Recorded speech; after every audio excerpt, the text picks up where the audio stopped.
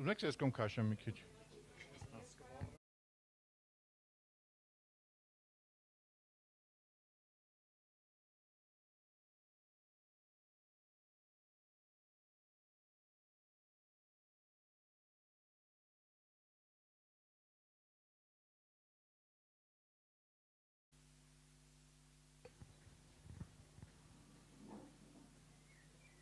Վեց հոգի ունենք։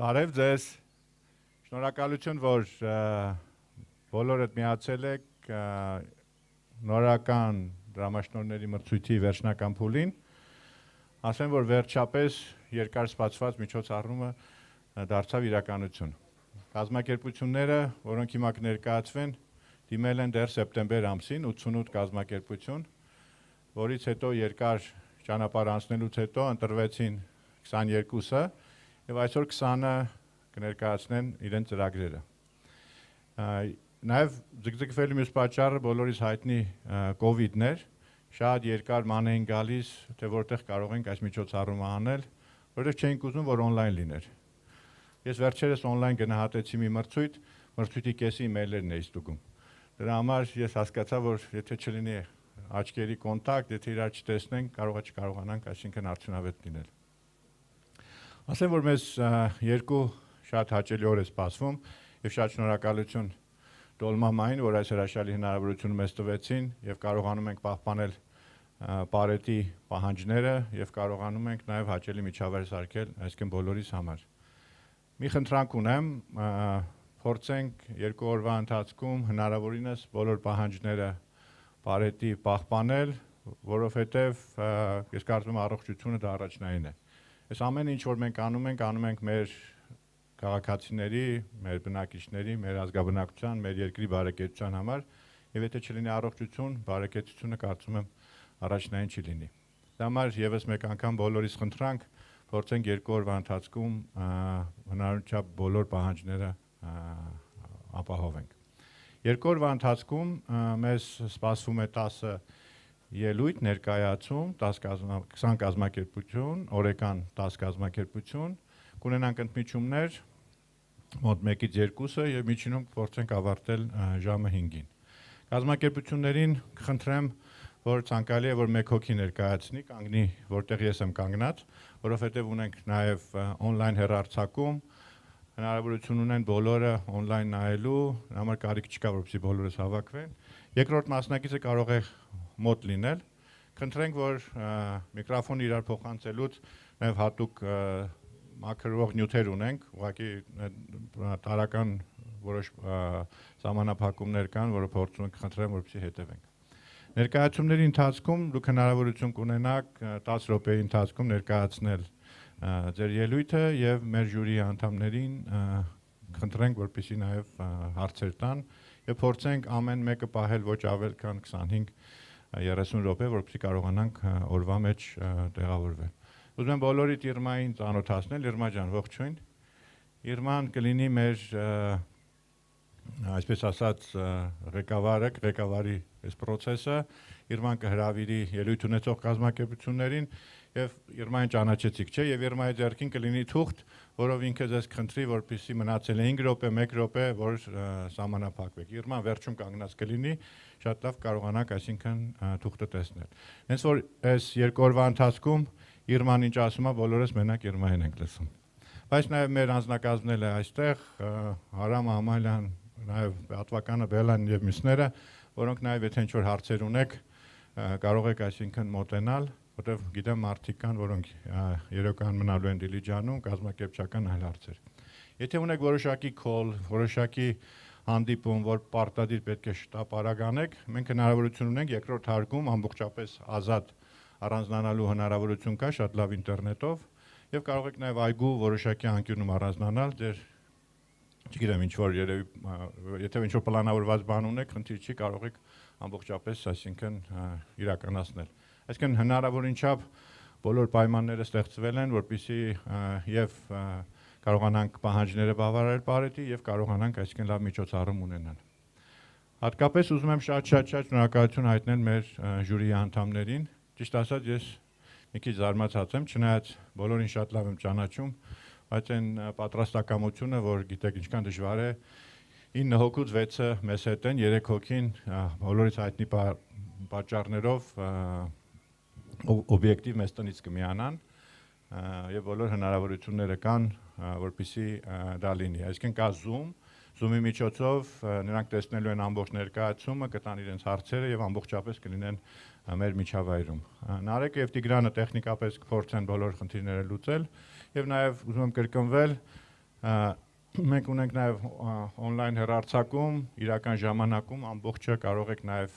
դիլիջանով ման գալ, այսինքն հեռախոսով կամ այլ սարքով տեսնել։ Եվ առիթից օգտվելով նաև ուզում եմ հատուկ շնորհակալություն հայտնել նաև Ռոստելեկոմին, որը հատուկ մեզ համար մեծ ինտերնետ է բացել եւ հնարավորություն ունենք, այսինքն օգտվելու եւ նաև մեր պահանջները բավարարելու։ Հիմա կուզեմ առիթից օգտվելով ներկայացնեմ մեր ժյուրիին, չնայած դուք բոլորին ճանաչում եք, բայց ուզեմ եւս մեկ անգամ բոլորի անունները կարդալ, շատ հաճելի եւ մարդիկ, որոնք միշտ եղել են այս նախաձեռնությունների կողքին եւ կարծում եմ այսօր էլ նրանք իրենց մեծ լուման կունենան, ոչ միայն գնահատելու, այլ նաեւ կողքի աչքով նայելու, դες խորհուրդներ տալու, որովհետեւ չեմ կարծում, որ սա ընդհանրապես միայն մրցույթ է, մենք փորձում ենք լավագույն կազմակերպություններին, այսինքն աջակցել։ Եվ ասեմ, սահմանափակում էլ չի լինելու, դուք իրար չեք մրցում գրանտերի, դրամաշնորհների, բոլոր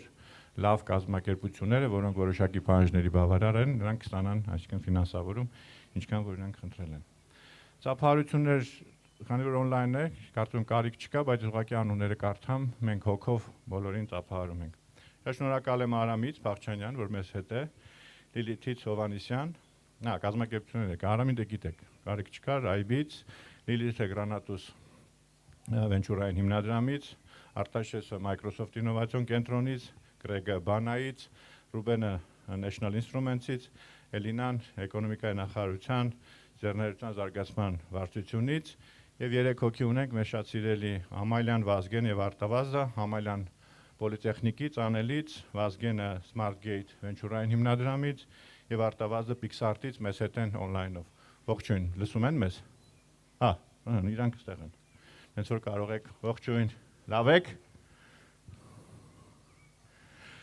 Հոյակապ։ Եվ նաեւ Իրմային խոսափողը փոխանցելուց առաջ ուզում եմ հատուկ շնորհակալություն հայտնել Հայ Հանրապետության կառավարությանը, Բարձր տեխնոլոգիաների արդյունաբերության նախարարության եւ Համաշխարհային բանկին, որ այս հնարավորությունը արդեն Հայաստանի համար ավելի քան 4-5 տարի կա եւ մեր կազմակերպությունները կարողանում են նմանատիպ դրամաշնորհներից օգտվել, ասեմ, որ արդյունքները ոչ միայն գոհացուցիչ են, այլ հրաշալի, այսինքն Հայաստանի դաշտում գործող առաջատար կազմակերպությունների մոտ 70%-ը այս ծրագրի շահառուն են։ Եվ ամեն օր, երբ որ ուրախանում ենք նոր ներդրումներ, նոր վենչուրային հիմնադրամներ, որոնք հայկական կազմակերպությունները ներդրում են անում, նրանց մոտ 70%-ը, չեմ, եթե ոչ ավելին, այս ծրագրի, այսինքն այս վերջի 5-6 տարիների այս ծրագրի, այսինքն շահառուներն են, կարծում եմ շատ կարևոր նախաձեռնություն, շատ ուրախ ենք, որ շատ հաջող է։ Կարծում եմ այս կազմակերպությունները եւս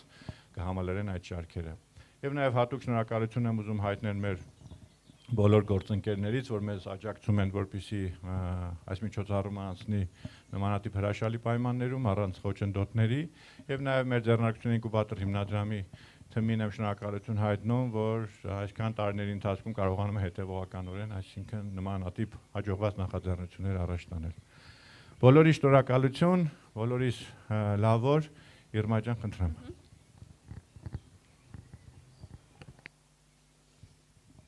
Բարև ձեզ, շնորհակալություն, ես կուզենայի մի փոքր ֆորմատային առումով ավելացում անել։ Այսօրվա ընթացքում ունենալու ենք 10 ելույթներ թիմերի եւ կազմակերպությունների կողմից եւ առաջին թիմը ով կներկայացնի իր նորարարական գաղափարը ARD Music-ն է, իսկ ներկայացնողը Ռոմեո Ավագյանն է։ Համեցեք։ Այո։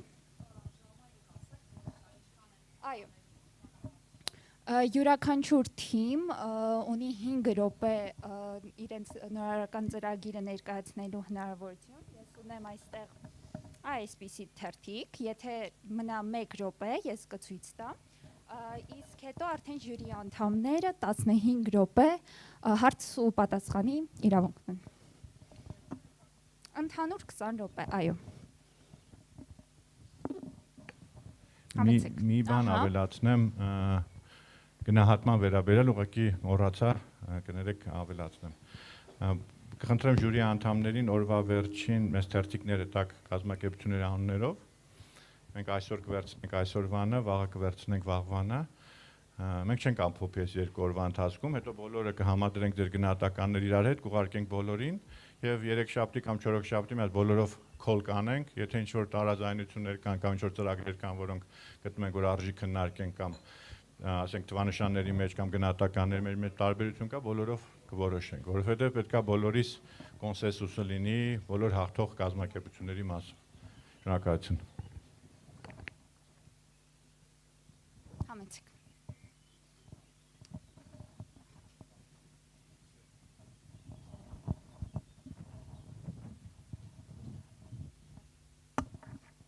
Make it cool. Oh. Okay. Search.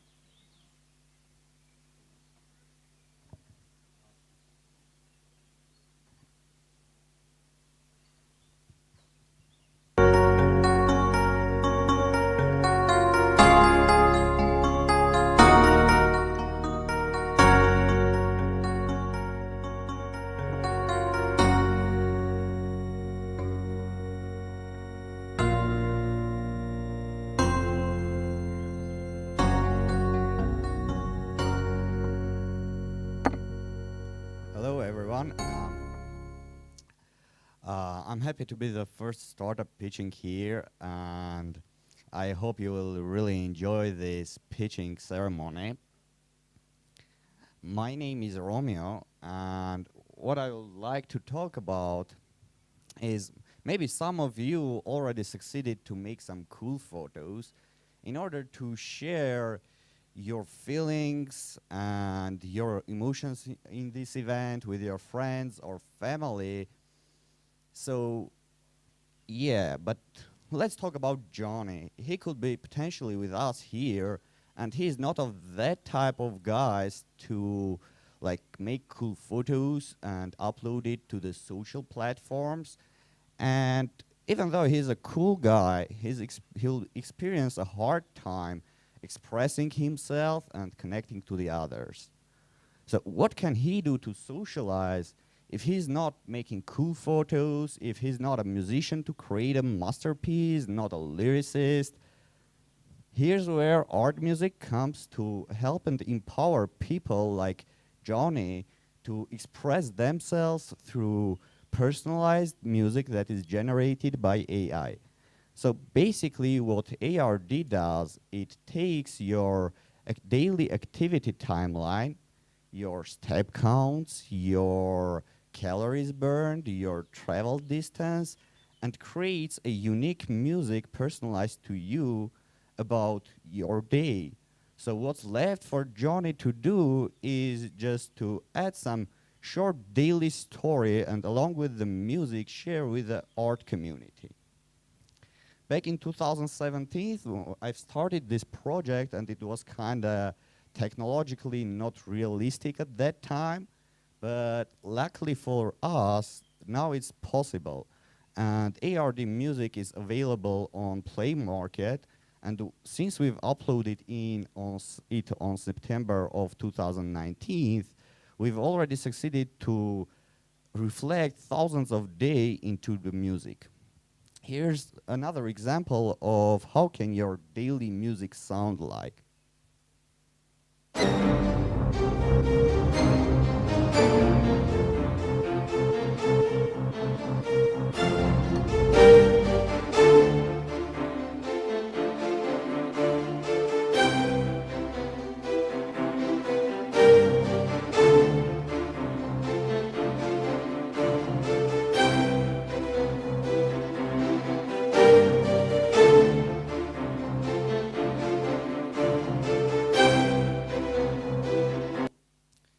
this was my music, and the music at the beginning was my co-founder's daily music. And let's dive in, how does it work? Basically, ARD AI takes and analyzes your data to create a music. Then you input your mood to synchronize it with the music, and voila, here it is, your daily soundtrack. What's left to do, what the next step is simply to add short description of your story and share it inside the art with an art community. Here's the basic outline of what we're going to do during this project. We're going to divide it into two parts. At first, we're going to work on finishing the social part of the platform. Next, we'll implement the premium functionality. By premium functionality, I mean adding new instrumentals and DJing tools. And on the second part, we're going to concentrate more on user acquisition so that we'll reach our goals that are 30,000 users with 15% of weekly active and generating $1,500 per month. So our business model consists of three parts. First, we're going to sell the subscriptions to DJing tools that will have two packages, basic and advanced. In basic, you'll be able to add some like basic beat level to the music, add some trimming or like changing the speed of the music, and there will be advanced functionality where you'll be able to add your custom sounds to the music so that you'll be free to imaginate and empower your imagination. The next thing will be the in-app purchases, one-time purchases. Those will be like instrumentals that will be additional and you'll be able to purchase. And we will have ads in the music feed. So I ain't be like Mr. Einstein guy if I'll say that the youth is addicted to the social platforms and music.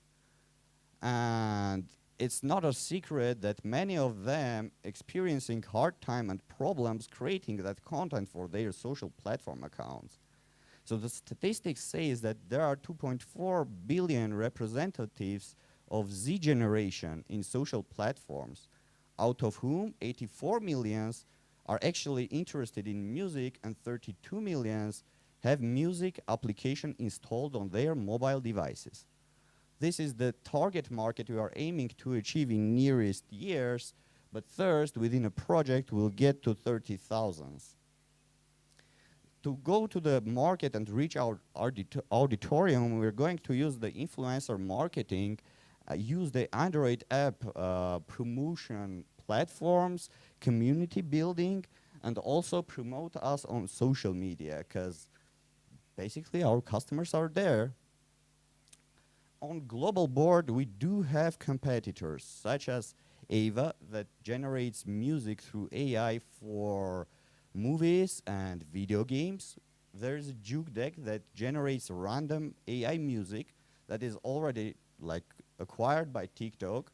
So yeah, wait for some AI music in TikTok. And there's a Moobird that uses the chunks of predefined music to create endless streams. And here the question arises, what's the difference between us and them? And here's the next slide. Basically, we're taking it to the next level. We're not just personalizing by the genre of music you're choosing, but actually taking all your activity information to create your music. Our art music is completely automated, like from the step of collecting all your data to creating your music, you're just doing a simple one click, nothing else but a one click. And what's more important, and the most important key, I guess, here, is that we're encouraging and supporting and giving an option to express yourself through the generated music. We're giving you a platform to share your personal music, to discuss it, and express yourself. So we are a team of two co-founders and a designer who teamed up with us and redesigned basically everything she saw. Yeah, me and my co-founder are in an IT sphere, both are experienced in developing, having a machine learning experience myself, and musical experience is my co-founder's part. Yeah, basically that's it. Our application is currently available in Play Market, and here's another example that shouldn't be here.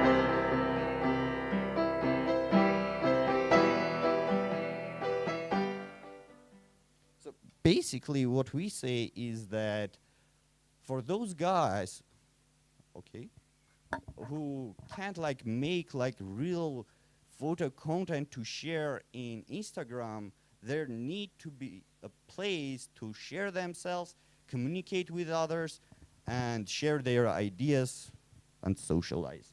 That's all.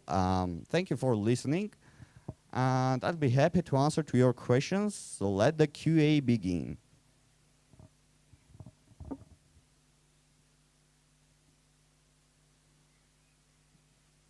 Mike. Okay. Thank you for the presentation, Romeo. I actually have a couple of questions, but I'll start with the following. So can you a little bit describe the technical aspect of the product? Because you said that you are taking all my data, like you are using my personalized data to create the music. What is the security that I have? So are you processing the data on your servers or in my phone? So how do you secure that the personalized data are not used for other reasons and aspects? Thanks for your question. Actually, let me start from the beginning, from where do we get that data and how do we store it. First, we're getting the data from your mobile's accelerometer that is collected in every device.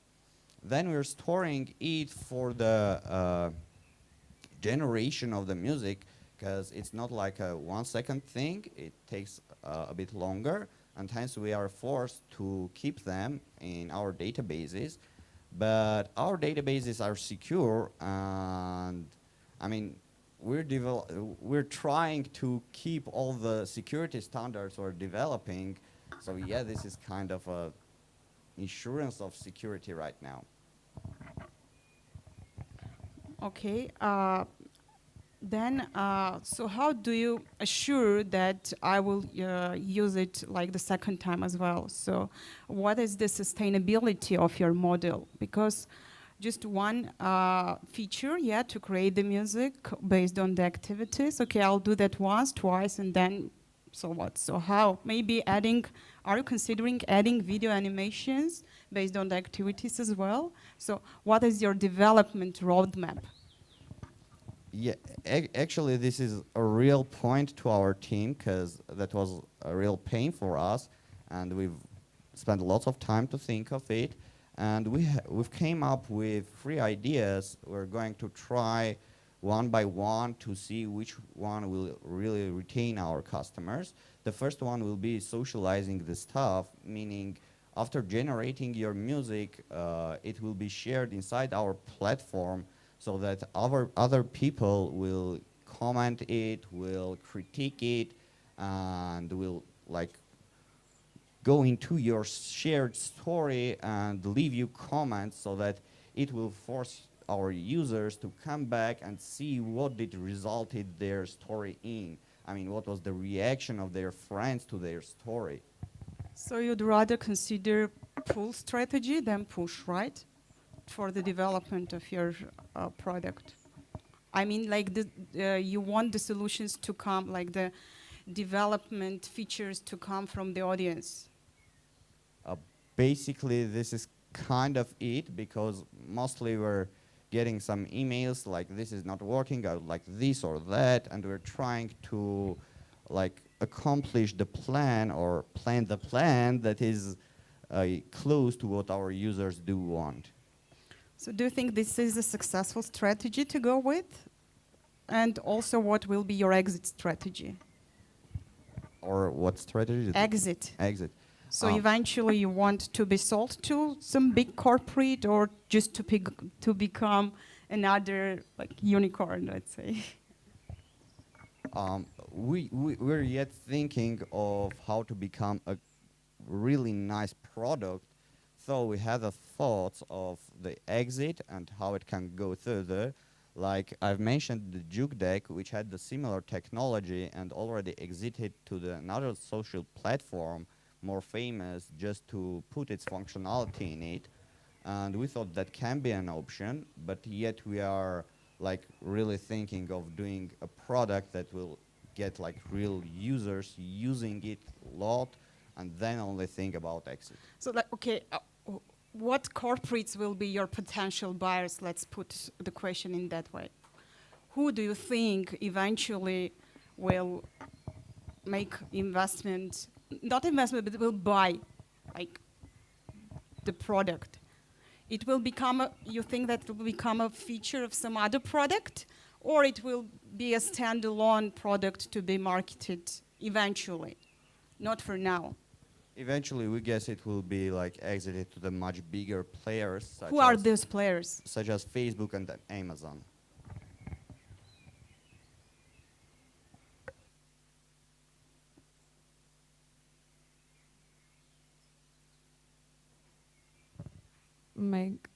Hi. First of all, thank you for a successful opening of the program.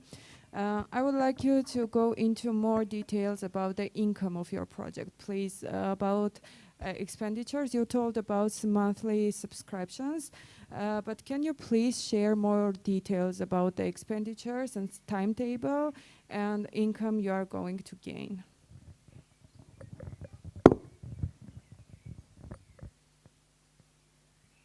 Let me go back to that slide. Yeah. Basically, we're going to have 3 types of monetization. We're aiming to get at least like 0.02 United States dollars from non-paying customers. Those are the users that are not purchasing anything but monetizing through ads.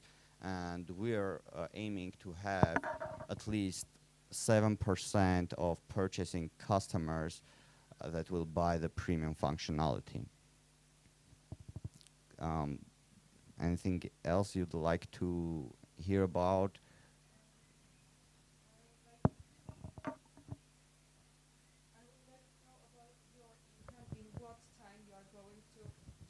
Income you have spent on the project, the expenditures you had on the project, and when you are going to have some more income, you are how to measure that your project is successful, looking from the business perspective.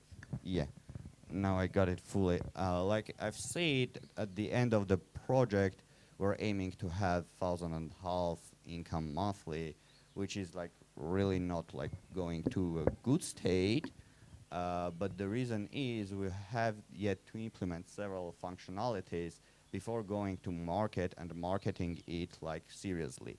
That is why we are aiming to go like cash positive in 1.5 years. Thank you. You're welcome.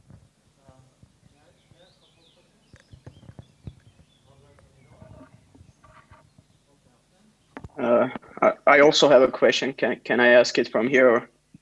Sure. I mean, how to raise a hand? I am first time doing it remotely. So kind of question and a comment. So as far as I understood, your target audience is Gen Z, right? Exactly. Yeah. So the question and the kind of feedback would be, so usually Gen Z loves their idols. So I'm a bit concerned that they will listen to AI-generated music. So what drives Gen Z is the kind of idols and rock stars of today's generation.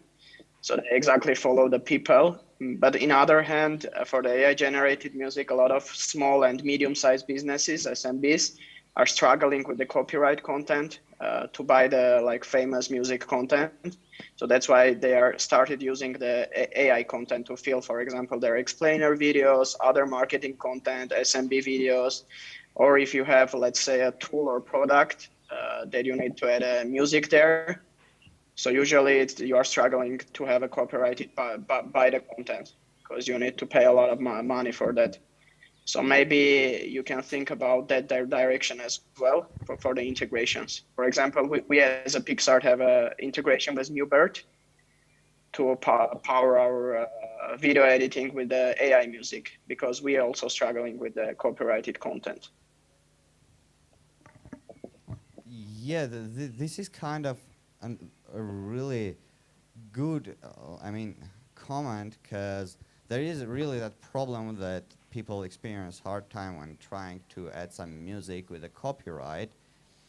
But what we think is, instead of thinking of like Gen Z following their idols as a cons, we'd rather think it as a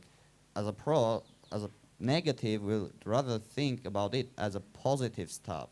I mean, when doing influencer marketing, we'll drive them to not only like go in and try it, but follow their idols inside our platform, trying to get something cool enough and stuff like that because their idols do so.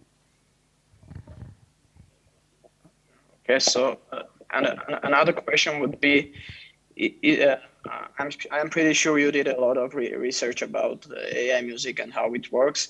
Is there any like kind of scientific proof or research that the mood or our behavior and steps are really connected to some music? It can be expressed like my mood and my actions during the day can be expressed in the music right away. So is there any scientific part of that? Yeah, let me just share my experience of research. I hope that will answer your question. We really did a research on mood, and there's lots of lots of theories about it. But about physical activities, we found a few information. One was from Nike, where they've done some big running competition, and everyone's boots were connected to their servers, and out of that, they've tried to do a music and measured whether the runners like it or not. So there's like only these real statistics I can bring out, and it was like successful. They've told that their runners really did like it. But in case of experimenting, like whether do calories burned somehow reflect something in your music, makes you feel like personal music? No, I don't know this kind of like researches, honestly. There is a one scientific proof that the music that you are listening, depending on a music, it can, like vice versa, it can affect how you train physically. For example, if your mood is more like say rock or R&B, so you will train much in a much higher frequencies than before. So that one thing that you can know that the vice versa is working. So music is affecting your mood and your actions, and also how you perform during the workouts, etc. So maybe you can find a connection in that as well. And also another comment that you told that like you are taking the steps and the mood and generating AI music. So it will be good to think about more like IKEA model. So you can give that, but as well give some features so user can express themselves as well. So they will feel part of the creating something. Otherwise, you will do like everything for them. And it will be a bit not interesting and not engaging. Yeah, that is why we've came up with DJing tool idea. But may I ask you a question back, if that's possible? We have some more questions here, so your questions will not probably bring you, points. Our questions may. Sure. So I'd suggest that you answer to our questions. Actually, my question is, how many users do you have now? You said in September 2019 you have thousands. How many exactly? We have, I've said we have more than thousands days reflected into music. Some of them may be repetitive by the question is very simple. How many users have downloaded your app? 1,500 around. 1,500. Okay, fine. So you talked about a community. So you are going to build a social network. And there are not many successful social networks around music. Like Apple tried to build a social network around iTunes, never worked, with huge amount of people. So you are starting with 1,500. How do you see yourself building a social network out of that? And what unites these people? And ultimately, can you profile your user? Who is your user? Can you tell me exactly what kind of person is that? Yes. So our user is a Gen Z representative who is like lacking self-expression platforms because of not willing or not being able to generate real content that grabs attention of his friends. But frankly, the music you've played was quite dull. It's not something that will attract attention of young people, frankly. Doesn't feel like that. So do you really think that it's so cool, it's gonna make huge amount of likes, and then you say it's not me, it's AI, and it still gets lots of likes, and then you get the social networking, and people discuss the AI-generated music, and they tell how great is this music. How do you really feel? Where is the emotion? Social networks are all about emotions. Where is the emotion? Yes, sure. That is why we think that we have to give them something like interaction with AI software, meaning that not only AI will generate music, but they will like kind of participate in that, so that they will be like able to claim that this is the masterpiece they've participated in creating. So that will get them emotional part into all of this stuff.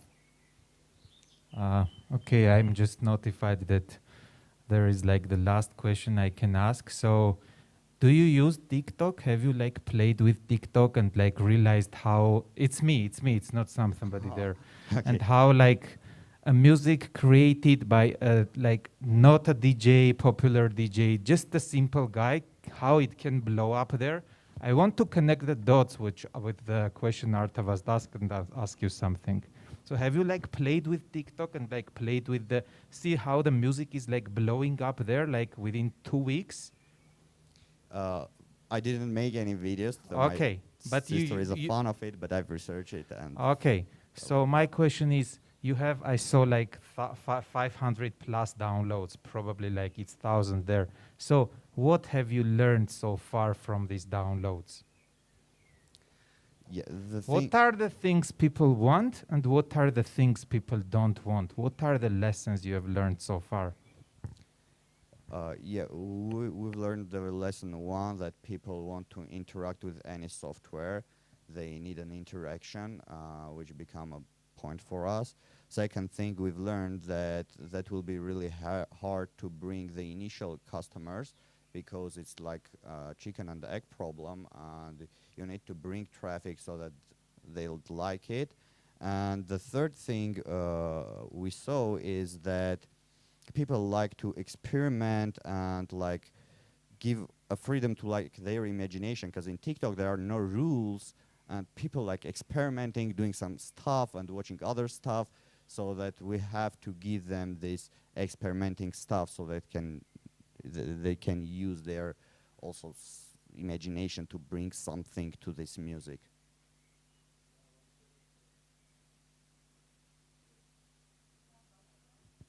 Շնորհակալություն շատ.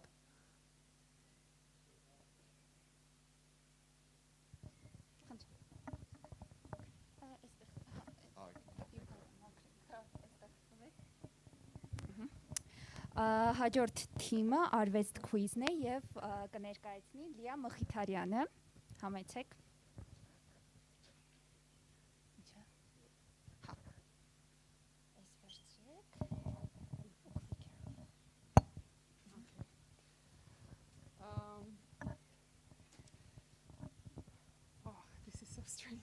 doing it with the mask. Hello, everyone. My name is Leah, and as I was presented, I'll be presenting Arvest quiz. We have actually applied for the fund a year ago, so the name has changed to Fragment, and I will be presenting it for Fragment, if you don't mind. So before going to the actual pitch, I'd like to take some 10-15 seconds to play a little game. I'll give you 5 seconds to look at the art piece. It doesn't work? Microphone, okay. Ես ինչ-որ բան սխալ եմ անում։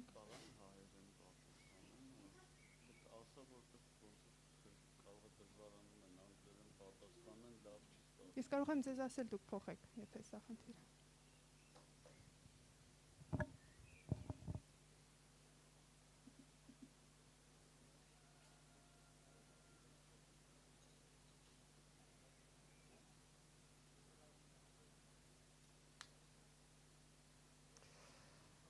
So I'll count to 5 for you to take a look at the art piece and try remembering the details, although it's very, very visibly challenging. It's 5, 4, 3, 2, 1. It's about looking at the art piece and remembering the detail. Looking at the fragment of the art piece and remembering the detail. So now the question is, what was the theme of the artwork? Was it love? Was it hate? Was it joy? So good.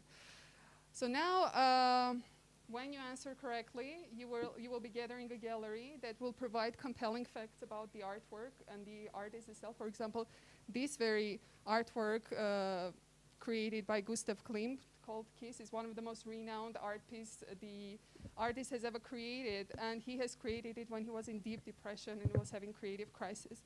So why is art important in general? Why do we need to be close to art? Why do we need to get more art in our life? It's scientifically proven, but I'm not going to talk about science. I'm just going to tell a little story about regular people who make things better, create better products just because of their relationship with art and because for their love of their. For example, Steve Jobs, the impeccable design of Apple products and the beautiful typography that Apple had just purely because he took the calligraphy class when he was a college dropout. Art boosts creativity, and the problem that we now are facing is that the loads of our daily life keeps us away from art. And art is this kind of elitistic, isolated content that nobody really cares about or is important or they find it secondary. So what we want to do, we want to expose people to more art in intuitive, gamified, and fun manner and boost creativity and genuine thinking. We believe that everyone is born creative genius, and we're losing it along the way. So we believe that by exposing it to more art and creative content, we will be able to help people embrace that. So who are our customers? We are targeting the application to the youth, particularly from 17 to 35 years of age. We believe these are the people who are cautious about their constant self-development, who are eager to learn more, and we will be targeting high school people, college students, and above. We believe parents are our customers who are eager, who are cautious about their kids having quality screen time and learning through fun, gamified manner. And our preliminary market is USA. So we have identified 2 revenue streams. The first one is B2C. One of the options is basic in-app purchases for paying for extra content that we'll be providing, or yearly membership fee. Approximately we have identified $19 per year based on the research that we have done along the way.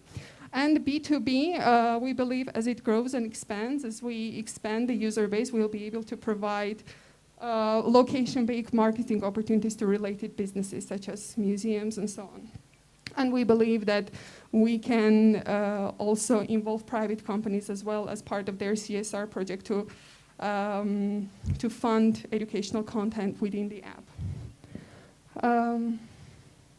So what is the roadmap? The first initial 6 to 9 months we'll be dedicating to further developing the app. We will be dedicating to content development, and we will be dedicating to working on customer development and validating the initial customer targets that we've put forward. And the second phase, which we believe will take around 12 to 18 months, will be dedicated to continuous content development, which is the core of our app. Partner integration, we think that we will be working with museums and providing them platform to promote their expositions and to attract more art-aware audiences. And also a constant marketing effort that we'll be putting to generate more users. Our go-to-market strategy, it's basic digital marketing, social media marketing campaigns at least 3-4 months prior to the official launch. We'll be optimizing search engines. We'll be reaching out to influencers to test and review and spread the word about the app. We will be disseminating international media kits to try to get international media coverage, and also we will be working on event marketing, presenting and organizing events ourselves. And partner integration is one of the key elements as well, working with museums and so on. We will be working on both partner acquisition and retention. So the traction, where we are now, we have created the MVP of the product, which is available both for iOS and Android, which is pre-tested by 450 people, both here within the same age group that we have identified, 17 to 35. Here and in US, in collaboration with the Worcester Engineering Polytechnic University, I'm sorry. So we have pre-tested it on about 450 students. And we have elaborated the entire concept of the application and the business plan based on the feedback that took place for about 6 months that we have dedicated. And we have identified early stage partnerships. So we've reached out to our partners and we discussed that we could use their networks. So we have early stage partnership discussion with the logos provided here with Metropolitan, MoMA, Terra Foundation, College Art Association. Have identified the companies that are in the US within our scopes of potential partners because our market is in US. So our competitors, what is so unique about our application is that first of all, there are not so many art-related applications in both stores. One of the biggest one, which is quite customary and ordinary standard form of app, is a quiz app that has all kinds of topics, including arts and culture. Now, the difference between quiz app and our app is that quiz app is, as a regular quiz, is based on users' knowledge, whereas our app is based on users' visual perception and doesn't require any prior knowledge of art. And there are various kind of puzzles and art-related apps that are just puzzled, are not quite informative, and there are hardcore informative applications. The biggest and the most wonderful of them is Google Arts and Culture, Daily Art, that just pops up and gives you nice, fun information about various art pieces, but doesn't really engage and is not gamified. And Smartify, that is basically tracking. You can scan the art piece and know what art piece it is. So we are in this unique position that we expose people to art through gamified, fun, and easy-to-use manner, which is completely intuitive, doesn't require any prior knowledge, and people just play it because it's fun. This is a very new research that we have done, the Global Market Insight, so that because our application has a learning component, we believe that our potential is in e-learning market because the market is increasing. Oh, I'm sorry. Because the market is increasing from 2009, it will increase by 8% by 2016. And given the target groups that we have identified, which is young people from age 17 to 35, we have identified number of educational establishments in the US, and each year how many people enter from high school to college, which is about 56 million people approximately. So we believe that our SAM is above billion. based on initial calculations. And our team, we haven't just gathered together to create this app. We have experience of working together for over 8 years, running and co-founding and running an arts foundation and managing a lot of local and international arts projects. So we have a business development expert in our team. We have an art design and education person in our team who is responsible for the entire content and the concept, and we have me who will be running and managing everything. So the initial investment that we'll need and we will be using is for further development and technical development of the app. Marketing effort, we believe that the critical user base is 100K that we will be striving to get, and content development. Of course, specific investment cases will be dealt with specifically. And so that's it. Thank you very much.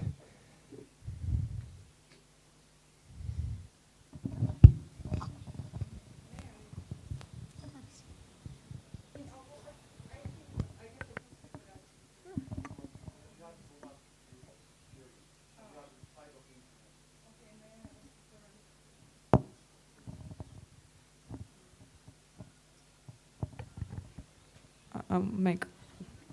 Thank you for your presentation. I would like to agree with you on that there are not many applications about art, but they are quite a lot about some quiz games. And so I would like to know, are there any possibilities for users to have some battles between themselves, to have some groups to play games and just to have fun? We were thinking about having a social component so that people actually invite their friends and playing it and competing. At this stage, we will have the MVP of the product doesn't have that. It's just basically artworks, world famous art pieces that are already free of charge from the copyright perspective. So it's published there. So we were thinking to boost the customer base. Of course, we should add the social element, at least have the leaders board so that people see and competitive and so on. So yes, this is in our further plans. Not in the initial plan, but further plans. Thank you very much. Yes, I was thinking about me as a user, not as a member of. Yes. So there are a lot of quiz games, and one of them in Facebook is my favorite one, which allows to answer the questions and to let the others to answer the same question and to know how they are the same, how are you thinking the same way or not. So some kind of things. The difference is that this one is not based on your knowledge. This is what is intimidating your about feelings, art. yeah, but it's about to knowing each other as well. Exactly. So the same goes for the one I was playing with my friends. So it's how you look, how you feel the same piece of art, music, and so on. You are answering the question, and then your friend is answering the question. Then you are comparing the answers. That's quite entertaining. Yeah. So just as a suggestion. Yeah. Thank you very much. Thank you too. If I may, yeah. Honestly, I didn't get what was your primarily value proposition. Was it like improving the memorization skills or deepening art knowledge? It's boosting creativity in people by exposing them to art. Boosting creativity, Creative like by thinking. guessing? It's not necessarily about guessing. This was one of the examples that I provided, but there are a lot of. The idea is that you're exposed to a fragment, which can be a completely abstract work, and you're exposed to a certain time of it, like 10 seconds or 15 seconds to take a careful look at it, generate ideas, and then there are a lot of questions that you can get. So this one was easy one, but there are questions that actually boost your thinking, makes you think, and we believe that constant exposure to art and thinking boosts that. Not just by looking at one art piece, but just making it a habit. Okay. And you also mentioned that your pilot market will be USA. Yes. Why? Because we pre-tested also there, and because it's a big market with big potential, and the application is in English, and because we wanted to launch our app or scale up our app in the US, so we run the entire feedback and surveys and pre-tests in the US in collaboration with the Massachusetts Polytechnic Institute. And do you think that you have all the necessary resources, like network, to pilot the product there? Well, as I have mentioned, we are a foundation of about 8 years, I mean, besides doing that, we just decided to make it a separate project and go it along there. So we have a generated network of great partners who will be happy to. So we have the network. We feel confident that we have the network. And anyway, my just suggestion will be to test the product in smaller markets so that you can see all the gaps, that that you can make all the improvements, and only then go like big. Right now it has about 800 something downloads, and only 30% of them is from Armenia. It's all from the US in both markets. And you also mentioned that there are few such kind of applications. Have you ever challenged why it is so? What kind of applications? Like quiz, games? Yeah. Well, there are a lot of quiz games, and quiz is probably one of the most popular. No, I mean like art-related. There are not so many art-related quiz games. Even if there are art-related quiz game, it's based on question and answer. For example, I show you a picture of the kiss, and I say, who painted this? Was it Da Vinci or was it Klimt? So it's based on your knowledge. What we do is that, can you discuss, what do you see, how do you feel, what was the theme, what were the color scope, or all kinds of questions. And so, by the way, this is the art piece that belongs to Klimt, and it's there, and it's in Austria, in Belvedere, and by the way, Klimt has created this when he was having creative crisis. Yeah, actually what I meant is that maybe maybe there is not that much big market for this kind of apps. Maybe. That's why I asked, have you ever Yeah, challenged? Maybe. So I think that you need to... One of the biggest, the quiz app has about 15 million downloads, and it does cover a lot of content and Google Arts and Culture has about $20 million. So, yeah. Well, we believe that there is a potential, and there is this is an interesting way of outreaching the customers. It can be for sure. Yeah. Thanks.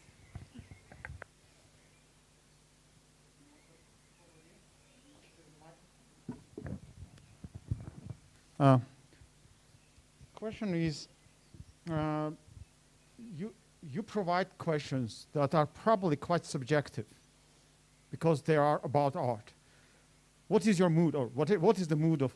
So my question is, how do you expect, like, how many thousand questions you may come up about art in general, not about particular piece, because your questions are not related to knowledge, so they are not about pieces, they are about art in general. Well, so how do you attract your quiz users in a long time with questions so that they get back to your app on daily basis, so that they learn more than about few pieces of art? Yeah. Well, the questions are actually dedicated to the pieces of art, and we're trying to, probably the example wasn't the best, so I understand where the question comes from. Can you give like 10 more different questions? I couldn't remember. For example, if there is I honestly wouldn't remember the questions. I'm sorry, but I can give you an example. It can, since the app is built on users' visual perception skills, it has something to do with the art. For example, what was in the background? Was it a boat? Was it a dog? Was it this? Was it that? What color was this? Or who was naked in the art piece? Yeah. Yeah. Yeah. Well, that's a good point. Needs to be elaborated. But the questions have been very diverse as far as we were concerned. Yeah. Yeah. Yeah. By making interesting questions. Yeah. Yeah. We will be working on that. Thank you. If you have no? No more questions. Thank you very much. Thank you.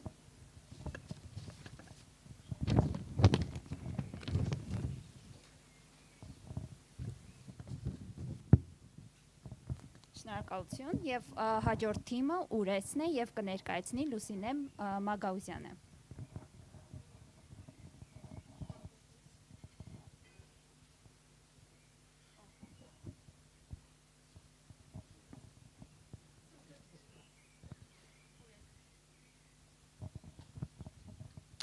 Hello everyone, my name is Lucina, I'm the founder of URES. URES is a spontaneous meetup app.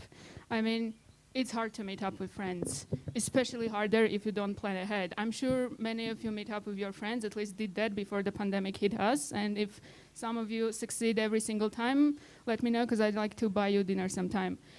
Because for most people, it's hard. It's hard to find available people, available friends on short notice. It's hard to pick a meetup venue fast, and it's very hard to track everyone before meeting up. This is a problem me and my team experienced firsthand a lot, and before trying to solve it for everyone, we solved it for ourselves at first. For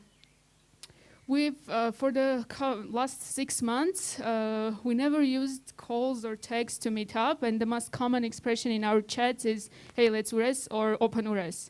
We've made it a verb. And basically 6 months ago, we all quit our jobs to combine our experience and expertise in software development and business development to create a seamless meetup experience. In Ures, you can, even right now, you can go into the map and you can see all your available friends who are right now and available to hang out. You tap on them and you organize a quick meetup directly on the map. The ML algorithm that we're developing right now will learn your behavior, users' behavior, and suggest smart meetup spots. Within the meetup, you get to also track everyone before meeting up, like in taxi apps. At first, right now, the app is free, but we plan to make money on premium features like going invisible, but still being able to see what's going around you, or changing manually your location like in Tinder, or being able to meet up with influencers or celebrities. And in later versions, we'll let businesses bid to get featured as meetup spots. The networking global app market will be valued at 9 billion in 4 years. Right now, it's about 7. And we've calculated that we'll be targeting large industrial and active cities. And in a city of 1 million population, our target market is about 100 to 150K people. Our journey began early last year, when we won second place in Hive Tech Summit, where we got fully covered to spend 2 weeks with fellow startups in Silicon Valley, where we went to all the biggest venture firms and gained expertise from companies like Google and Facebook. We're in the spring batch of Armenian Startup Academy, graduated in May, and we're in YC Startup School, graduating in 8 weeks. And 6 months ago, we were among the top 5 startups among 120 that won the government grant of $15,000 to spend 2 months at Draper University to attend the Draper University School, and we're flying out in September. The app was released 10 days ago and gained a massive momentum by getting more than 2,500 users in just 3 days and becoming the second app in the local app store. Our milestones for the coming year is the following. In the first quarter, we'll get the Android app released by tripling our current user base. We'll finalize the research on ML algorithm and get a baseline model and start pre-training it with existing meetup data. In the second quarter, we'll engage 50,000 users and feed their meetup data to the algorithm to make it better. And we'll start researching the most popular features for users to implement as first paid features, which we'll do in the third quarter by generating revenue, and we'll improve our ML algorithm. And finally, at the end of the year, we'll launch the best fit recommendation model, and which will let businesses like cafes, restaurants, or malls get featured as meetup spots, which will also open way for us to let businesses bid to get featured as additional meetup spots like this Flying Ghost, for example. Actually, we see the coronavirus pandemic more as an opportunity rather than a step back, because when the lockdown ends, I mean, I can even see that right now, people will be in strong need of human interaction, meetups, and get-togethers, and making it easy and accessible will be our mission. And right now, in the wave of this pandemic, entrepreneurs are building social apps, but social apps that imitate the spontaneity of bumping into someone in the street and starting a conversation, because people like that right now. Our days are filled with pre-organized Zoom calls and meetings, and exciting our users with that spontaneity feel will be our mission. most apps that do location sharing with friends, they don't have a meetup experience embedded like Zenly, Find Now, Spot-On, or Life 360. They're very big companies generating more than $400,000 in a month revenue, but they still don't have the meetup experience embedded. There is actually a feature in Couchsurfing, a hidden feature, Hangout Now, that lets you meet, spontaneously meet with people, but they're prompting you to meet up with strangers rather than friends. And some articles say that that's one of the points that it doesn't work. You have to meet up with friends. As I said, the app is released, so you can, if you have iOS right now, you can download it and be the part of post-COVID revolution and even meet up after this event here, maybe in another place, and test it out. Thank you.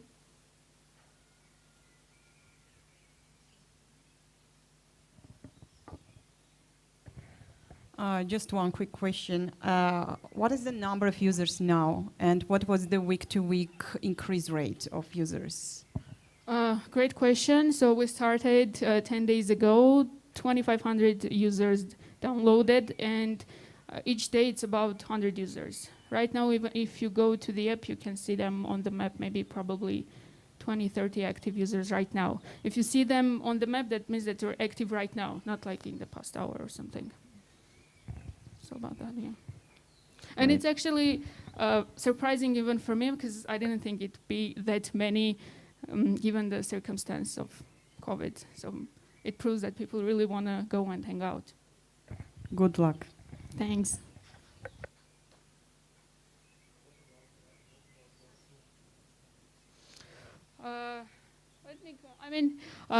I have experience in business development. All of my team members, me, Sona, and Daram, are very old friends, about 6 years, more than that. We're all, by knowledge, software engineers. We all graduated from mathematics. We have mathematical background, but I've been managing business development teams in startups like Blue and Globing for the last 4 years. So I have experience in business development and in small startups. Team member stream. And Aram worked in Zero AI. They're building an AI tool for lawyers, AI meetup tool, so it's experience in that part.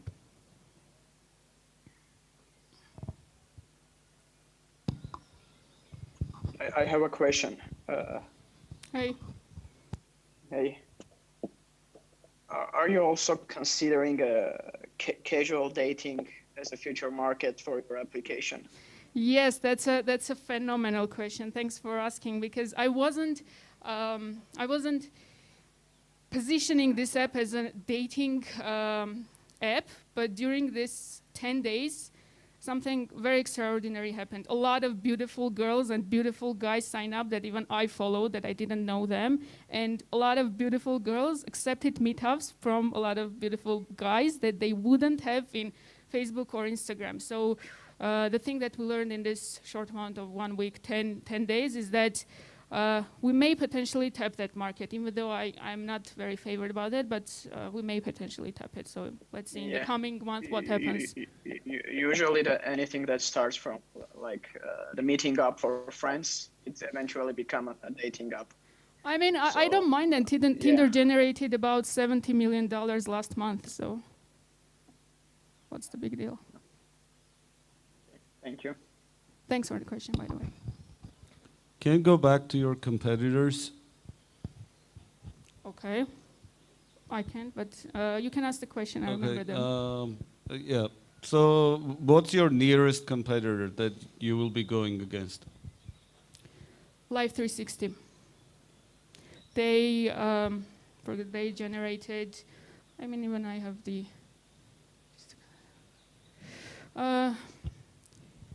Life 360 is not, they generated $2.7 million last month, and they have like $4 per month, and they don't have the meetup experience. They have like history of meetups, adding more friends, tracking your health, and safety features for like kids. And how hard will it be for them to add the features that differentiate you from them?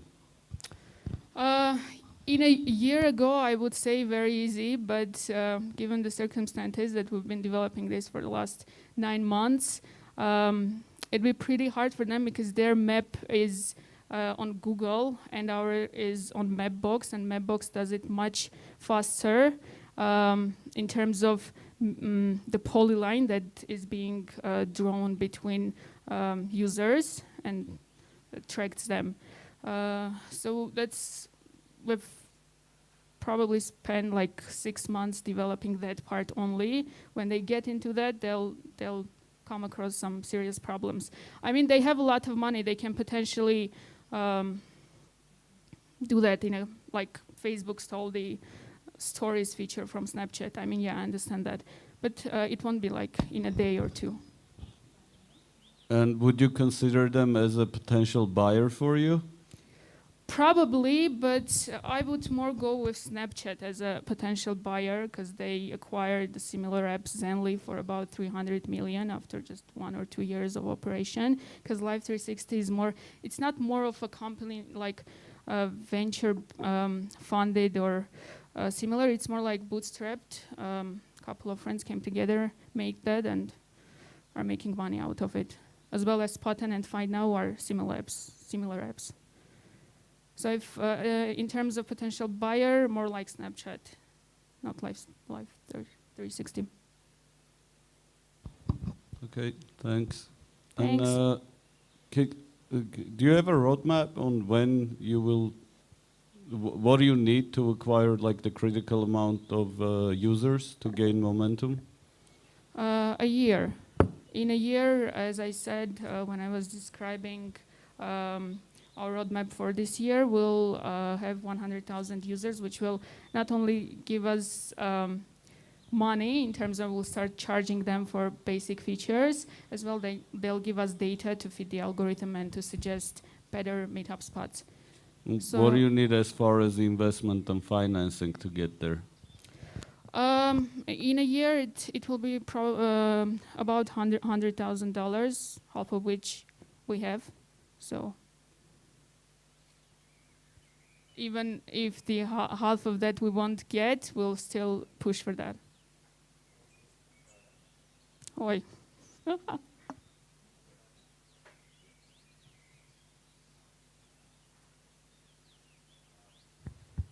So you told you have some more than 2,000 downloads in 10 days. 3 days. 3 days. So it's not still a big amount, but I think it's quite enough amount to start to track the engagement metrics, because like in these type of apps, the growth metrics are usually, you can pump some money and you have growth, but then there is no engagement. And basically here is all about the engagement. And if you are looking at the initial engagement metrics of Tinder, though it's purely designed for meetups, but one of their top engagement metrics was like the number of messages. So how many messages you are writing, because everything before meeting with a stranger goes like online. In their platform is just the messages, how are you, send me a picture, blah, blah, blah. So what are the engagement metrics you have tracked like in these 2 days, if there are any, and like what are the learnings? Because like 2,000 downloads is, again, I'm repeating, it's not like, we'll give you something for sure, but it's quite enough-ish for this moment to have at least like some small lessons learned and like what works, what not, what are people like, why are they engaged, why are they not. So thanks, that was a very good question. You're right, I mean 2,500 is not a lot, but given the circumstances I was even surprised. I was planning to test, I wasn't planning on 2,500. The biggest learning experience for me was that people that before having the app said that they won't go online, mostly guys, are daily online because a lot of beautiful girls are online. So we're in communication with a lot of beautiful girls to be online in the coming month. And not just girls, I mean, people like beautiful people. And to be engaged with them and to have a chance to interact with them, they're willing to give up some of their privacy and be shown on the map. That was the biggest learning experience, because a lot of people were saying, hey, I want to go on the map because of that.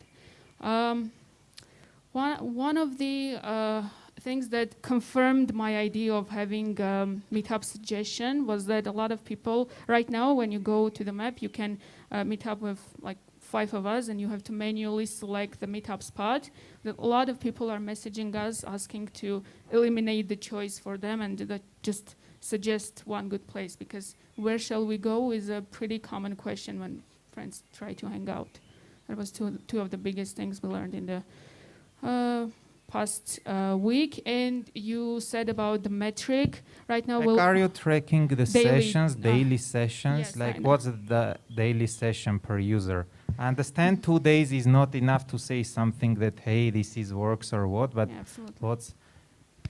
It was, if I'm not mistaken, it was about 40 minutes in a day, but it was like a very active day. So it's the like beginning, so I'm an average user is in the app for 40 minutes. If they're online in that day, yeah. Like the average user or the active user? Active user. So it means like 100,000 minutes were spent in the app. If we extrapolate, yeah, Or, probably. okay. Yeah, but we have to take into consideration that while in the app, they're not only like browsing who is where, they're also conducting a meetup, and they're in the app while they're in the meetup before meeting up. Okay.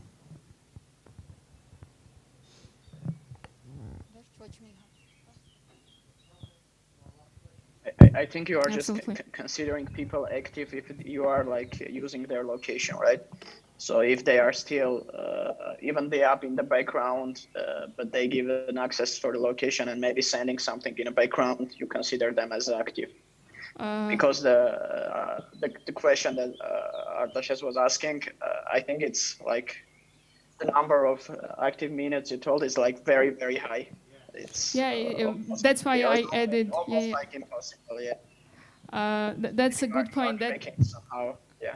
That's a very good point. That's why I added that the part when you're in a meetup and even you have the phone on the background, it still counts as the minutes. I say because sometimes it takes like half an hour to meet.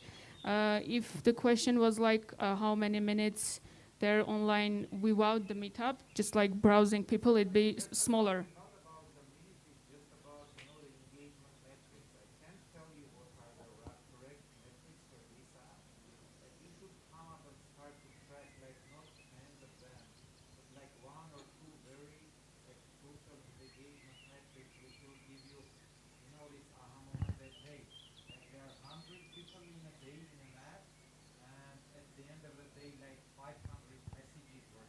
Mm-hmm. You know, like if you are sending 5 messages, I can't say it is good or bad.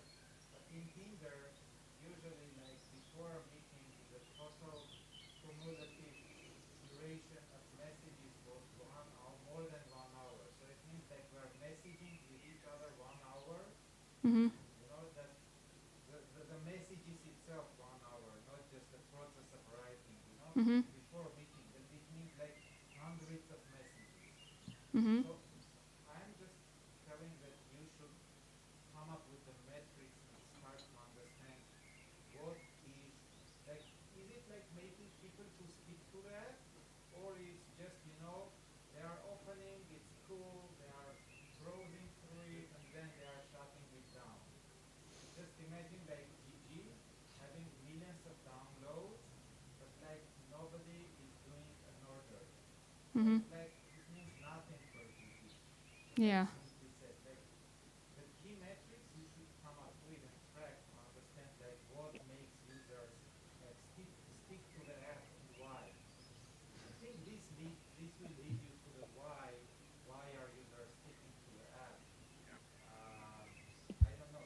Yeah, absolutely. I can't tell like, you know, exactly that this works, this not work. I'm nothing like the man, but this type of tracking can lead you there. So far I understand that the engagement is really low. Yeah, it's low right now. So like this is, you should, you know, try to track metrics and see, okay, why it is low. Maybe people are looking for something very different, just pure dating. Just like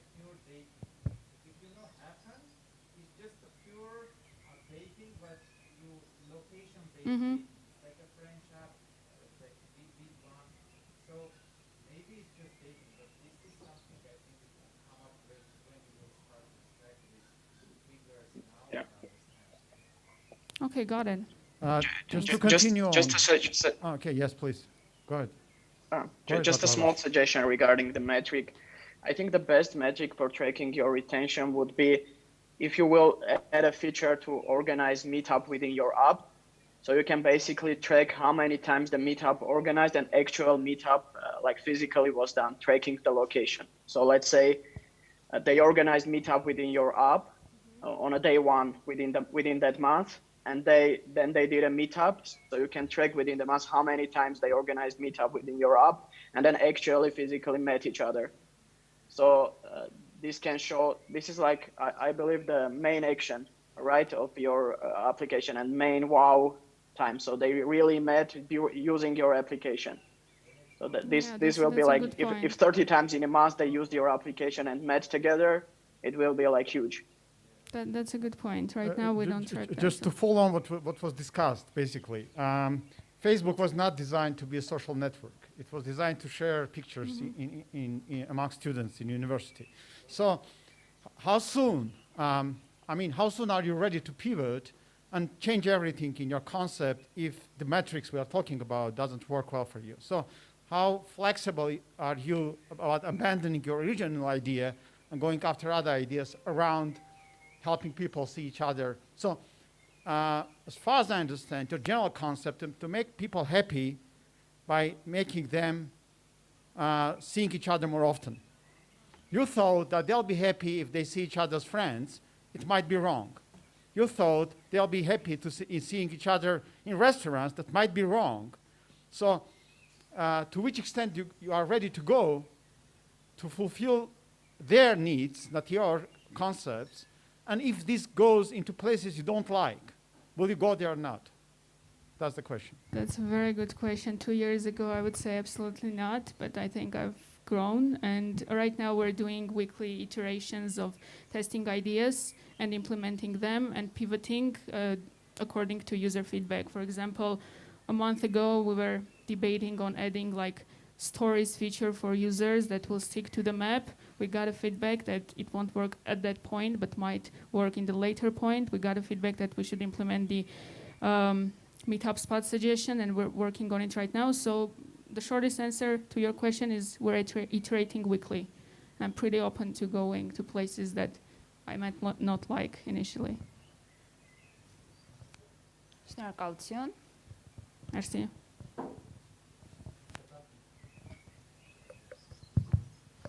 Եվ մեր հաջորդ թիմը Easy Sales-ն է եւ կներկայացնի Հայկ Մարգարյանը։ Խնդրեմ։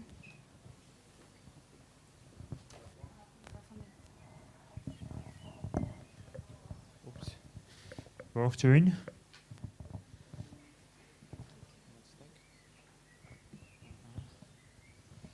Ես Հայկ Մարգարյանն եմ, ներկայացնում եմ Easy Sales թիմը, այսպես լավ է։ Կփորձեմ հնարավորինս արագ խոսել, քանի որ պատմելու ներկայացնելու շատ բան ունեմ, կխնդրեմ միացնեք բան մոտ չկա, որ ամբողջ էկրան ցույց տա ֆոկուսը։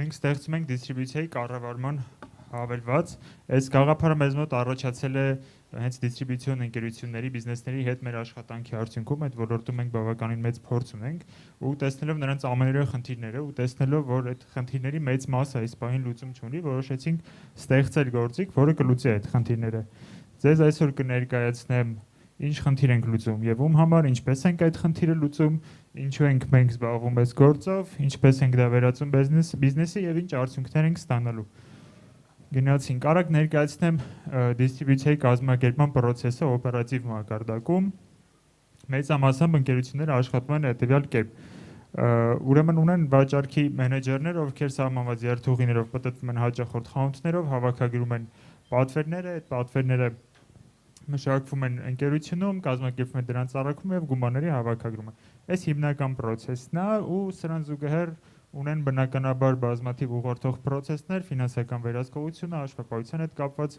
հարցերը, վաճառքների վերահսկողությունը, մարքեթինգային գործիքների կիրառման process-ները։ Այս բոլոր փուլերում կան բազմաթիվ խնդիրներ, որոնց հետ ամեն օր առնչվում են այս ընկերությունները ու դրանց զգալի մասի լուծումը չկար շուկայում, ոչ մի գործիք չէր լուծում։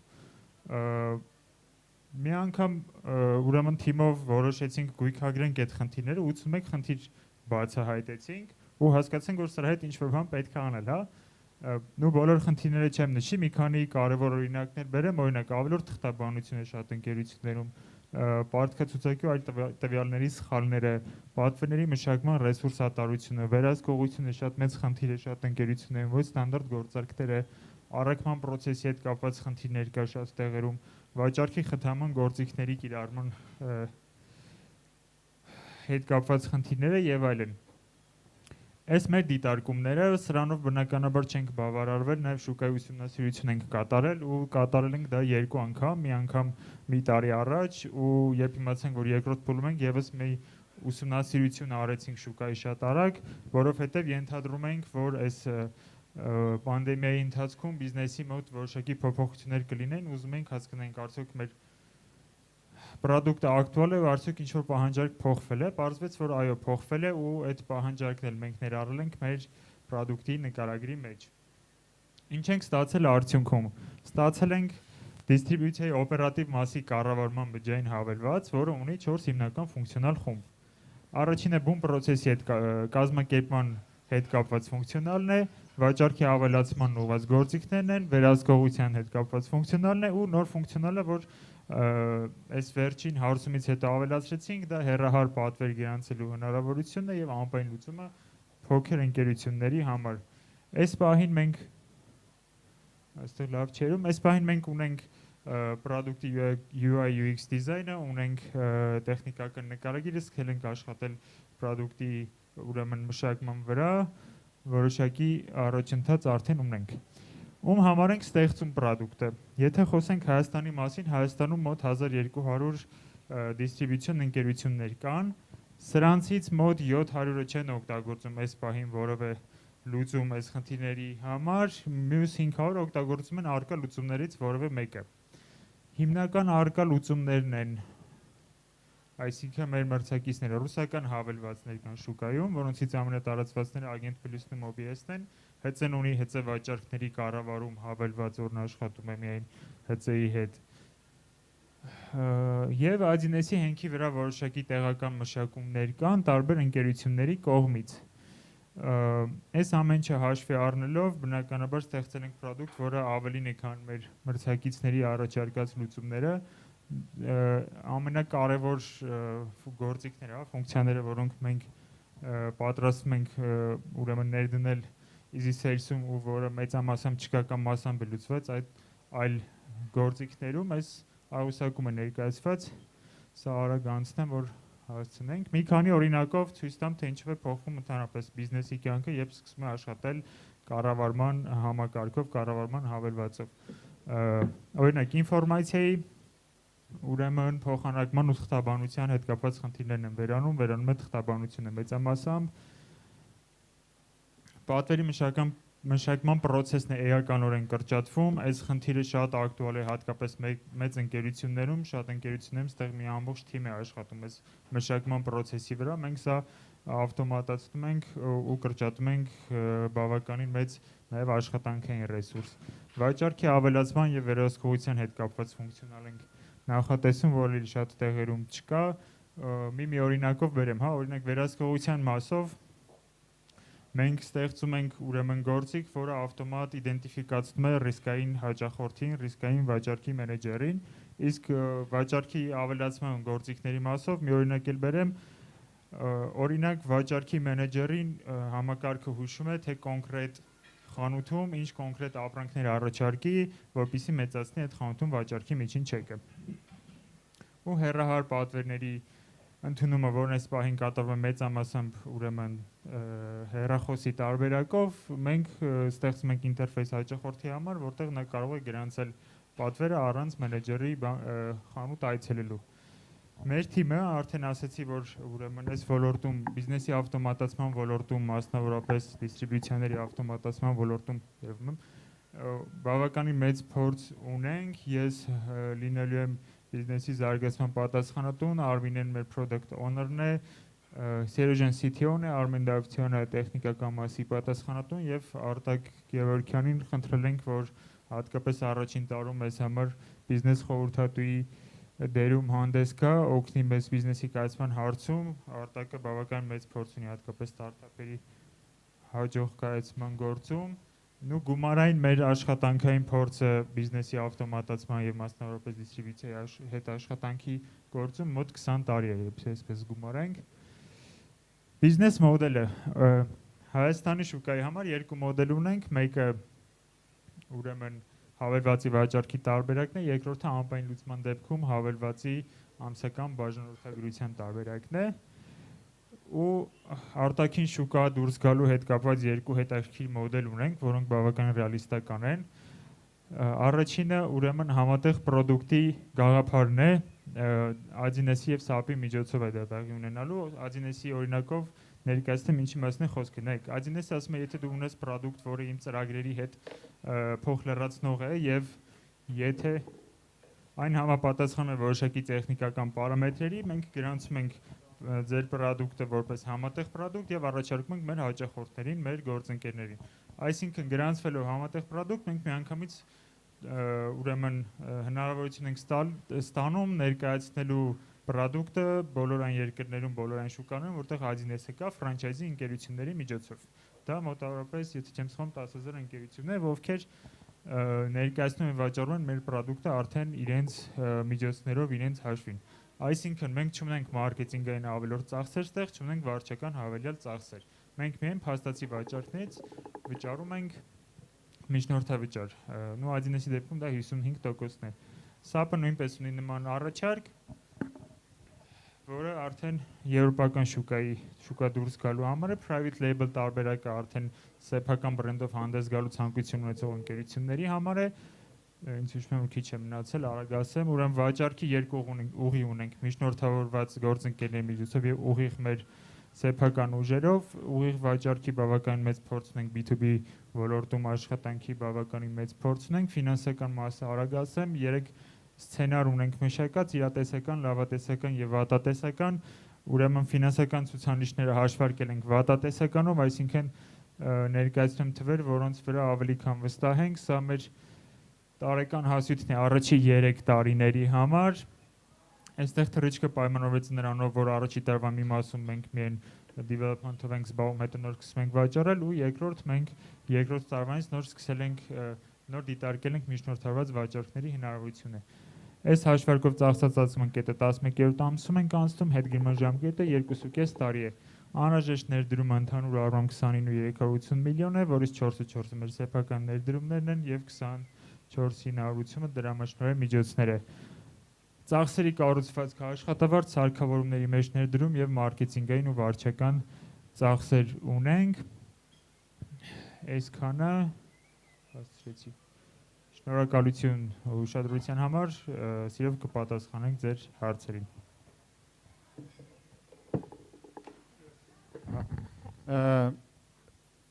Քանի Հայաստանում շուկայում, քանի հաճախորդ եք դուք տեսնում 10,000 1200 պոտենցիալ հաճախորդ կա, մենք նախատեսում ենք առաջի 3 տարում մոտ 120 հաճախորդի մոտ արդեն ներդրում ունենալ։ Դրանցից քանիսի հետ դուք արդեն ունեք նախնական պայմանավորվածություն։ Նայեք, մենք 15-20-ի հետ աշխատանք արդեն ունենք արված, որտեղ որ այս խնդիրները տեսել ենք, 15-20-ի հետ, այսինքն հստակ ունենք անցած ճանապարհ փորձ եւ կարելի ասել նախնական պայմանավորվածություն, շփում ունեցել ենք շատ-շատերի հետ, եւ մոտ 50-ի հետ շփում ունեցել ենք, այսպես թե այնպես։ Իսկ դուք ասում եք, որ նման պրոդուկտ չկա, դա նկատի ունեք Հայաստանի շուկան, թե աշխարհում չկա։ Նկատի ունեմ նախ նման պրոդուկտ ասել նկատի ունեմ այդ ամբողջ ֆունկցիոնալը ունեցող, որովհետեւ նմանատիպ դրա մի մասը ունեցող պրոդուկտներ կան, նկատի ունեմ հայկական եւ ռուսական ու հարակից է ԵՏՄ շուկան։ Լավ, վերջում դες մի քիչ ասեմ ուղղակի Ադինեսի, իչքին որքանով եք դուք այդ ընկերությունների հետ առնչվել, արդեն բանակցել եք։ Ադինեսի հետ աշխատանքի փորձ ունենք, աշխատել ենք։ Իրանց միջոցով ծրագիր վաճառելու փորձ ունեք։ Ծրագիր վաճառելու փորձ ունենք, բանակցություններ վարել ենք, տեխնիկական պահանջները ունենք։ Ուղղակի ինչ որ դուք ներկայացրեցիք այնքան հեռու իրականությունից, որ ես ուզում եմ բանանը, որտեղ համատեղ պրոդուկտի մասը։ Հա, չէ, այդ բոլոր ձեր պատկերացումները, թե համատեղ պրոդուկտը ոնց է լինում, ինչ ծախսեր եք դուք ունենալ, որ դուք մաքուր միջնորդավարդ եք ստանալու, որ մարդիկ ուղղակի 10,000-ը ձեր պրոդուկտը վաճառելու են, դա շատ հեռու է իրականությունից։ Իրականությունը այնպեսին է, որ իրանց ցանցը շատ ծանր եւ դժվար ցանց է, որ պետք է օր ու գիշեր աշխատեք, դիաս լրիվ support անեք, բոլորին train անեք, բոլորի մոտ գնաք իրանց customer-ների հետ խոսեք, որ իրանք կարողանան մի բան վաճառեն։ Դա առաջին նույն SAP-ն ավելի ծանր է, որտեղ այնտեղ մուտքային գումար կա, որ դուք իրանց սերտիֆիկատը ստանաք ընդհանրապես, ու դուք 24/7 support ունենաք, անգլերեն լեզվով, extendable support, enterprise security բաները բոլորը պիտի պահեք, դե 1000 բան կա, որ դա փորձեք անել, դա մի 3 տարվա պատմություն է ուղղակի։ Շատ ճիշտ եք, մենք SAP-ը նախատեսում ենք մոտավորապես 4 տարվանից հետո նոր այդ շուկա մտնել, Ադինեսը երկրորդ տարվա մեջ ենք նախատեսում ու բնականաբար եւ գրանցվենք որպես Ադինես համատեղ պրոդուկտ, դրան զուգահեռ մեր staff-ն էլ պետքա մեծանա, որպեսզի այդ support-ը կարողանանք պահենք, տեխնիկական ցուցանիշները համապատասխանեն, որ Ադինեսի հետ արդյունավետ կլինի աշխատել միայն ժամանակ, երբ որ դուք արդեն շուկաներ դուսեկած լինեք։ Իրանց միջոցով շուկա դուրս գալը մի քիչ հեքիաթային պատմություն է, էլի դա ուղղակի ձեզ ասում եմ պես մարդ, որ իրանց շատ լավ գիտի, իրանց հետ բավականին մեծ փորձ ունի աշխատելու։ Եվ նույնը SAP-ն է, SAP միջոցով շուկաներ դուրս գալ, դա հեքիաթային պատմություն։ Դե շուկան պետք է լինեք, SAP-ն կարող է ձեր բանը կանալ լինի, որը կօգնի ձեզ ավելի արդյունավետ աշխատել ձեր customer-ների հետ, որտեղ SAP-ն են օրինակ։ Բայց ոչ թե դուք SAP-ի միջոցով գնում եք հասնում եք Ամերիկա, դա չի աշխատի երբեք։ SAP-ի մասով լրիվ համաձայն եմ, Ադինեսի մասով մենք արդեն այդ շուկայում ենք, մենք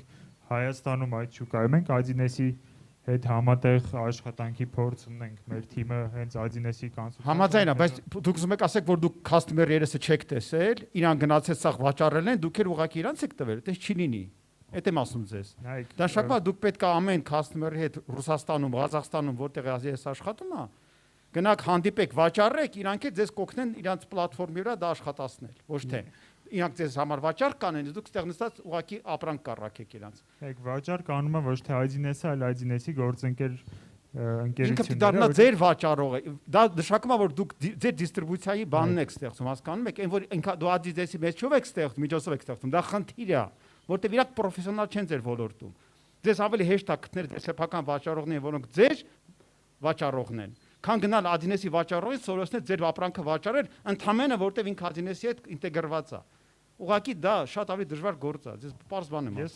համաձայն եմ, մեր փորձը ներկայացնում, այս ընկերությունները նույն ձևով աշխատում են Ադինեսի հետ, այս ընկերությունները Հայաստանում չունեն ոչ մի ներկայացություն ու իրանց պրոդուկտը ներդրվում է այստեղ Հայաստանում հենց Ադինեսով զբաղվող ընկերությունների կողմից։ Այսինքն այդ փորձը կա, այդ պրակտիկան կա, մենք էլ ենք սրանց հետ աշխատել, Agent Plus-ի հետ աշխատել ենք, տեսել ենք խնդիրները, դրա համար իրանից լավն ենք փորձում ստեղծենք։ Համաձայն եմ, բարդ է, հեշտ չի, բայց անցել ենք որոշակի ճանապարհ դրա միջով, պատկերացնում ենք։ Շնորհակալություն։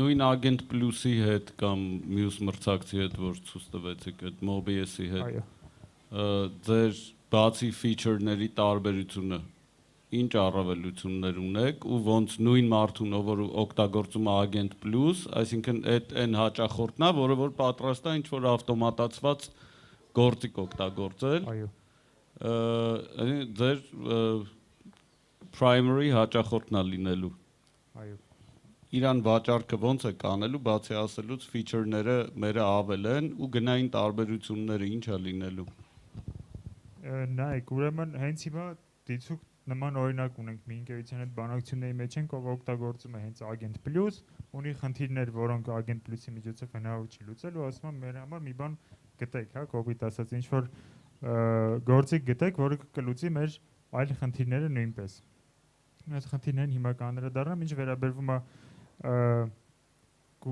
վճարին, հա, արժեքին մենք վերցրել ենք հաշվարկները արված են միջին շուկայական գնով, օրինակ վաճառքի դեպքում մի օգտագործող 35,000 է, հետագա սպասարկումը 1500 դրամ է, որը որ լրիվ համեմատելի է թե ռուսական Agent Plus-ի MOBS-ի թե հայկական HC-ի հետ։ Այսինքն մենք միջին շուկայական արժեքն ենք վերցրել հաշվարկների համար։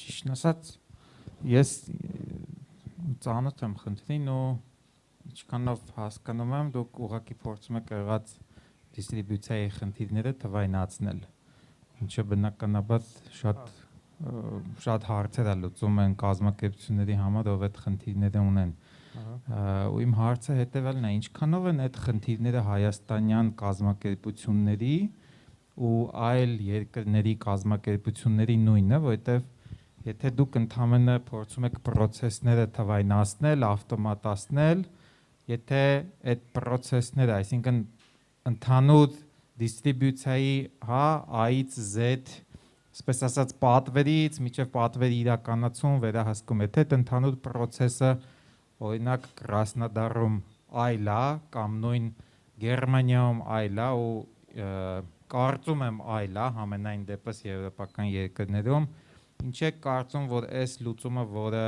ավելի ադապտացված կլինի այստեղի ընկերությունների համար, օրինակ Ձերժավայի կամ չգիտեմ X ընկերության համար, այդ լուծումը պետք կլինի նաև անհրաժեշտ մյուս մի այլ ընկերության, որը տեղական կազմակերպություն չի։ Հասկանում եմ, որ խնդիրները կարան նույնը լինեն, բայց լուծումը եթե շատ ադապտացված լինի տեղի ընկերությանը, խնդիրները տարբեր կարող լինեն, ինչ է կարծում, որ այստեղի խնդիրներն ու այնտեղի խնդիրները իրար շատ նման են։ Որտեվ դուք ավտոմատացնելու եք այստեղի խնդիրների լուծումները, որը կարա այլ երկրում գործող կազմակերպության խնդիրներին address չանի ուղղակի։ Այսինքն ուսումնասիրել եք ինչքանով են նման խնդիրները։ Շնորհակալություն, շատ ճիշտ եք ասում, կան տարբերություններ, երևի մոտ 80%-ով խնդիրները նույնն են, մենք ռուսական շուկայում ունենք որոշակի փորձ ուսումնասիրություն, այնտեղ դիստրիբյուցիայի հետ աշխատել ենք, դիստրիբյուցիայի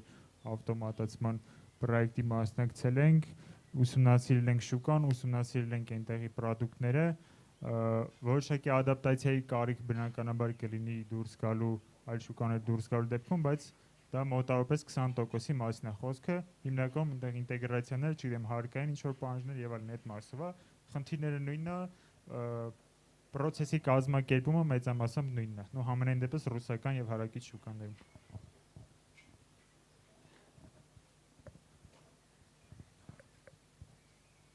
Շնորհակալություն շատ։ Շնորհակալություն։ Շնորհակալություն մեր բոլոր 4 թիմերին իրենց ծրագրերը ներկայացնելու համար։ Իսկ հիմա մինչև ժամը 2:30 կունենանք ճաշի ընդմիջում, բայց մինչև ճաշի ընդմիջումը կխնդրեի Ամալիային մոտենալ, որովհետև ինքը ինչ-որ մի բան ունի ասելու մեզ։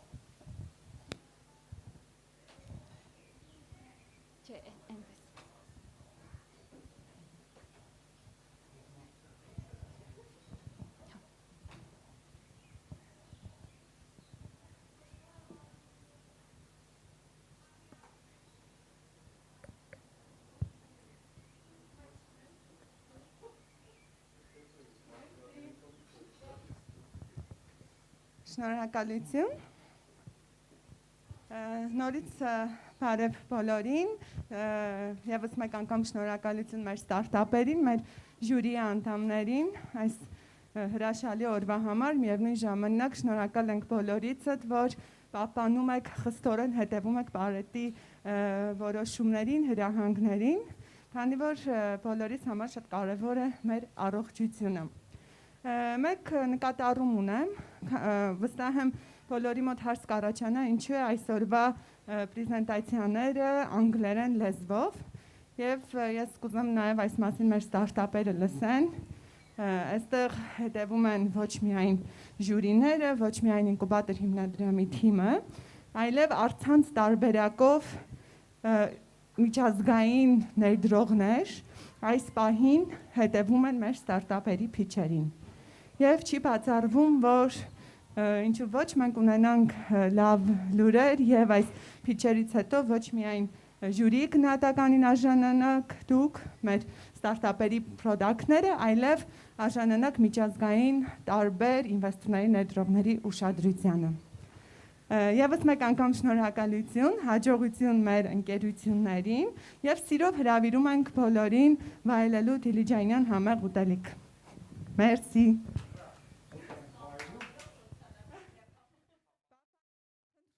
Խնդրում ենք բոլորին պահպանել սոցիալական հեռավորություն, դիմակները հեռացնել միայն ուտելիս եւ խմելիս եւ հետեւել բոլոր կանոններին, վստահ եմ ամեն օր շատ լսում եք, գիտեք։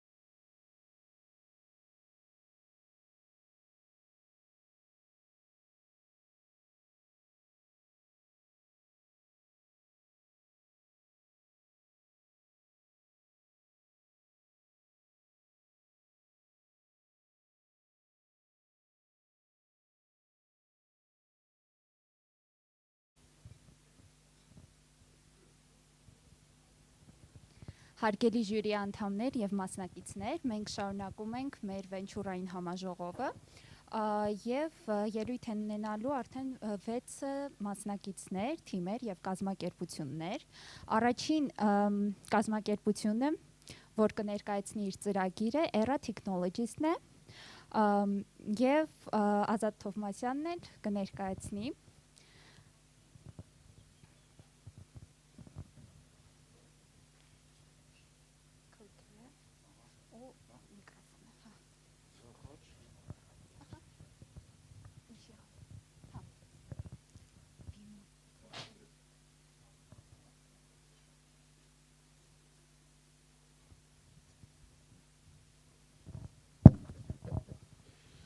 Բարև ձեզ, ես Ազատն եմ Թովմասյան, այսօր ստեղ ուզում եմ ներկայացնել մեր մյուս պրոդուկտը, հանդիսանում եմ Era Technologies ընկերության համահիմնադիր եւ տնօրեն։ Era Technologies-ը 2000 մի փոքր պատմեմ մեր մասին, 2017 թվականից hardware engineering-ով զբաղվող ընկերություն է, ու մենք առաջի պրոյեկտը, որ արեցինք գաղափարից մինչև շուկա, դա Volterman խելացի դրամապանակներն են։ Հետո 3 տարվա փորձը մեզ թույլ է տալիս ու ափսոս այդ փորձը գիտելիքները ու հմտությունները չօգտագործել այլ պրոդուկտներ ստեղծելու համար։ Ու 19 թվականին նախաձեռնեցինք խելացի պայուսակ գաղափար, տեխնիկապես իրանք ցեսական անդրադառնամ թե ինչ տարբերությունն են, ուղղակի ընտրեցինք 2 ուղղվածություն, պրեզենտացիային նայելու համար կուզեմ մի փոքր ասեմ սրա մասին։ 2 ուղղվածություն, մեկը որ Era Technologies-ը դա արտադրելու է որպես Volterman product,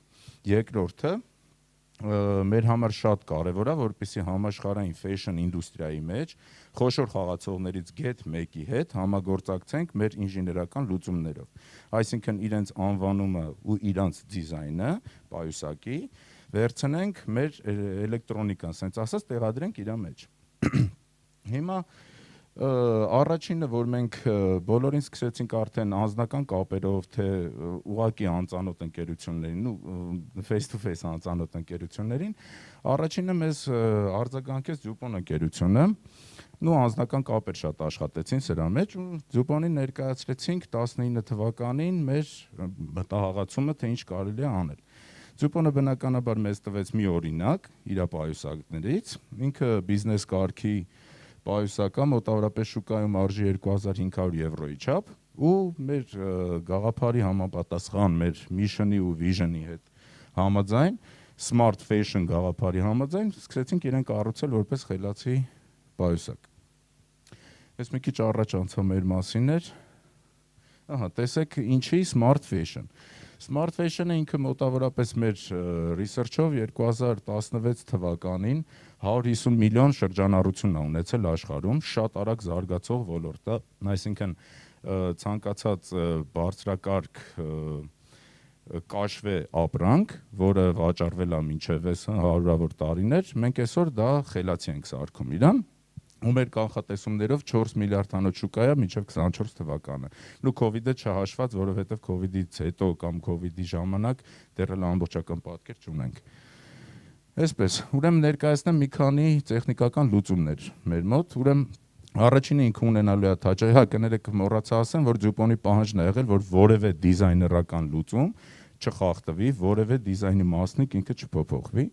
Այստեղ տեսնում եք մետաղի վրա մենք ավելացրեցինք touch ID, այսինքն հպումով կկարողանաս բացել իրեն։ Իրանց տարբերակը փոքր զամոկ էր, պատրաստած փոքր բանալիներով, դա մենք խելացի սարքեցինք, որպեսզի պայուսակից օգտվի բացառապես իր սեփականատերը։ Երկրորդը ինքը բնականաբար GPS tracking-ով worldwide կարողանալու ենք track անել պայուսակը, թե որտեղ է, ինքը գտնվում հենց այդ պահին։ Իր մեջ 256 գիգաբայտանոց հիշողություն է, այսինքն ավտոնոմ լոկալ հիշողության տարածք ենք մենք նախատեսել, ոչ թե cloud-ներ, սերվերներ, որովհետև ինչպես Ձյուպոնից հենց կես գախնի, կես տենց բաց ինֆորմացիա տվեցին, հիմնականում ռուսական շուկան է սա օգտագործում, ու այդ մարդիկ, որ ունեն անձնական ֆայլեր եւ տվյալներ, չեն ուզում երբևէ ուղարկեն, ասենք, ամերիկյան սերվերների վրա կամ ինչ-որ այլ cloud-ների վրա եւ այլն, ու ավտոնոմ ավելի ճիշտ է ունենալ։ Մյուսը wireless charging, այսինքն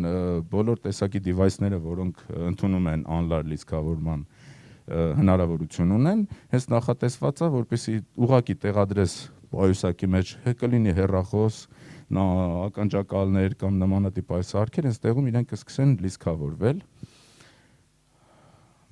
Մյուսը ուրեմն wireless charging in եւ out, in այսինքն ինքը անլար նաեւ լիցքավորվելու է, իր ստենդի վրա տեղադրելով, եւ բնականաբար out-ը նոր ասեցի, ինքը distance alarm system-ը, եթե հեռվանում են հեռախոսը եւ պայուսակը իրարից երկուսն էլ սկսում են զանգել անընդմեջ, միտեղ թողնելով RFID protected-ը շատ կարևոր բան է այսօր քարտի ինֆորմացիաները գողանալու համար, մենք ունենք մի քանի գրպաններ իր մեջ, որոնք RFID protected են, եւ ավելացրել ենք շատ հետաքրքիր բան, որը մեր պայուսակը աշխատելու է Alexa-ի կամ Google Home-ի խելացի տան հետ։ Այսինքն խելացի տանը հրահանգելով որոշակի հրահանգներ տալով, այդտեղից ինֆորմացիա ես ունենալու քո պայուսակի մասին, իր գտնվելու մասին, իր ամբողջ ինֆորմացիայի մասին։ Ու Wi-Fi hotspot, այսինքն մեր քարտը, որ տեղադրված է իր մեջ, ունենալու է emergency հնարավորություն ամբողջ աշխարհով մեկ Wi-Fi ունենալու համար։ Այստեղ ավելացնեմ, սա տեխնիկական մանրամասներն են իր power bank-ի մասին, հզորության մասին, 5G-ի վրա աշխատում ենք, չնայած 5G-ն ինքը մի քիչ պրոբլեմատիկ է, հիմա հնարավոր է դա դուրս գա, հնարավոր է մնա մի քիչ կդժվարանա մեզ պահին ասել, Bluetooth-ը 5 է լինելու, 256 հիշողության քարտ եւ այլ տեխնիկական լուծումներ է իր։ Այսքանը մեր պայուսակի համար։ Ուղղվածությունը հենց նա է, որ ինքը երկու, sense diversifikatsում ենք մեր հնարավորությունները ու մի մասը ինքը գնալու է որպես Volterman product, մի մասն էլ դուրս է գալու որպես համաշխարհային շուկայում խոշոր խաղացողի հետ աշխատանք, այսինքն powered by Volterman տարբերակով կաշխատենք։ Այսքանը COVID-ի հետ կապված մենք մի քիչ որոշակի դադարեցրել ենք մեր ընթացիկ աշխատանքները, սակայն ենթադրում եմ, որ մինչև ամառվա վերջ արդեն կհստակեցնենք, որ ընկերությունների հետ ինչ աշխատանք, ինչ ճանապարհ ենք անցնելու։ Այսքանը մեր նոր պրոդուկտի մասին, հաճույքով պատասխանեմ բոլորի հարցերին։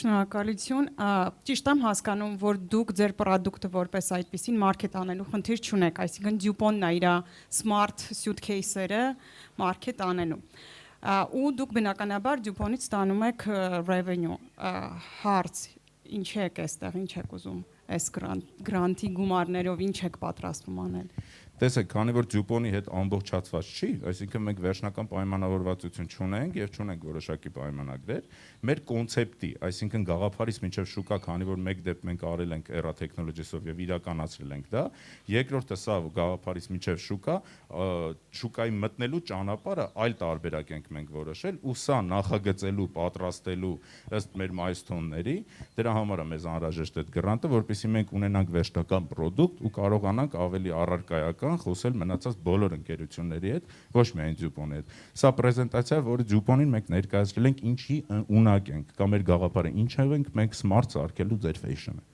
Ամեն դեպքում մենակ suitcase-երով է, չէ՞, technology-ն հիմա, այս ուղղությունը, որ վերցրել եք։ Այո, suitcase-երով, բայց տեսեք ինքը ինչա մի քանի տարբեր տեսակներ են լինելու իր արտաքին դիզայնները, բայց հիմնական բուն ֆունկցիան, որ մենք hard եւ soft ծրագրային լուծումներ ենք անելու իր համար, դրանք ամբողջությամբ նույնն են լինելու։ Okay, մեկ էլ մի հատ հարց, պարզապես որպես user հետաքրքիր ասեցիք, ինքը wireless charge-ով է, չէ՞, լիցքավորվելու։ Ու իսկ այդ wireless charger-ը ինչքանով է ինքը հարմար, երբ որ մարդ գործուղման է գնում կամ ընդհանրապես հետ, այսինքն մի հատ էլ առանձին սարք պետքա, վերցնի, որպեսզի կարողանա charge անի իր։ Տեսեք, ինքը երկու հնարավորություն ունի լիցքավորվելու, մեկը շատ փոքր wireless-ly, այսինքն բանի Apple Watch-ի wireless charging station-ները տեսել եք, շատ փոքրիկ, հարմար, ինքը լարով ուղղակի շնուր է։ Մեկը այդ տարբերակն է, երկրորդը ստանդարտ C-type port-ով, որպեսզի կարողանալի լինի։ Մենակ wireless-ն է,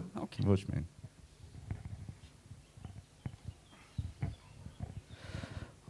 Դուք տեխնիկական առումով ռիսկերի գնահատում արել եք, այսինքն տեսնում եք ինչ որ խնդիրներ, պոտենցիալ կամ ռիսկեր այդ տեխնիկական լուծումը տալու համար ամբողջական։ Ամբողջական թե կոնկրետ ինչ որ մի ֆունկցիայի վերաբերյալ։ այսինքն ամբողջականի մեջ կարող լինեն տարբեր ֆունկցիաները, կարող ունենան ինչ որ խնդիրներ։ Մեկը նույն 5G-ն, դա արդեն ռիսկ չի, դա խնդիր է, ու ես կոմերցիոն 5G չկա այսպայն research-ի փուլում է համասարանական մակարդակներում կամ արտադրողների մոտ։ Դա մեկ, այսինքն դա պետքա տեխնիկական պահանջներից դա պետքա դուրս գա։ Մնացած առումով, թե առանձին ֆունկցիաներով, թե իրար հետ համատեղ աշխատանքի մեջ ինչ որ ռիսկեր տեսնում եք, որ կարող է չտեղավորվեք ժամկետի մեջ կամ ընդհանրապես խնդրահարույց լինի դրա իրականացումը տեխնիկական առումով։ Շնորհակալություն, շատ լավ հարց տվեցիք։ Հիմա պատասխանեմ, նախ 5G մասին ասացի, որ հնարավոր է մենք 5G-ն կարողանանք նախատեսել ենք, բայց կփոփոխվի, թե չի փոփոխվի, ժամանակը ցույց կտա, այս մոտ ժամանակները research-ի արդյունքում։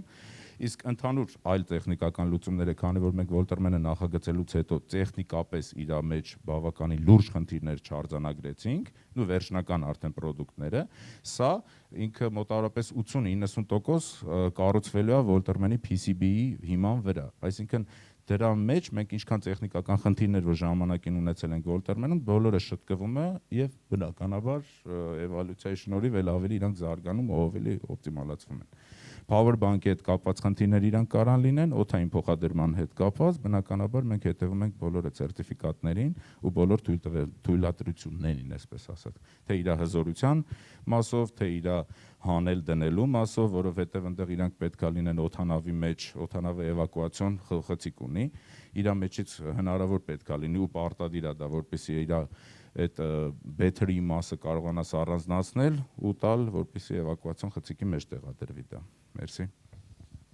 Մի հարց ժամկետների առումով ենթադրենք, այսինքն գումարը ունեք, ինչքան ժամկետում եք պատրաստվում տալ ամբողջական product-ը, պրոտոտիպը գոնը։ Մենք milestone-ներ ենք բաժանել, ինչպես ասեցի, որ մենք մոտավորապես 70-80% արդեն ունենք իր, այսինքն redesign-ը գնալու մեր PCB-ին։ Մենք 3 ամսում, 3-ից ամենաշատը 3.5 ամսում կավարտենք իր ամբողջական PCB-ի նախագծումը։ Հաջորդ 3 ամիսների ընթացքում մի քանի ինտերացիաներով արդեն մենք կստանանք պրոտոտիպները, այսինքն 6 ամիս հետո։ Ու մինչև 9-րդ ամիս, ասեմ, արդեն մասսայական արտադրությունի, ոչ թե արդեն պրոտոտիպ, այլ շուկա գնացող մասսայական վերջնական արտադրանքը արդեն մենք կունենանք։ PCB-ների նախագծված Չինաստանից եք պատվիրում։ Այո, քանի որ PCB-ները մենք մի պահ որոշեցինք, որ Հայաստանում արտադրենք, հենց բուն քիմիական արտադրություն է, ու հետո հասկացանք, որ ինքը էկոլոգիական շատ լուրջ խնդիր կար առաջանա, որտեղ մոտավորապես ժամում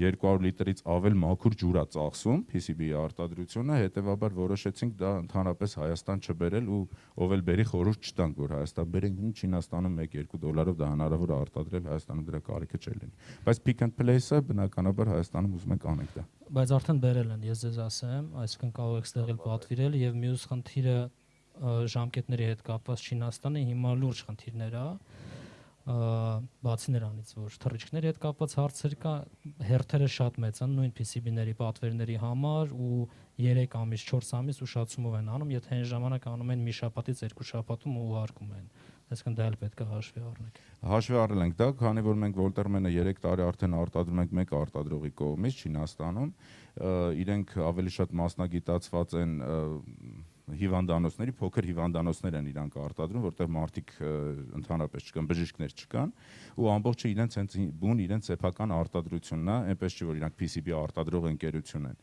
Իրանք իրենց սեփական արտադրություններն ունեն, ու այդ ժամկետների հետ կապված իրանց հետ հնարավոր է պայմանավորել, ու բնականաբար շեղումներ լինելու են, փորձը դա ցույց է տալիս, բայց այդքան մեծ չեմ կարծում։ Մերսի։ Մերսի։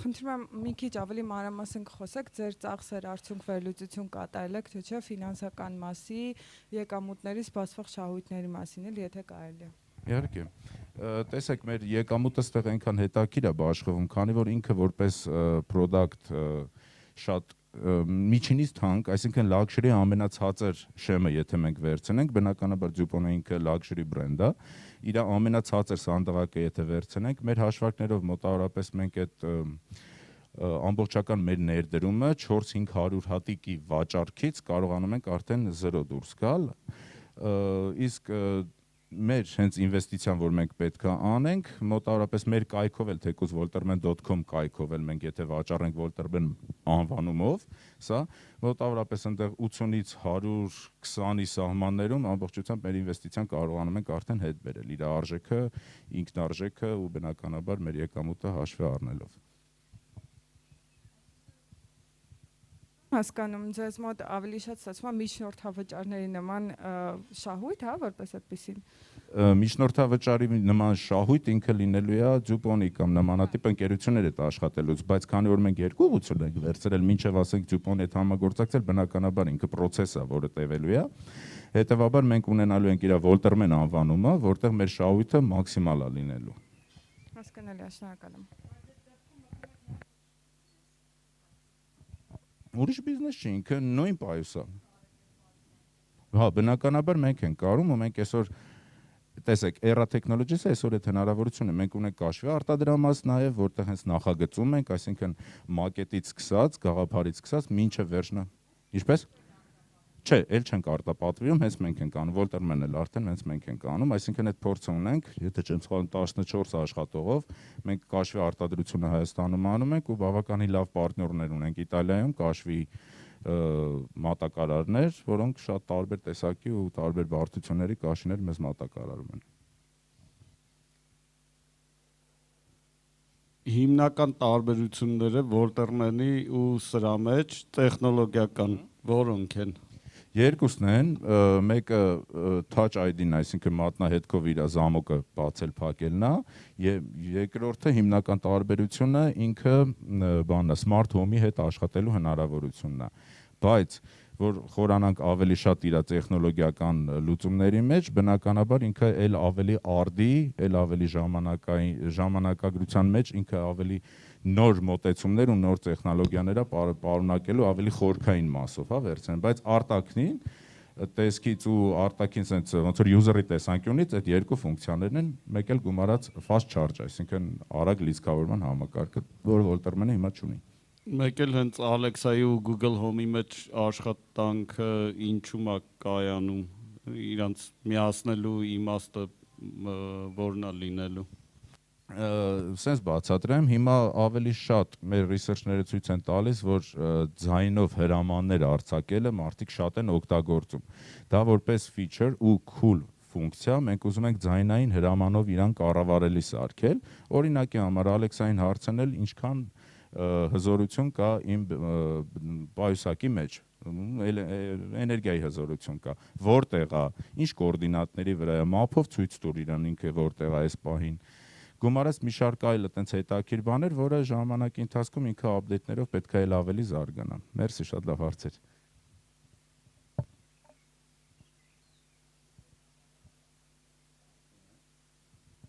Շնորհակալություն, որ լսեցիք։ Առողջություն եմ աղթում բոլորիս։ Մերսի շատ։ Մերսի շատ։ Շնորհակալություն եւ հաջորդ կազմակերպությունը մեզ մոտ Geneva Incorporated SPN-ը Ռուբեն Խաչատրյանը կներկայացնի։ Համեցեք։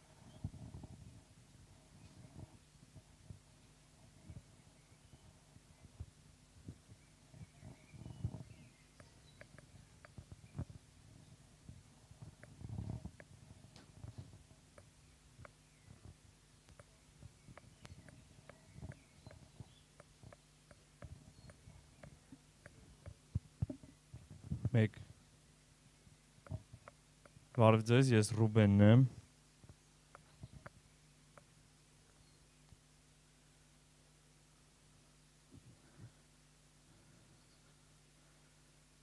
Ինչ-որ խնդիր կա։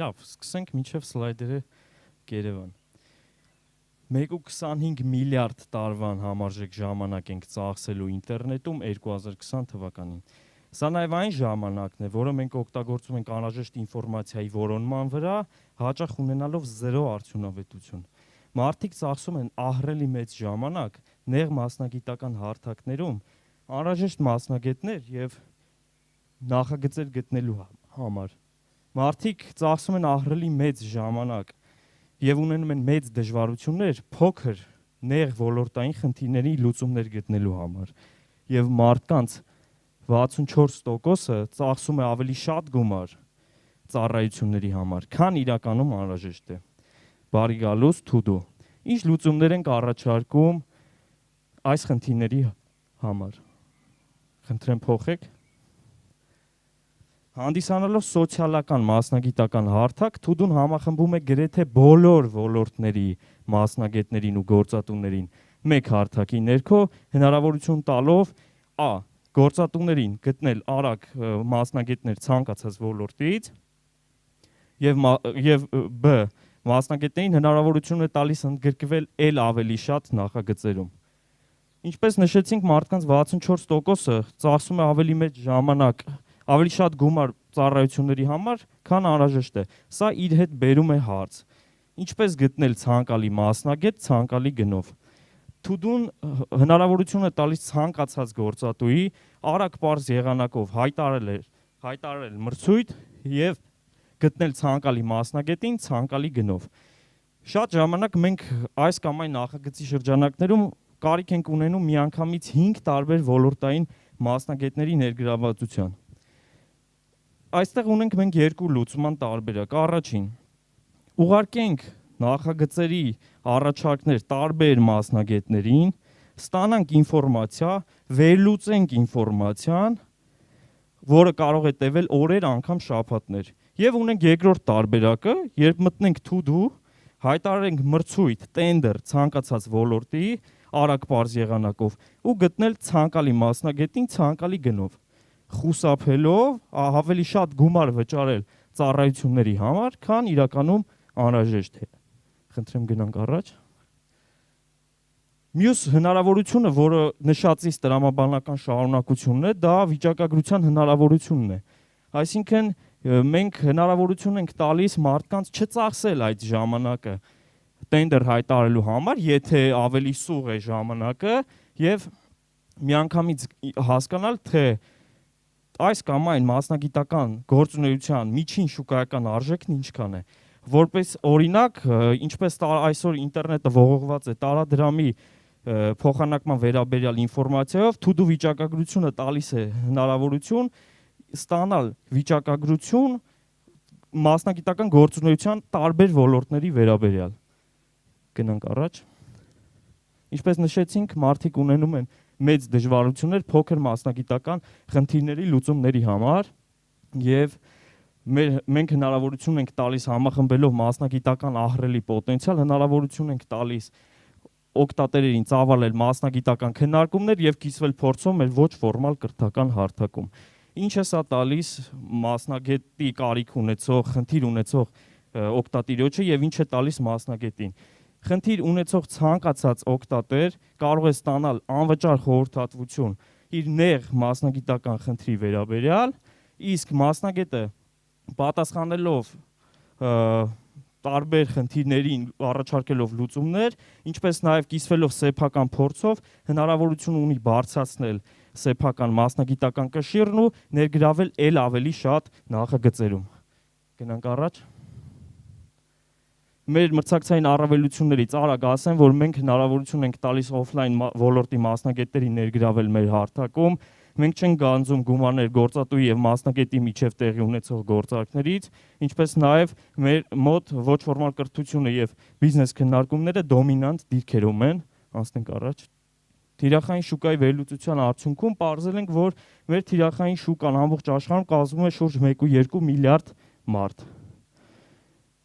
Անցնենք առաջ։ Բիզնես մոդելն ունի 3 ուղղություն, առաջինը դա վճարովի ծառայությունների հնարավորությունն է, երկրորդը գովազդը եւ երրորդը B2B համագործակցությունը, ինչը իրենից ներկայացնում սրանցից յուրաքանչյուրը, վճարելով ծառայությունների դիմաց օգտատերերը կոնկրետ գործատուները հնարավորություն ունեն մեծացնել տենդերի մասնակիցների թիվը, իսկ մասնագետները հնարավորություն ունեն ներգրավել ու լինել տեղեկացված հարթակում հայտարարվող նոր գործարքների կամ նոր տենդերների վերաբերյալ։ Գովազդային հնարավորությունը, ինչպես այլ սոցիալական ցանցեր, մենք նույնպես հնարավորություն ենք տալիս օգտատերերին գովազդել սեփական մասնագիտական edge-ը եւ իրենց մասնագիտական կոնտենտը ել ավելի մեծ լսարաններին հասանելի դարձնեն, իսկ B2B համագործակցությունը դա թիրախավորված գովազդի հնարավորությունն է բիզնեսի համար, քանի որ մենք համախմբում ենք մեծ մասնագիտական շրջանակներ ու տարբեր մասնագիտական ոլորտներից մարդկանց հնարավորություն ենք տալիս բիզնեսին մեր հարթակում ունենալ թիրախավորված գովազդ։ Գնանք առաջ։ 3 ամսում գրանցել ենք հետևյալ արդյունքները 1400 գրանցված օգտատեր, որից 307 օրական ակտիվ օգտատեր էր եւ 691 ուղարկված եւ ստացած նախագծեր մեր հարթակի միջոցով։ Ունենք 3000-ից ավել ներբեռնումներ, իսկ այս պայն սա 3 ամսվա ցուցանիշներն են, իսկ այս պայն մենք ունենք մոտավորապես 2000-ից ավել օգտատերեր եւ 1020-ից ավել ուղարկված եւ ստացած առաջարկներ մեր հարթակի միջոցով։ Գնանք առաջ։ Նպատակների վերլուծության նպատակների կանխատեսումների համար մենք օգտվել ենք համաշխարհային ուսումնասիրություններից, որ օգտատերերի 17%-ը ծախսում է օգտատերերի միջին վիճակագրական օգտատերը հավելվածներում ծախսում է մոտավորապես $17 համարժեք գումար, որից 70%-ը խաղային կոնտենտի վրա ծախսվող գումարն է, հենց այս հանելով խաղային կոնտենտի վրա վճարվող գումարի չափը ստացել ենք 9-ից $11 սահմաններում վճար միջին օգտատիրոջ համար եւ օգտատերերի ներգրավվածության կանխատեսումները մեր ունեցած փորձի հիման վրա ենք իրականացրել։ Գնանք առաջ։ Թիմի առանձնահատկություններից կնշեմ, որ թիմը արագ ադապտացվում է շուկայական փոփոխություններին եւ մարտահրավերներին, վերջերս որպես բաժնետեր մեր թիմին միացավ Nokia ընկերության սենյոր ինժեներ Դավիթ Այվազյանը, ում ներգրավվածությունը հենց խնդրում եմ դիտարկենք այդ ռիսկերի կառավարման համատեքստում, քանի որ մենք երբ նոր մուտք գործեցինք շուկա, հասկացանք, որ մեր տեխնիկական ներուժը վերազինման կարիք ունի եւ հենց այս պատճառով ու նաեւ նախագծին հավատալով մեզ միացավ Դավիթը։ Հիմնադիրներից Տարոնը եւ Սամվելը, Տարոնը ակտուալ մոնիտորինգի հիմնադիրն է, իսկ Սամվելը Smart Business ընկերության հիմնադիրն է։ Ես սերտիֆիկացված Scrum Master, թիմը ամբողջությամբ աշխատում է Scrum Framework-ով։ Շնորհակալություն։ Okay, ես շուտ սկսեմ էլի։ Ճիշտ ասած, հարցերը շատ են, բայց երկու հատ հարց գտամ էլի։ Ծանոթ եք օրինակ Fiverr-ին, TaskRabbit-ին։ Այո։ Okay, շատ լավ։ Իսկ կխնդրեմ մի հատ պրոֆիլավորեք ձեր այն հաճախորդներին, որոնք չեն տեղավորվում Fiverr-ի, TaskRabbit-ի, Upwork-ի, Freelancer-ի եւ հատկապես շատ նեղ ուղղվածություն ունեցող կոնկրետ marketplace պլատֆորմաների մեջ, ինչպիսիք են օրինակ դիզայներներին իրար կապելը, երաժիշտներին իրար հետ կապելը, ձայնագրությունների համար, voice over-ների համար մարդկանց իրար կապելը, որոնք շատ են ու պլյուս ոչ պրոֆեսիոնալ աշխատանքային գործունեություն իրականացնող մասնագետներին իրար հետ կապելը, օրինակ, այս ինչ բանը առաքեք այստեղ, այս ինչ բանը տարեք, չգիտեմ, պատ քանդեք, հա, այսինքն մի հատ ուղակի օրինակ բերեք ձեր պլատֆորմի customer-ի, պրոֆիլավորեք, հա, նկարագրեք աշխատանքը, ինչ տիպի աշխատանք ու ինչ տիպի պատվիրատու է, որը չի տեղավորվում այս համակարգերի մեջ։ Զուտ ուզում եմ հասկանամ ինչով եք էլի տարբերվում այս մասով։ Շատ շնորհակալ եմ հարցի համար։ Այո, ինչպես դուք նշեցիք, նեղ ուղղվածությամբ հարթակների պակաս շուկայում չկա, քանի որ մենք հանդիսանում ենք սոցիալական մասնագիտական հարթակ։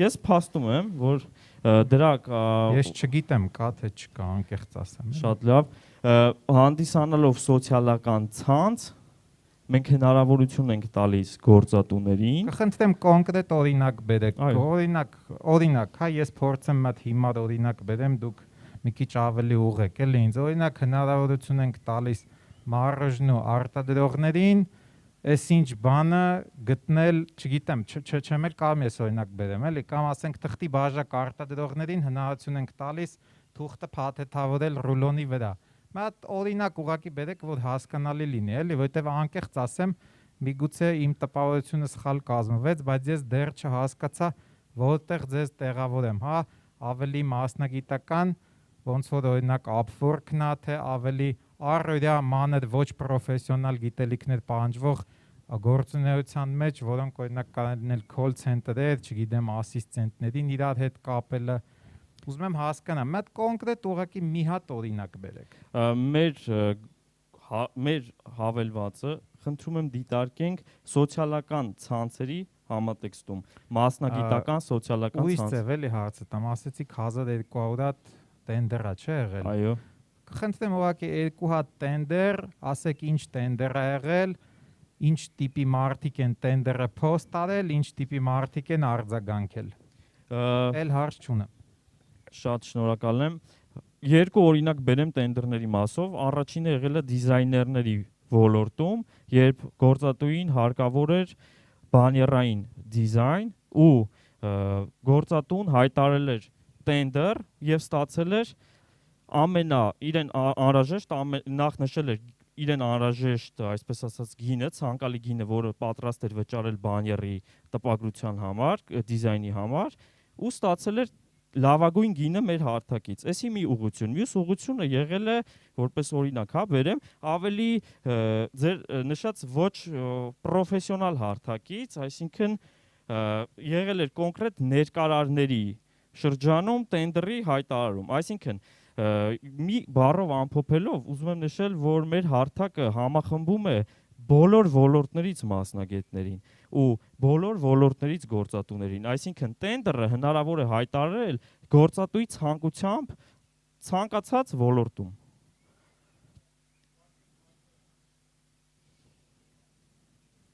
Այդ հարցը մի քիչ ընդլայնելով, այն օրինակը որ դուք բերեցիք ավելի շատ նման է, որ ընկերություն գտավ։ Ես չեմ պատկերացնում, որ մասնավոր մարդը կարող է բաներ տպի տանը, էլի, ինքը քիչ անիրատեսական է, ինքը հաստոց ունի, տարածք ունի, արտադրամաս ունի, գործ անում։ Այդ դեպքում ինքը ստացվում է ուղղակի տենդերներ հայտարարելու պլատֆորմ business to business։ Դա չի։ Ոչ միայն։ Չէ, մի րոպե, եթե դուք հիմա ասելու եք, որ ձեր պլատֆորմում մասնավորները կկարողանան բիզնեսների հետ կռվեն կլիենտների համար նույն տենդերների շուրջ, այդ մի քիչ անիրատեսական է։ Եթե իրաց բոլորին խառնեք իրար հետ կկռվեն։ Ու կկռվեն ասեմ որտեղ, հարկերի վճարելու դաշտում։ Ունդեղ լրիվ ուրիշ ձևի կռիվ է գնալ, ունդեղ արդեն գնալու է լուրջ խոսակցություն, ես ինչ եք անում, էլի։ Շնորհակալություն։ Փաստորեն ես պիտի հարկ վճարեմ, որ ես կարողանամ այս գործը անեմ, այս մարդը հարկ չի վճարում, ես իր մոտ հարկային կուղարկեմ։ Կասեմ ես այնքը պատվերը ստացավ, գնաց դու գինք այդ փողը ստացավ, հարկը տվեց թե չտվեց, թե դրեց գրպանը։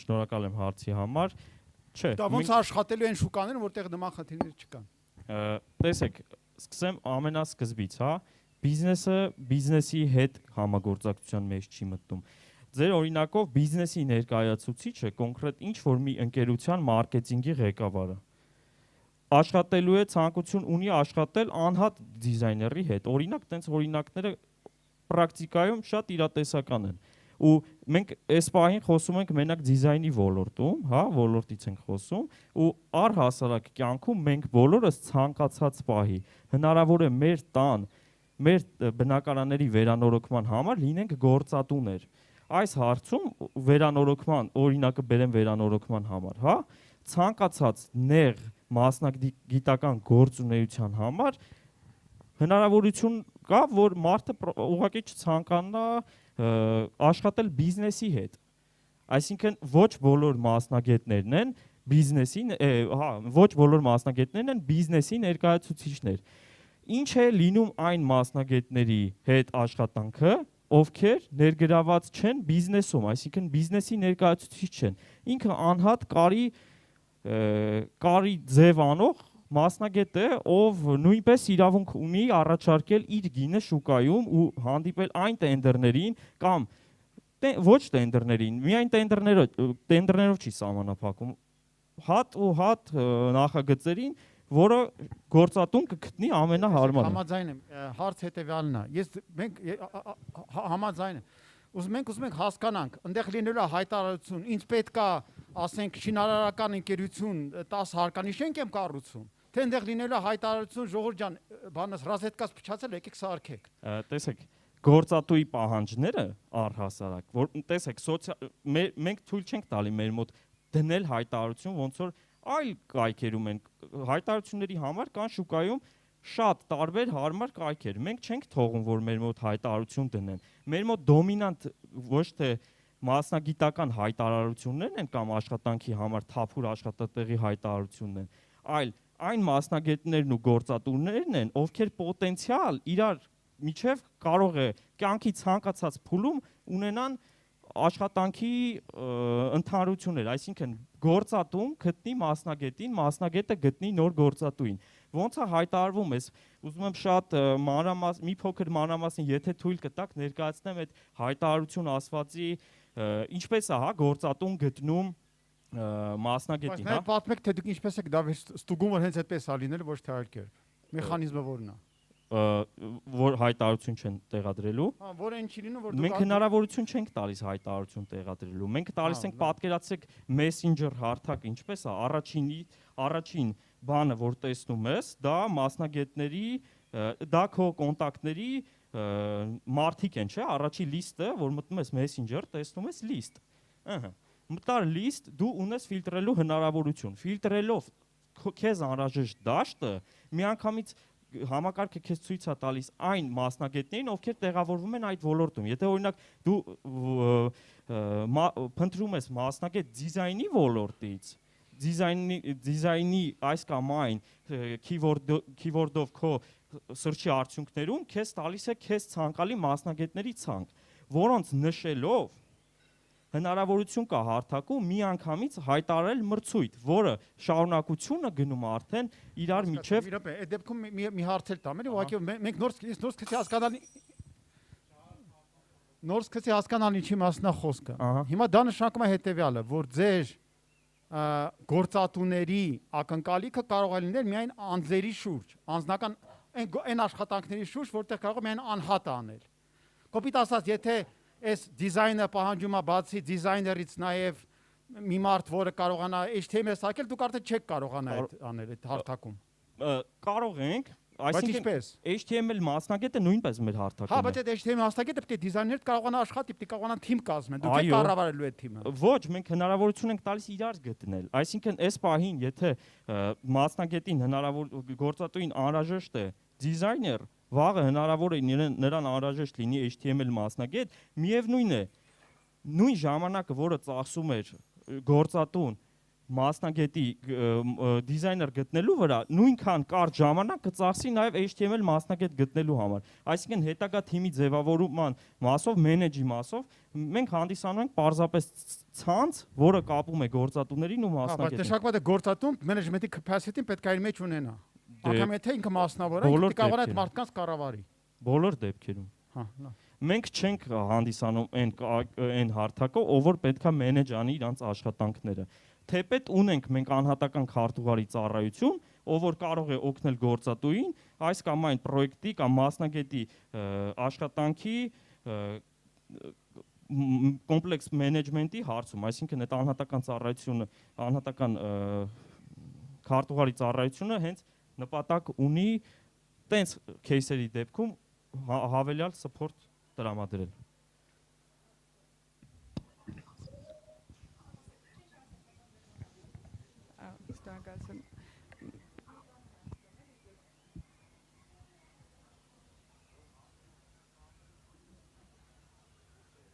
Մեկ, հա։ Ճիշտ եմ հասկանում, չգիտեմ ծանոթ եք թե չէ MQL ծրագրավորումը, որ կա Forex-ի համար ոնց է աշխատում, MetaTrader-ում, то есть ոնց են հայտարարություններ տալի, տենդերներ տալի, ինչ որ մեկը շահում ու անում ինչ որ գործ, այդ նույն սկզբունքով է աշխատելու ձեր մկայք, ճիշտ եմ հասկանում։ Շնորհակալություն, տեսեք։ Մեկը մի հարց էլ տամ ու երկուսին բացառենք, խնդրում եմ, արբիտրաժային համակարգ ունեք, ոնց է կարգավորվելու այդ խնդիրը։ Տեսեք, սկսեմ սկզբից, հա։ Ոնց է տենդերի հայտարարվելու ու ընթացքը կազմակերպվում։ Մի ոլորտի մասնագետների միջև հայտարարվեց, նշեց գործատուն մասնագետներին, նկարագրեց մասնագիտական մանրամասները, այսինքն գործը ինչ արժեք է մաքսիմալ պատրաստ տալ կամ դա էլ թողնում է գործատուի, հա, արժեքը նշեց, նկարագրությունը նշեց ու դա գնաց միանգամից բոլոր մասնագետներին ում ներառել է այդ այսպես ասած տենդերի շրջանակներում։ Դրանից հետո մասնագետները տեսնում են, այստեղ շատ կարևոր է որ նկատենք, որ ցանկացած մասնագետ տեսնում է, որ այդ պահին ինքը գտնվում է տենդերի շրջանակ մրցույթի շրջանակներում, այսինքն այստեղ գալիս է այն, որ մասնագետը փորձում է գործատուին առաջարկել լավագույն գինը, որ կարող է առաջարկել։ Դրանից հետո մասնագետը տեսնելով առաջարկը ընդունում կամ մերժում է կամ քննարկում է մանրամասները, որից հետո ընդունում է գործատուի առաջարկը։ Այն մասնագետը, ով ընդունում է առաջինը, բնականաբար տենդերը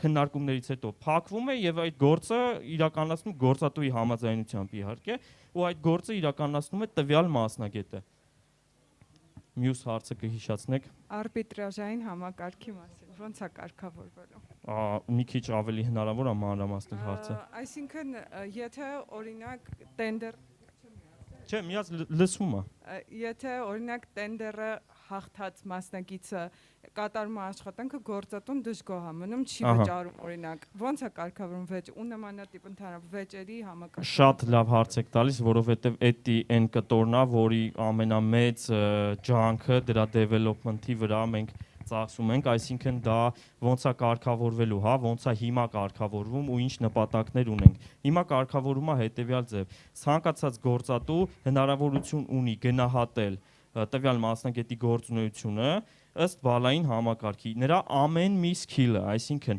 տեսեք, ցանկացած մասնագետ կարող է ունենալ մի քանի սկիլեր, սկսած Photoshop-ի իմացությունից, ես օրինակներով ասեմ, մինչև, չգիտեմ, HTML-ի դիզայն եւ այլն եւ այլն։ Այն սկիլի հետ, որին հետ շփվել է գործատուն, կարողանում է վերջում գնահատել, այսինքն եթե տվյալ մասնագետը իրականացրել է վատ աշխատանքը, դա արտահայտվում է գործատուի գնահատմամբ եւ մասնագետը ավտոմատ հայտնվում է լիստի այն այսպես ասած վատ ցանկի մեջ, որը հետագայում ազդում է նրա գործունեությանը, այսինքն մյուս գործատուները հնարավորություն ունեն տեսնել, որ տվյալ մասնագետի հետ աշխատանք անելը կարող է խնդիրներ առաջանալ։ Այո։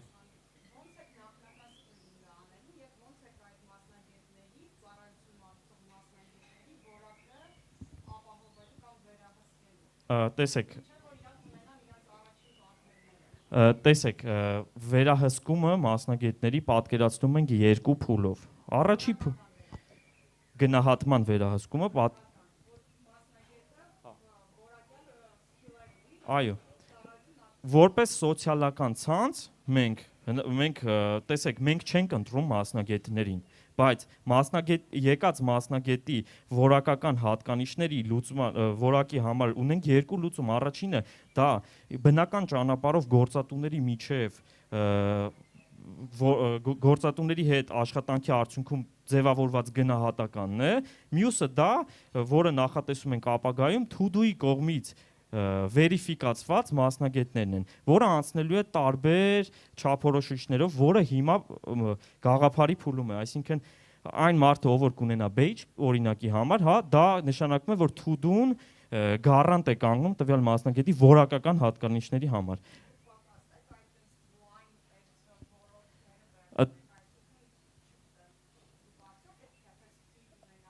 Տեսեք, դրա համար ես ասացի, որ դա հիմա դուք շատ ճիշտ խնդիր եք բարձրաձայնում, որովհետև այո կա այդ խնդիրը ու դրա շուրջ մենք ճիշտն ասած շատ երկար ենք մտածել, բայց վստահ ենք, որ կգտնենք այն միջին լուծումը, որը կլինի թե կամ ավտոմատացված, կիսաավտոմատացված համակարգով կամ համապատասխան որակավորման բանով կամ կընտրենք սկզբի համար օրինակ X ոլորտներ, կսկսենք դրանից ըստ դրա ստացած ֆիդբեքերով դա կտարածենք մյուս մասնագիտություններին։ Ուզում եմ նկատենք ժողովուրդ, որ թուդուն դա այն հարթակը չի, որ վերցնում է մասնագետներին ու տրամադրում ծառայություն։ Թուդուն այն հարթակն է, որը համախմբում է իրանց մաքսիմալ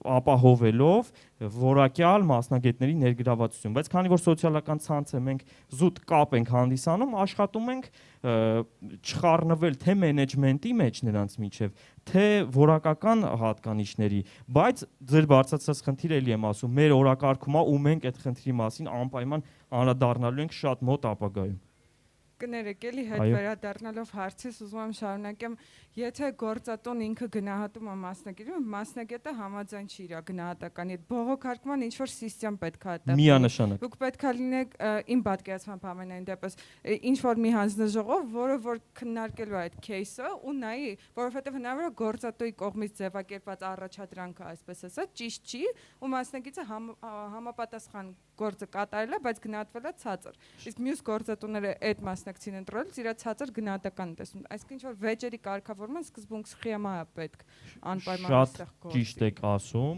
ու ես ձեզ ասեմ, հիմա դրա լուծման համար մեր ուսումնասիրությունները ասում են հետեւյալ երկու տարբերակը։ Դա առաջինը բողոքարկելու հնարավորությունը, այսինքն տվյալ ինչպես բոլոր հարթակներում, հա, այսինքն գնահատման ցանկացած հարթակ հնարավորություն է տալիս բողոքարկել։ Այդ մեխանիզմն ենք կամ պահում, կամ մտածում ենք ձեր ասածի պես հանձնաժողովային քննարկելու եւ այլ հատկություններ, որը ավելի բարդ է, բայց ավելի պրոֆեսիոնալ մոտեցում է, համաձայն եմ, բայց բողոքարկման հնարավորություն միանշանակ հնարավոր է։ Ու դրա մասին բնականաբար մենք անդրադառնալու ենք ու լինելու է հնարավորություն։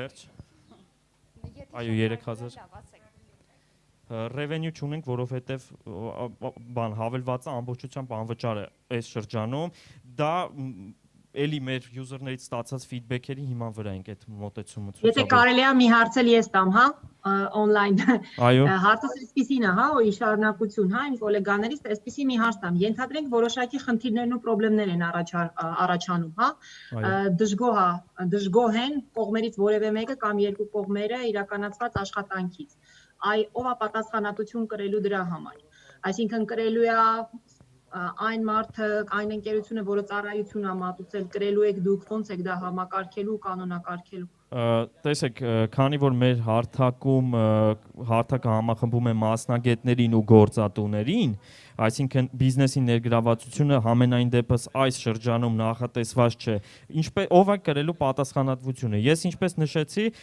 ամբողջ մենեջմենտը եւ նրանց միջև հարաբերությունների կարգավորումը լինելու է մասնագետի եւ գործատուի դաշտում, բայց ինչպես արդեն մի քիչ առաջ խոսեցինք, բողոքարկման մեխանիզմի ներդրմամբ մենք կարող ենք վերաքննել, այսպես ասած, գործատուի կամ մասնագետի ստացած գնահատականների իսկությունը, հա, ու հասկանանք, թե ինչով է պայմանավորված վատ գնահատականը կամ ինչով է պայմանավորված գործատուի կողմից նշած, օրինակ, վատ ծառայությունը, հա։ Սա վատ գնահատականներեք, վատ գնահատականը դա պարզ էր, վատ գնահատականի մասին չի հարցը, այսինքն ես վճարել եմ գումար, ես ստացել եմ ծառայություն, պրոդուկտի տեսքով կամ եւ այլն, ես դրանից դժգոհ եմ, ես չեմ ստացել եւ այլն, եւ ես պահանջում եմ, ենթադրենք, իմ վճարած գումարի հետ վերադարձը կոնկրետ այդ անձից կամ եւ այլն։ Այդ ֆինանսական հարցերը ինչպես է կարգավորելը, ոչ թե ուղղակի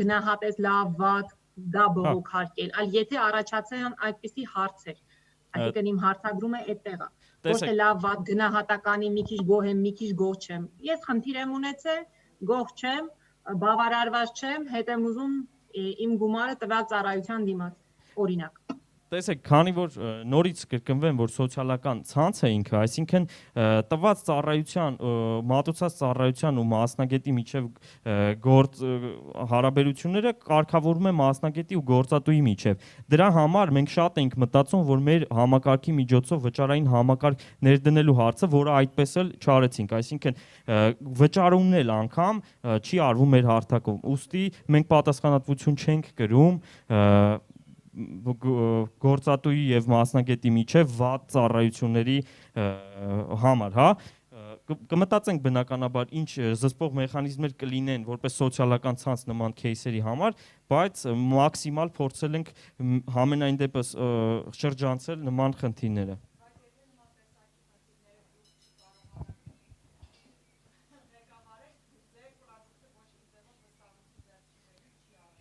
Այո, ես համաձայն եմ։ Այո, համաձայն եմ։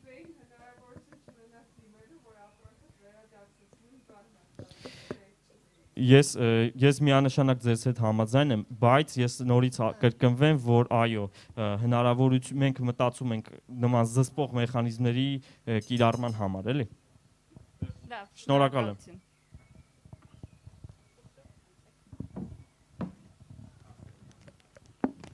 Շնորհակալություն եւ հաջորդ կազմակերպությունը J-Host Services ՍՊԸ-ն է։ Կարենը Նիկողոսյան կներկայացնի իրենց ծրագիրը։ Խնդրեմ Կարեն։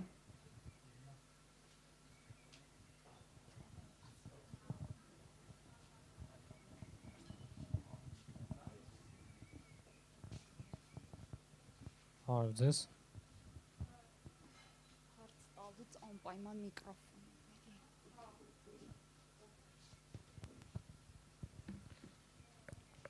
Իմ անունը Կարեն է, ներկայացնելու եմ ISFAP ընկերությունը, որը մեր կազմակերպության ստարտափն է։ ISFAP-ը պատվերների ղեկավարման համակարգ է, պահեստների պատվերների ղեկավարման համակարգ է, որը cloud-based է, այսինքն անպայման տեխնոլոգիաներով է աշխատում եւ հատուկ նախատեսված է on-line առևտրով զբաղվող մարդկանց համար, ոչ թե ստանդարտ յուրաքանչյուր ոլորտի համար։ Այս slide։ Կլիկերը։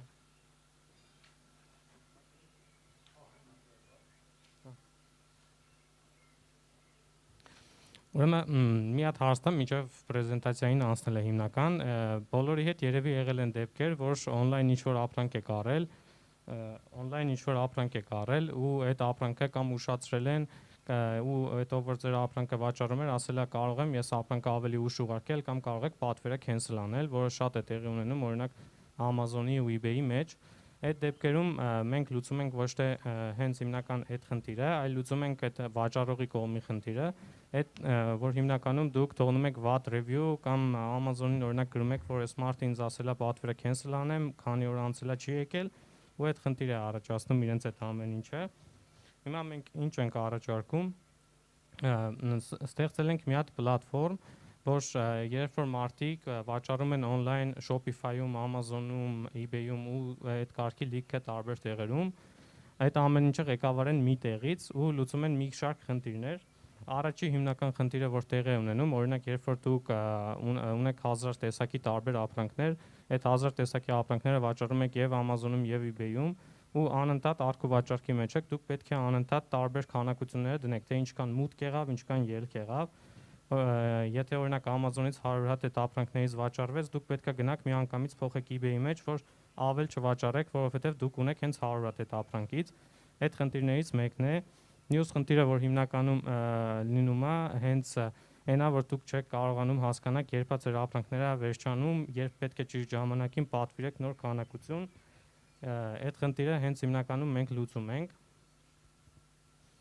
Ինչ ենք առաջարկում, ISFAP-ում հիմա կա ամեն ինչ մի dashboard-ի մեջ, այսինքն միացնում ենք այդ բոլոր պլատֆորմերը ու ղեկավարումը տանում ենք մի համակարգ ամեն ինչի համար։ Եթե դուք օրինակ վաճառում եք եւ eBay-ում, եւ Walmart-ում, եւ Amazon-ում ու այդ կարգի մի 10 տարբեր տեղեր, դուք կարող եք արդեն հեշտությամբ ամեն ինչ ղեկավարեք մի տեղից։ Ձեր առաքումները կարող եք անել օրինակ ISFAP-ից, ձեր հաշվապահությունները կարող եք անել ISFAP-ի մեջ, ու ամենակարևոր բանը, եթե դուք ամեն ամսվա վերջում կամ ամեն եռամսյակի վերջում ուզում եք հասկանալ, թե դուք ինչքան գումար եք աշխատել, այդ ամեն ինչը կարող եք միանգամից միացրած տեսնել, հակառակ դեպքում eBay-ը տալիս է այդ ամսվան մենակ իր պլատֆորմի կտրվածքով, Amazon-ը տալիս է իր պլատֆորմի կտրվածքով, ու շատ դժվար է, օրինակ, երբ դուք ունեք 1000 ապրանք, 1000 ապրանքի համար այդ տիպի վերլուծություն հանելը։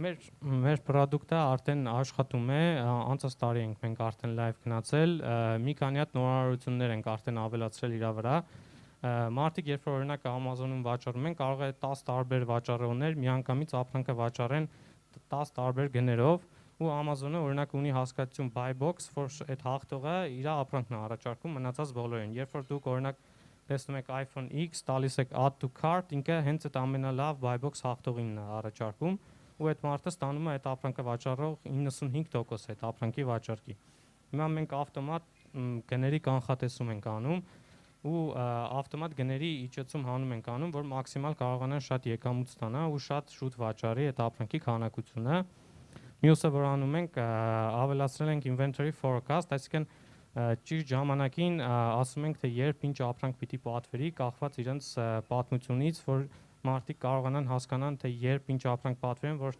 իրենց վրա չմնա այդ ապրանքը, այսինքն սեզոնայնության խնդիր չլինի ու նաև բոլոր պլատֆորմների մեջ համապատասխան բաշխեն։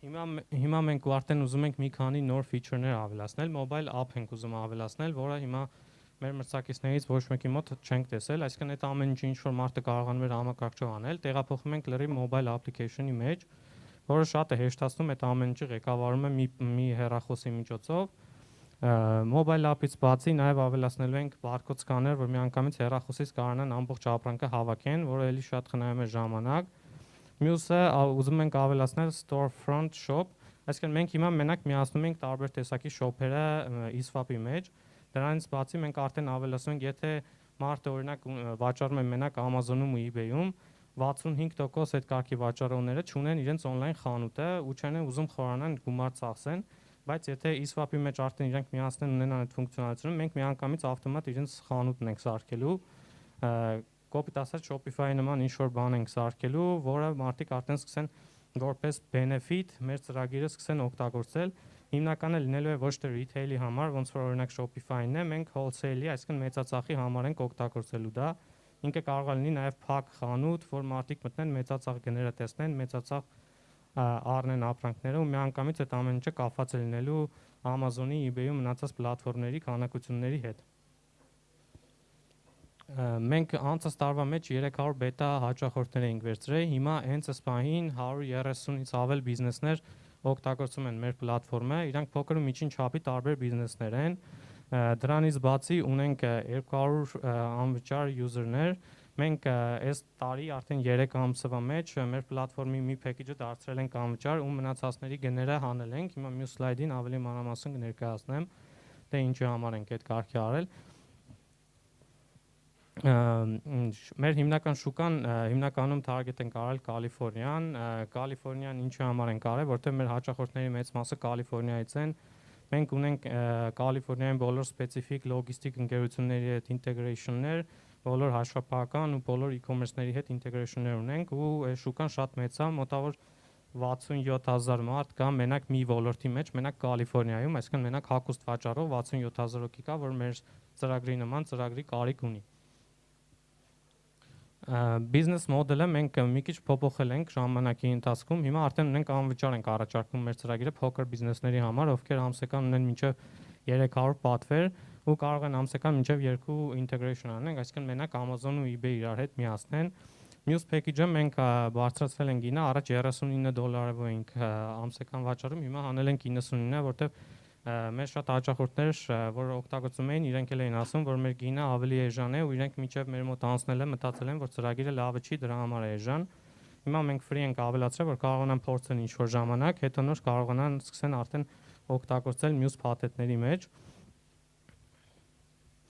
Սա մեր մրցակիցների հիմնական պատկերն է, թե ինչ է կատարվում։ Մեր հիմնական առավելությունը մրցակիցներից կայանում է նրանում, որ մենք արդեն անցնում ենք ավելի խոշոր ինտեգրեյշնների, կան ինտեգրեյշններ, օրինակ Amazon vendor, չգիտեմ լսել եք իր մասին, թե չէ, բոլորը երևի տեսել են, որ օրինակ Amazon-ի մեջ, օրինակ Apple-ը կամ Adidas-ը հենց ունի իր on-line խանութը։ Այսինքն, բայց հիմնականում, որ մենք տեղեկացել ենք, նայել ենք այդ ոլորտը, Apple-ը, Adidas-ը ու նման բոլոր ընկերությունները, ովքեր տարեկան ունեն $3 միլիոն ավելի շրջանառություն Amazon-ի մեջ, իրենք անձամբ չեն վաճառում։ Կա Amazon vendor portal, որը հրավերով է, Amazon-ը հրավիրում է այդ կարգի մեծ կազմակերպություններին, որ սկսեն օգտագործել իրենց այդ ծառայությունը, այսինքն Amazon-ը այդ ծառայության միջոցով պատվերներ է դնում, հենց օրինակ Apple-ին ու Adidas-ին ասում է տվեք, մենք ձեր ապրանքները մենք կվաճառենք ձեր փոխարեն շատ հարմար գներով։ Այսինքն Amazon-ը այդ ամեն ինչը կազմակերպում է։ Հիմա մենք անցել ենք այդ integration-ին ու այդ կարգի արդեն արել ենք մի քանի integration-ներ Amazon-ի, Walmart-ի, eBay-ի հետ, որ այդ խնդիրը կարողանում ենք լուծել, որը թույլ է տալիս մեզ արդեն շուկան բացվում է նաև մեծ կազմակերպությունների համար։ Մեր մրցակիցներից ոչ մեկ չունի այդ կարգի integration-ներ, իրանք բոլորը առանձնապես են աշխատում, օրինակ տալիս են մենակ Amazon vendor-ի integration, այսինքն մենակ Amazon-ի հետ աշխատող, բայց չեն տալիս Amazon, օրինակ Walmart, մենք այդ երկուսը միացրել ենք, որ նույն խնդիրը լուծենք նաև շատ մեծերի համար։ Դրանից բացի մենք հիմնականում այն փուլում ենք, որ ուզում ենք այդ արդեն աճել, customer support-ի վրա ենք հիմնական գումարը ծախսելու ու մարքեթինգային ծառայությունների վրա։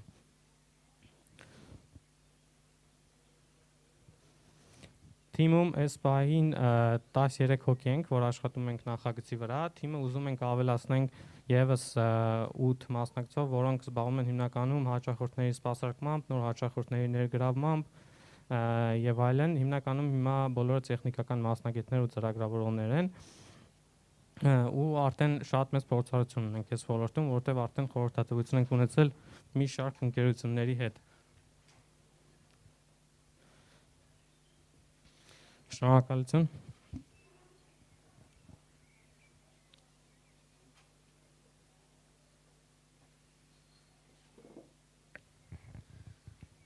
Մերսի, ոնց հասկացա փոքր եւ միջին բիզնեսների համար է հիմնականում ձեր լուծումը, այ ասեք այդ փոքր եւ միջին բիզնեսի սահմանումը որն է, ինչով եք այդ չափանիշները նայում, то есть չգիտեմ, inventory turnover-ով եք նայում, թե վաճառված ապրանքների քանակով կամ Հիմնականում այդ միջինն ու միջինից մեծը մենք չենք կարողանում որոշենք։ Մեծ համարում են մեր համար այն բիզնեսները, ովքեր օգտվում են Amazon-ի օրինակ invitation based այդ իրենց Amazon vendor-ի ծառայությունից, այսինքն իրենք որպես Amazon seller-ից դառնում են Amazon vendor, Amazon-ից սկսում են ապրանքներ տալ, որ Amazon-ը վաճառի, այդ ժամանակ իրանք արդեն շատ մեր մրցակիցներից հեռանում են, որովհետև իրենց անհրաժեշտ է նաև այդ integration-ը, որը իրենք չունեն ու տեխնիկապես շատ դժվար է իրա միացնելը։ Մենք հիմնականում հենց այս բանին հենց դրանով ենք զբաղվում։ Իր ամենամեծ խնդիրը այն էր, որ պետք էին այն տիպի բիզնեսներ, որ պատրաստ լինեին իրենց բիզնեսի վրա այդ integration-ը փորձեին միացնեին, որովհետև իրանք invitation based է, ոչ մեկի չեն տրամադրում, օրինակ բաց API չկա, որ դու կարողանաս այդ integrate անես փորձես։ Իրականում ինչի է եթե հարցնում, որովհետև մեծերը շատերը ունեն իրենց արդեն սեփական, հա, ծրագիրը կամ ինտեգրված CRM-ի մեջ կամ հենց որպես այդպեսին։ Կասեք inventory ինչ անալիտիկա եք տրամադրում կամ տրամադրում եք թե չէ, մեկ էլ ոնց հասկացա բավականին կլիենտներ ունեք ու revenue եք generate անում։ Ինչ եք այստեղ։ Ինչ եք ուզում։ Հիմա ասեմ, մենք անալիտիկայի համար լիքը 35 տարբեր տեսակի ռեպորտներ ենք անում, նաև հաշվապահության համար օրինակ profit and loss եւ այլն, ինչ կապված է այդ կարգի ու նաև ունենք custom report generation, որ մարդը ինչ report ուզում է, կարող է իր ձեռքով մեր պլատֆորմի բոլոր մասերից հավաքի ու օրինակ schedule անի, որ ամեն շաբաթ ինքը այդ ամեն ինչը ստանա։ Հաճախորդներ ունենք, revenue generate անում ենք, բայց մեր revenue-ն այնքան չի, որ կարողանանք փակենք մեր ամբողջ ծախսերը մարքեթինգային, որ հիմա ուզում ենք անենք։ Մենք հիմա ուղղակի մի մարքեթինգի մասնագետով հասել ենք այսքան արդյունքի, զուտ հաճախորդների հետ ուղիղ կապի մեջ ելնելով չենք ընդհանրապես գումար չենք ծախսել օրինակ Google AdSense-ի եւ այլնի վրա։ Հիմա ու հիմնականում մի հատ ուրիշ խնդիր ունեցանք, հասկացանք, որ B2B ոլորտի մեջ աշխատելու համար մեր կարգի սոֆթվերների համար շատ մեծ customer support team-ը պետք, որը մենք այս բանին չունեինք։ Մենք մտածում ենք 1-2 հոգով օրինակ փակելու ենք մի 50 հաճախորդ, բայց իրենք ունեն իրենց թիմերը ու իրենք նաև ուզում են, որ մենք իրենց թիմերին է սովորացնենք այդ ծրագիրը ոնց է աշխատում։ Անդադ նոր աշխատող են ունենում, ասում են, այս մեր նոր աշխատողը պատասխանատու է այս մասի համար, կարող եք իրեն սովորեցնենք, մենք այդ չենք կարող դրա համար charge անենք, որտեղ գնան ուրիշ ինչ-որ կազմակերպություն ու այդ կարգի հիմա հիմնական խնդիրը ինչն է, մենք չենք ուզում հենց այս բանին investment վերցնենք, ուզում ենք հասնենք 500 հաճախորդի, 500 բիզնեսների, որը ուզում ենք մինչև տարվա վերջ արդեն հասնենք, այդ ժամանակ արդեն investment վերցնելը ավելի իմաստալից կլինի, որտեղ value-ն ավելի բարձր կլինի կազմակերպության։ Հիմա մենք կարողացել ենք ծախսացածկենք բոլոր development-ը էլի ենք ավելացրել, նոր integration-ներ ենք արել, բայց հիմնականը հիմա ուզում ենք մարքեթինգի վրա նաև կենտրոնանանք։ Ես մի հարց տամ, ես վաղուց կարծեմ գիտեմ, ինչքան հիշում եմ դուք կաք։ Այնպես որ մի քիչ ստարտափի կարգավիճակը մի քիչ կասկածելի է իմ տեսակետից, բայց ու ինչքան ես հիշում եմ, դուք միշտ պատմում եք մոտավորապես 50-100 ընկերությունների մասին, որոնք ձեր customer-ներն են։ Այս վերջին տարիների ինչքան ժամանակ է, որ դուք արդեն ակտիվ վաճառում եք ձեր գործիքը։ Մեր վաճառքը արդեն մի տարի ենք սկսել, մի տարի առաջ ենք սկսել, մի տարվա մեջ արդեն հասել ենք 130 հաճախորդի։ Հա, բայց այն ժամանակ որ մենք առաջին անգամ ես էլի նստած է դուք ներկայացնում եք, դուք արդեն խոսում եք, որ մոտ 20, 30, 40 հաճախորդ ունեք։ Դա երևի թե բավականին վաղուց։ Այդ բետա հաճախորդների մասն է, մենք 300-ից ավել բետա հաճախորդներ ենք ունեցել 2019-ին։ Հիմա արդեն իրանք Հիմա հարցս հետևյալն է, դուք ասում եք մեզ գումար է պետք, որ մենք ուղղակի այդ գումարը վառենք, որ շատ տակ չտանք, որ հետո կարողանանք մի բան անենք, որտեվ որքանս հասկացա դուք այդ գումարը ձեր sense կտրուկ թռիչքային զարգացման համար չեք ուզում։ Դուք ուղղակի մանթատիկ ծախսեր ունեք, որ ճռռում եք տակը, ուզում եք այդ գումարը ուղղակի որպես sense bridge օգտագործեք, որ մի քիչ ավելի վստահելի ֆինանսական դաշտ կաք, որտեղ արդեն ավելի հեշտ կլինի դեր շնչները կբացվի։ Ես ճիշտ եմ հասկանում ձեր նպատակը։ Կոպիտ ասած, այո, մենք հիմա կարողանում ենք մեր ծախսերով փակենք մեր բոլոր development-ը, բայց չունենք էլ ավել ռեսուրսներ, որ կարողանանք արագ առաջ անցնենք։ Մեր մրցակիցները օրինակ որ ավելի հին էին, իրանք ճիշտ է իրենցից շատ մարդիկ եկան այս վիրուսի պատճառով մեր մոտ, որտեղ իրենց մոտ անստաբիլություն առաջ եկավ։ Հիմա լիքը նոր շատ արագ սկսել են աճել հաճախորդները, համարյա 3 անգամ սկսել է տեմպը զարգանալ։ Հիմա այդ դրա համար մենք ուզում ենք հիմա նախ customer support-ը մեծացնենք, որ մենք հենց այս բանին չենք կարողանում փակենք, մյուսը ուզում ենք հենց արդեն ավելի կոնկրետ հենց մարքեթինգային մասնագետներ ներգրավենք, որ կարողանանք ավելի պրոֆեսիոնալ ու արագ առաջ գնալ։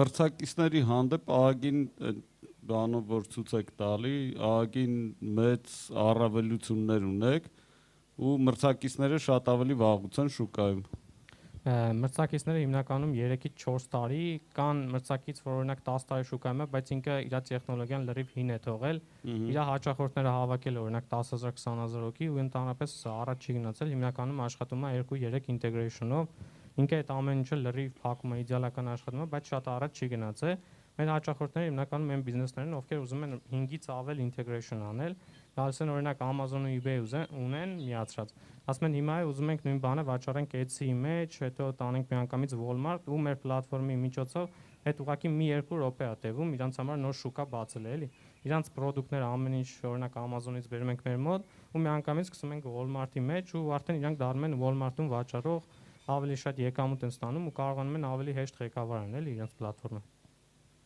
Այդ մրցակիցներին օրինակ մի հատ կգնաս այն սլայդին, որտեղ որ չէ որ մրցակ, հա, ստեղ օրինակ բանը shipping integration-ները ահագին մեծ տարբերություններ է ու բանան 17, 30, 40 ու ձերը 50 accounting integration-ներ 111 կամ 1103 իրանք ինչ չեն անում այդ ավել ինտեգրեյշնները, այդ բարդ է անել, թե ուղղակի իրանք այդ ինտեգրեյշնները այդքան կարևոր չեն, որ իրանք վրան ժամանակ ծախսեն։ Մեր մոտ հիմա user-ների 90%-ը օրինակ օգտագործում է accounting integration, այդ իրանց համար համար 1-ն է համարվում, ինչի համար, որտեղ երբ որ իրանք օրինակ Amazon-ով ապրանք են վաճառում ու 50 տարբեր նահանգներից կարող են իրենց ապրանքը գնել, իրանք որպես վաճառող 50 տարբեր հարկային համակարգով են իրենց հարկերը հաշվվում ու իրանց համար ամենակարևորը այդ է, որ մի պլատֆորմ լինի, որ միացնեն իրենց հաշվապահական ծրագրին, որ հարկերը բոլոր գնորդների համար ճիշտ հաշվվի։ Հիմնականը այդ է կարևորը ու հիմնականում տեխնիկական բարդությունն է, չեմ կարող ասել ինչի համար չեն անում, մեր հաճախորդները հիմնականում ով գալիս է առաջինը այդ է ուզում հաշվապահական ինտեգրեյշնը։ Shipping-ի համար մենք փորձել ենք cover անենք ոչ թե մենակ սովորական shipping-ները, այլ 3PL-ները, որ օրինակ ապրանք ուղարկում եք Ամերիկա, իրանք առաքումները ձեր փոխարեն են կազմակերպում, այդ կարգի ընկերություններ ու լոգիստիկ ընկերություններ, որ միանգամից կապ է հաստատել ISPAP-ի հետ։ Մեկ էլ accounting integration-ները ենթադրում եմ, ու մեկը չունի, մյուս երկուսը որ մի հատ ունեն QuickBooks-ի հետ է երևի։ Հա, հիմնականը QuickBooks ունեն։ Ձեր մյուս երկուսը ինչ են բացի QuickBooks-ը կա on-line ու desktop, որ շատ են տարբերվում, հիմնականում միջին բիզնեսները desktop են օգտագործում։ Հա, ու մյուսը Xero-ն է, որ ավելի շատ են օգտագործում։ Okay, merci։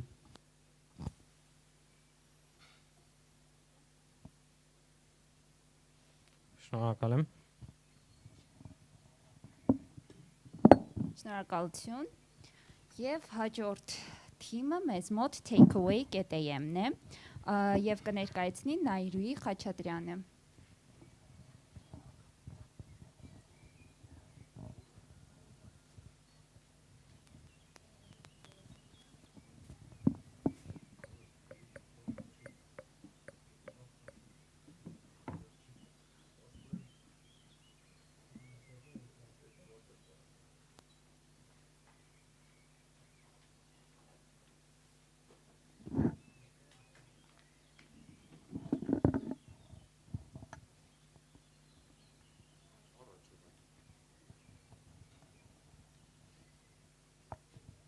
Ladies and gentlemen, welcome to Takeaway. Here we are to offer you another way to save the most expensive. Each of us has ever faced this kind of situations, like scrolling endless menus of restaurants and shops to make online orders, spending too much time in queues for waiting or paying for the goods we shopped, driving or spending too much on taxi, on driving to different locations to get the goods or services we want, going to buy something and ending up with a heavy shopping cart, or just want to take away coffee, tea, smoothie, or something to eat. So the research shows that we spend every 6 months of our lives in standing in queues, bearing this hassle of purchases, and we spend overall 5.5 months of our lives in grocery shopping. So, hey, we're losing 1 year of our lives for this unnecessary hassle.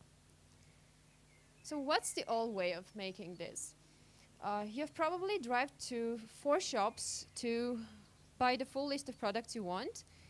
Somewhere you didn't find the POS terminal, somewhere you couldn't find a parking. In the third one, you just lacked the products you want. In fourth, you got the products but have to stand in queues. And at least you buy everything you want and leave for home. On the way, you understand you want to take away pizza to your home and call to your favorite pizzeria. They don't pick up. You scroll the yellow pages to find pizzerias that can offer you your favorite one. You face bad customer support. You face some pizzerias who cannot offer that pizza at the moment. And you're just driving to some pizzeria and waiting for about 20 to 30 minutes for it to be ready. And you finally get home in 1.5 hours. So that's the old way of things. What we offer. So through the takeaway, you're going to just have that list you want to shop or foods you want to pick up. You do everything in the application. Just go home, drive through the magazine to pick up the grocery shoppings, and drive to the pizzeria to take up your pizza and just drive home. And voila, you're home at 30 minutes. Did you recognize yourself in this hassle? I did. So how does this flow work? You want something, and you want to go home from office, for example. You pick up your phone, pick up your destination, just search for the necessary good, and the map shows you the destinations, the locations where you can get the services or goods. You pick up the location. The application calculates for you in how many minutes you'll get there to pick up the order. You send that request to the service provider. You learn when can you take away the food or drinks or just your shopping list. And you either place or reject the order. You place the order, pay online, avoiding the hassle of broken or no POS terminals, cash shortage, or just short change in cash desk. And you just drive home and take your order on the way. So what's the result? I searched for a good or service instead of scrolling extensive restaurant menus and saving time on that search thing. You choose the most comfortable location on your way, and you don't have to drive off-road for some shopping, and you find what you need immediately in a click or two. You set the time, and you don't have to wait in queue or find a parking somewhere to stand for and pick up the products or make your shopping. You pay online in one click. You avoid third-party platforms which can offer bad customer support and have delivery delays. You don't have to make that irritating phone calls for online orders. You could find a trusted spot, be it a shop or cafe or kiosk. And the app even does the homework for you. It offers you some order suggestions based on your order's history. So who will you be to be interested in the product? If you're a store intended to increase its online sales without having an online shop, having online payments without spending on maintaining POS equipment, if you're a food and drink spot who wants to increase its deliveries without increasing the fixed costs on space and furniture and avoid seat shortage, and even avoid bureaucracy of cashless payments, or you're just a service provider who wants to avoid idle hours and you want to register that, hey, I'm free from 3 to 4 and you can approach to me for if I'm a barber shop, for example. And again, have online payments. So if you're one of these units, you'll probably be interested in using the products for different aspects. The initial survey shows that 80% of the users will agree to use the MVP of the product, 50% of which will definitely use it, and 30% will just try and see the MVP. So how are we going to monetize this? We aim to have initial 5% of service fee. This is a good deal in the market because abroad, some companies like takeaway.com, delivery.com charge up or Deliveroo charge up to 25% of the rollover from the restaurants, cafes, or other service providers they support. And we're going to have also some revenue streams from ads or featured locations. Like a shop can tell us, hey, I want my PIN be bigger than the other ones, and if you pay some fixed charge for it, you're going to be promoted and users will easier find you. And of course, after we have some significant user base for getting statistically significant data for applying AI to the services and make some smart features, so we'll have also pro-paid features in future. So what's the market and why we decided to enter it? The global market the projections by 2024 is $85 billion. It's an $85 billion market, but that's a global number. Projections for Armenian platform user delivery market for 2020 are 100,000 users and $1 million in rollover. So after our first milestone of marketing activities, we intend to convert 5% of the delivery market in Armenia to takeaway customer base, having 25% of daily active users. Each of them, even if they make one transaction a day with average cost of 2,000 AMD, the platform will have daily rollover of 2.5 million AMD, which will result in net revenue of the takeaway of about 4 million AMD. That's speaking locally. If we speak about global numbers of that 85 millions, if we convert at least 1% of that number to takeaway customer base with even less 10% of users, this will eventually, with a similar average bill, the projected revenue of the company in a couple of years will be like $3 million. Yeah, so who we are. Here we are a team of experienced sales, technical and product specialists from the management team and of course the development and supporting staff to deliver this idea to the market and to make your life easier. Thank you.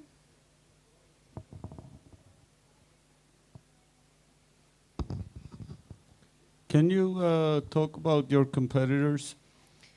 Speaking locally, we can call Menu.am a competitor, but from another point of view, that will be a wrong comparison because we do offer takeaway service and they do offer delivery. We understand people's worries about the service quality of delivery services because some of the delivery delays, miscommunication, and some part of that user base that those companies have will be glad to just order the service or order the goods and just to go pick up and leave home. So we don't have competitors that offer the same thing in the local market. Speaking globally, we have takeover.com, Deliver.com, which offer a service which is likewise, but not with the similar features we offer, because they do have some UX things that make your life harder to make the takeover orders. And what we did is simplify this process to the point when everything is in your hand. So everything is in a click. So my question is, Sterem. What if like MenuAM or SaaS.am just adds this feature in their platform? So I basically see it as a feature in their platforms, like SaaS.am can add it, and you can, order something and pick it up from their shops and one of their shops and go, or like the existing services can add it easily as a feature in their business. How do you see the difference in between an existing business, delivery business itself, doing it because they have already all the infrastructure, already set up all the IT systems, etc., and you providing them a platform which they need to integrate with their warehouse systems and all the IT infrastructure, etc. How do you see overcoming this difficulty? Taking into consideration, like, what's the difference you can offer for them, so as they say, okay, I want to go through all these difficulties to do this, rather than just adding it on my system by myself? Yeah, so they can, of course, try to add that feature, but they will have a limited user base. So in Takeaway, we have a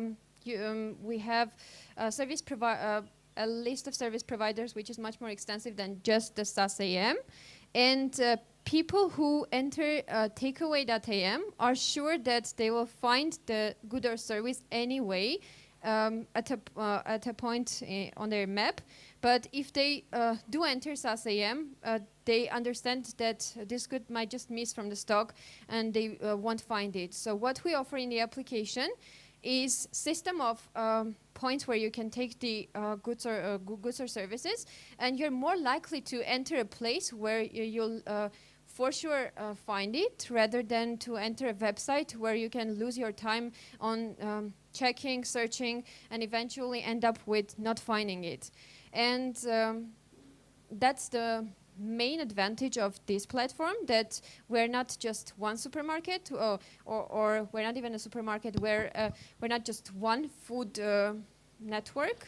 We combine all them in one place, and our user base... I totally got it. Then like the opposite question is, why will SaaS.am or MenuAM will agree to do that with your platform? Because it means you are a source of diverting their users. So the user comes there, they are not focused on SaaS, they can go to this, and this. Why they will integrate in that case? Why they will use the platform? Because and put investment, because they also need investment to integrate it. It's not just going to be like one size fits for everyone. Yeah. Actually, it's aimed to the small and medium-sized enterprises like shops, some fast food spots, or kiosks that want to increase their services, but they want necessary tool to do this. Because for SaaS.am, yeah, you're right, they have their online platform and they can even deliver. But for much smaller entities which do not have their websites, and they do not want to spend on that website, because this is another advantage. You don't have to create your own website to spend on it too much. You just become our client, and you're just one entity in the map, and whenever...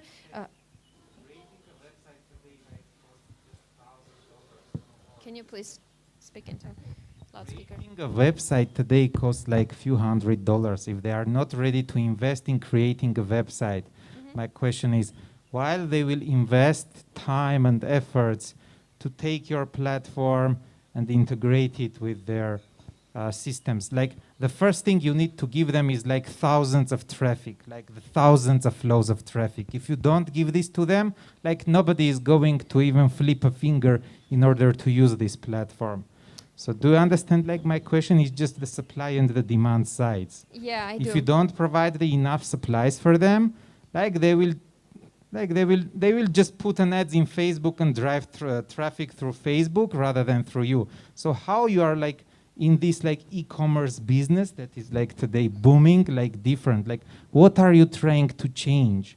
So like where are you trying to fit? What are you trying to change? There are all the types of platforms, like building shops, creating websites through drag and drops, like delivery systems. Where are you trying to fit? So they don't do anything themselves when they become our partners, because they just register in our register as a partner, and we do that for them, and they just have to have some Android device with the application to get the notifications about the possible orders. So when I understand your point when you say that they can do that themselves, but with partnering with us, they are not doing anything by themselves. They're not going through that hassle of integrations or integrating that with their ERP systems or whatever. They're just having a device which has the application, and just an Android or iOS device which has the application through which you can get the orders. And you're doing this to increase your sales, having online payments. So for SAS.am, you're right. They have not enough motivation to become our partners. But for smaller shops, which have to spend on POS terminals, or for restaurants, which have to spend on fixed costs to increase their sales, and get some costs also for maintaining cashless payments, we offer a platform with just service fee that they use and pay only in case they get some orders from us. So you don't pay anything if you do not get orders from us. You pay to us like 5% of the orders which we send to you, and I guess no one will mind getting additional orders if they are not investing much time or effort in integrating something. Just a small recommendation. There is an interesting article about why Starbucks is not entering this takeaway market, and just try to find it in Google and read it. Okay? Thank you. May I have Yeah. I was trying to do, I was trying to do a comment about Starbucks, as Artash has mentioned. So basically what Starbucks is doing, and a lot of companies in US are doing, they are like saving your time during the lunch. So because there is a high traffic and there is no time for US people in a rush to do a lunch, so every service has a takeaway. And comparing with delivery services, it's kind of different, because you do takeaway only from the places that you know and that are nearby, and you must probably want to connect with that service, like to be engaged with that exact service. So usually, if you are doing you are taking coffee from Starbucks, you always do from Starbucks. You don't do like from too many places. So you want to be like kind of dedicated and engaged with that brand. And you like to take away from restaurants that you know that are very nearby, that you are doing like weekly couple of times lunch, drinking a coffee. So even in Armenia, it's hard to find too many cases for a takeaway, because we don't have that much like traffic during the lunchtime. It's not hard to get something for you, and basically the delivery covers a lot of that kind of cases. So I guess is it your main idea is the same, like to save the time for people with a takeaway? It's saving the time and also providing you all the available spots which can serve you, because if you're, for example, a Starbucks user, you'll of course order, for example, 2 times from Starbucks because you know you want from Starbucks, and then application will save your preference and offer you just a Starbucks, and when you open the app to order a coffee, you'll have Starbucks at your glance and you'll just click and order in Starbucks. But if you're someone who wonders, hey, which service provider can deliver me coffee in 7 minutes, you for sure need to call and ask, hey, can you serve me coffee in 7 minutes?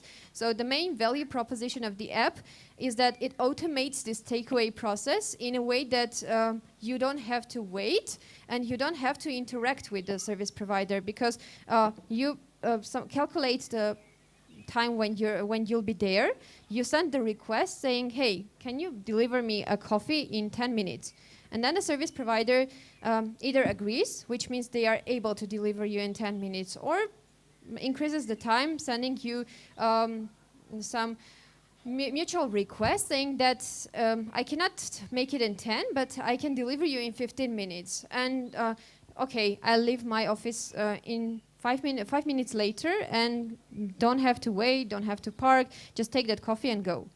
So it's not only... Sorry, I didn't get the difference. So contacting directly to the Starbucks, so they are doing the same.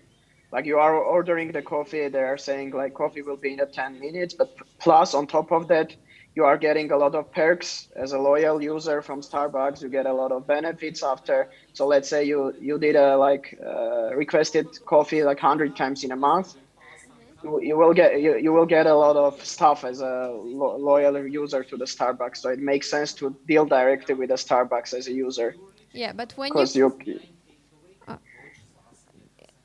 that's it, or it was just my assumption. So when you call directly to Starbucks, you can always face call drops on peak hours, because they simply can be busy and not able to answer your request. But if it's coming as a notification on a monitor, they just clicking accept or reject, and they do not answer your call, and this significantly improves your process as a Starbucks, because you don't, your employees do not have to interact with so many clients to take the order. They can just see, accept or reject that order, and that automation is also good for business. And that's what I'm saying. Starbucks has that, and a lot of US company already has that applications. So it's not kind of you are calling them. It's already automated, because it's kind of not a very new thing in Europe, in US. A lot of companies have their own applications where you can order and get it like within 10 minutes and become take a lot of credits and become loyal customer and take another perks. So it's already working. So what kind of more value you are adding to that? That was my question. Talking about loyalty programs in the application, at some point you'll also have that loyalty. For example, if you offer through takeaway with rollover, which is over 100,000 AMD, for example, you'll get 1% discount. So these kind of loyalty programs are intended also in the application. And again, speaking about what's the value proposition, it's the main thing is time saving, because I think we all agree that just making a click on a monitor saves way more time than answering a phone call, when you can misunderstand the customers, when you can have when you will avoid the customers that cause conflict. So you really make your operations smoother when doing it through the application rather than through the phone calls. If it provides you the same opportunities that the Starbucks, for example, Starbucks loyalty program, then why wouldn't you do it through the application, which is way easier for you?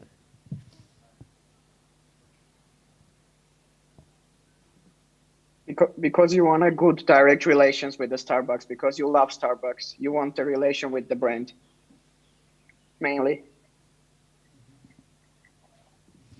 I agree on the point that when people have some very favorite coffee shops, but if I love Starbucks very much, but I want coffee like faster than Starbucks can deliver, I can always apply to another spot, and that spot can become my next favorite location for coffee.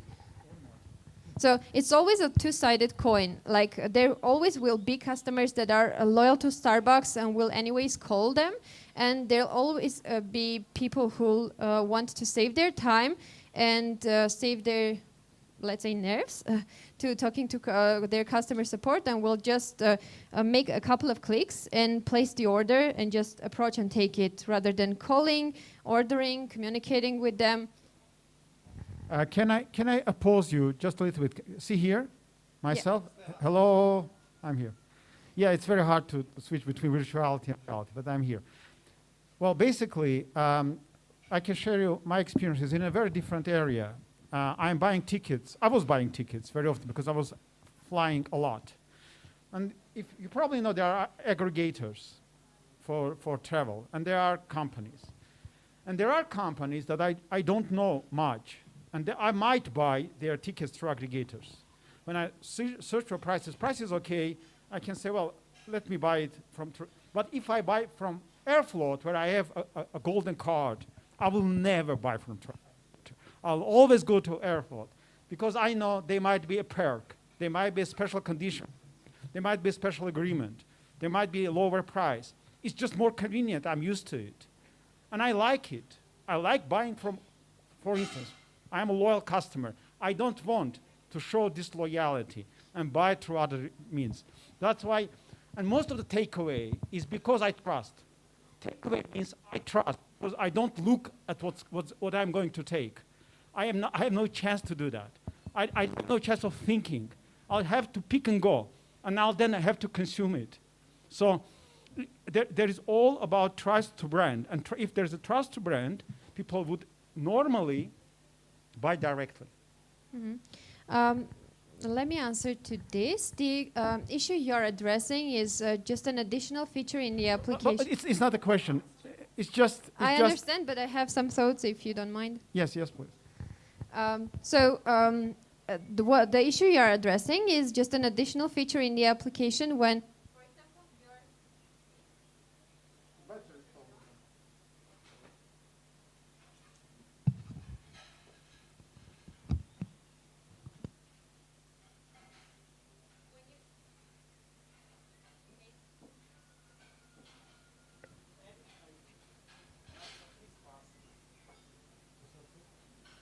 Hey? Oh, cool. So if you are a loyal customer of Starbucks, for example, you can have opportunity to enter your user ID and use the same terms and conditions for Starbucks when you're ordering directly, then when you're in the application as well. So you're just entering your customer ID and you're able to buy with 10% discount, for example, or to accumulate your loyalty points. That's about it. And about trusting, for trusting we have the rating system, a rating and review system.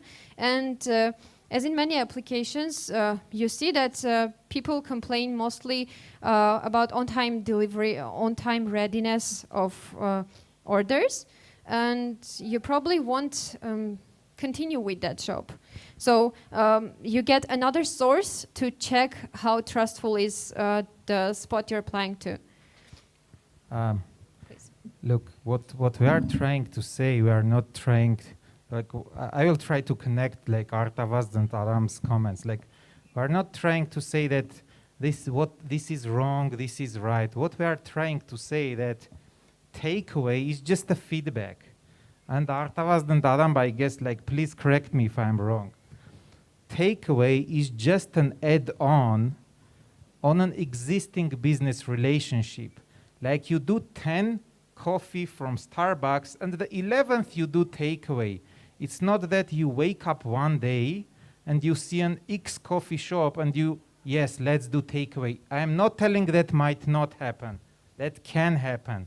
But it's like probably you will most probably do a takeaway from somewhere that you already have done transactions before, rather than from somewhere you have not done transactions. So even when you are doing food delivery, when you are ordering food from Menu AM, like most probably you are looking for, first of all, pizza you want, and the places you have been, you have eaten pizza, or you know your friends given some feedback. So what we are trying to say is just takeaway is just an add-on on an existing business relationship. So this is just the feedback we are trying to give. Nothing more, nothing less. Like, this is just a feedback. This is not to argue. This is not about fight. This is not about we tell something, put your gun on us and shoot on us. Like, this is just a feedback. That's it. Okay, and let me ask a question. So what you described here actually was very interesting, and that relives our lives, so it's so nice. But we all know that the life is not that simple. Can you just highlight 3 points? Because actually we all know that there will be different problems in the value chain, in the process, yeah? Starting from placing the order. What if I want to order like 3-4 items simultaneously, and they are from in different locations. Starting from here to the pickup, yeah, because I still don't understand how you pick up without having these parking problems, etc. So please highlight 3 points that you think that will become a headache for you whenever you start providing this service, and how you think you will solve them, which will in future become your competitive advantages. Because Menu AM until now is encountering different problems. So it's a like living process, and whenever you do something, different problems pops up and you have to go and solve them. So just 3 points. So the first and most vivid problem we can face in condition of Armenian market, and taken into account our psychology, is the timely manner of deliveries. Because, for example, the cafe from the suppliers, exactly. Readiness, actually, not the delivery. Since you're going to drive through that cafeteria, and somebody will approach to you with your order, and you're just take and leave, right? The most painful problem, and to me which will most often happen to us, is that orders might be not ready in time. Because cafe, for example, doesn't want to lose the order, because the user wants it in 10 minutes and says, hey, I can deliver it to you, it can be ready in 12 minutes. But when you approach, it's not 12, it's like 15, 20. To address this issue, we'll monitor the reviews from customers and service providers which will fail in timely deliveries of orders, let's call it delivery, will get some penalties, or even in severe cases will reject partnership with them, because the main idea is saving time. The main idea is that when you approach the cafe, you need to take it and leave, and if the user has to wait or anyway find a parking not to be fined from road police for something wrong done, then you'll probably have to deliver everything in time. And that's our first issue. Out of time. Wrap up. Okay. And other issues may be some UX inconsistencies, like as you've mentioned, that I want to buy 4 products or 3 products, and at a time when we monitor the user's behavior and the best possible way to satisfy their needs, it can be either orders are placed separately, or Actually, at the moment, we have only that option when orders will be automatically splitted into a couple and you'll just take away from 3 different shops. But after monitoring their behavior and if we see that this option doesn't satisfy their needs, we're going to for sure think of something new and more useful. Okay, thank you. Thank you very much for your attention and feedback. And actually, I don't mind your idea of it being an add-on, but I think it can be a next marketplace for orders.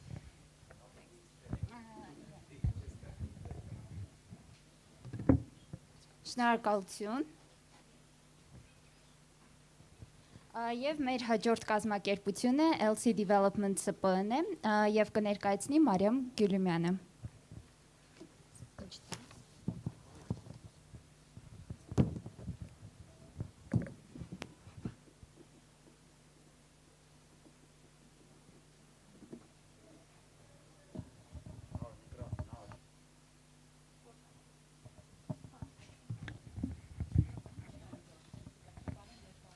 Ross.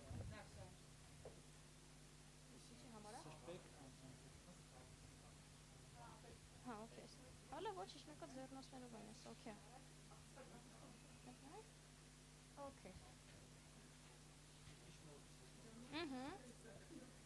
Բարև ձեզ։ Կարող ենք սկսել արդեն։ Մերսի։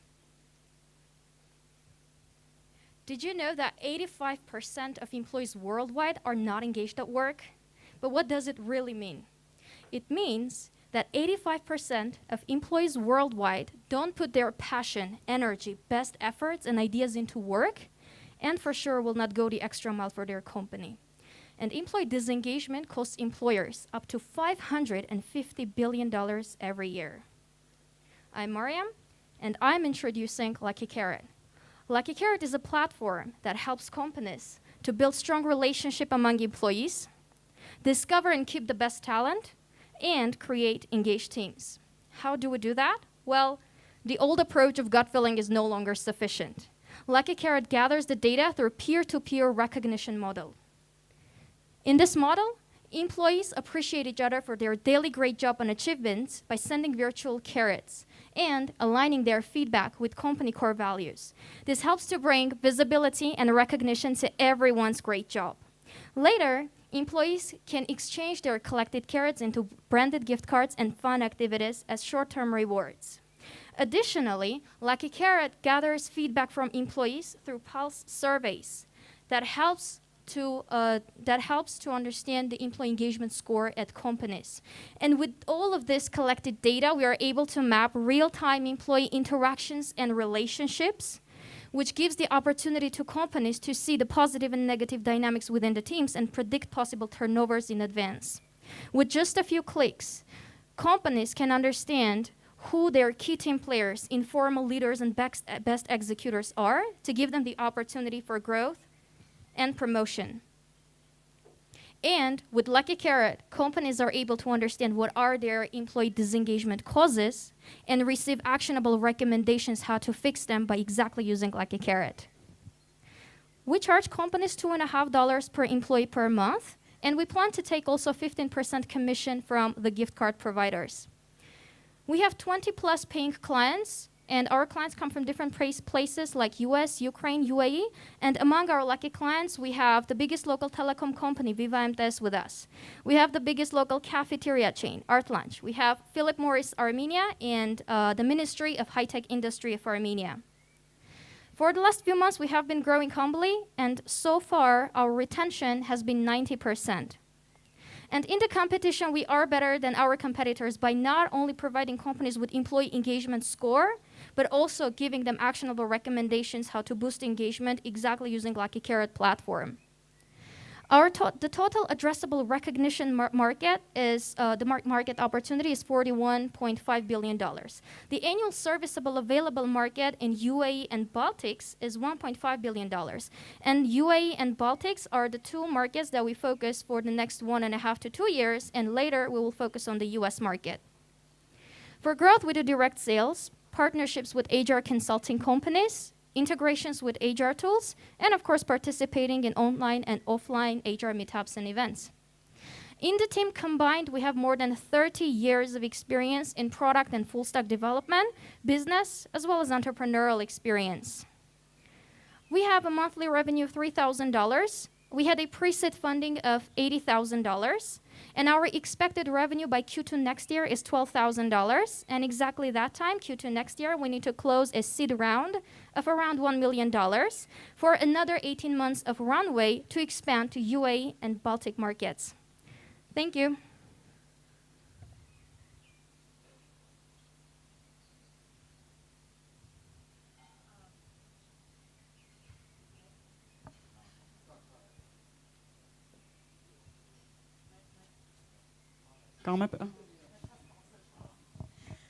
Can you go please back to the client slides where you have the clients?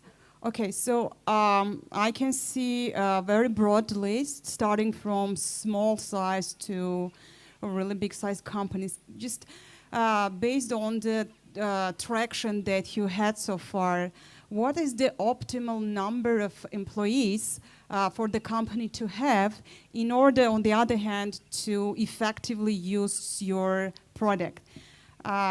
Because honestly, it's subjective opinion that it will not work with small size companies. Yeah, so the short answer, yeah, the short answer,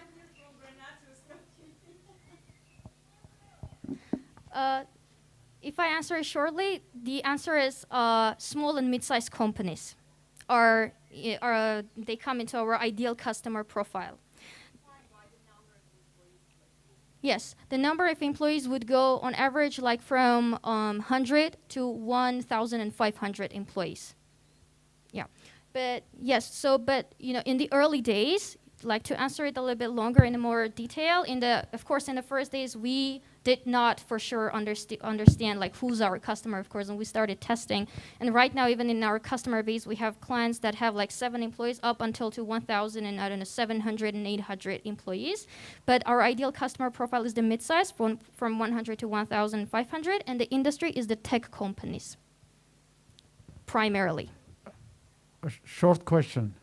Have you seen any surge in sales during COVID, or do you somehow relate need for virtual perks to virtual life? And will not be there a downside trend when it's all over? In some way, we see that there is, let's say, the traction goes upper because, for example, right now the CEOs, they don't see the faces of their employees, and you don't understand like what's going on right now in your company. So you need Lucky Carrot to understand what's your engagement score, to understand what are the problems, and then use Lucky Carrot recommendations to boost them. But here is the trick. Right now in the world, there are like 2 types of products. One is getting traction. After COVID, it will decrease because people won't need it after COVID. And then there are some products that will go up even after COVID. And Lucky Carrot is one of those platforms. Because if you give something good to your employees, a tool to appreciate each other, then you cannot take it away from your employees because there will be a lot of disengagement in the company. So Lucky Carrot is very, very sticky. That's why we have like very high retention.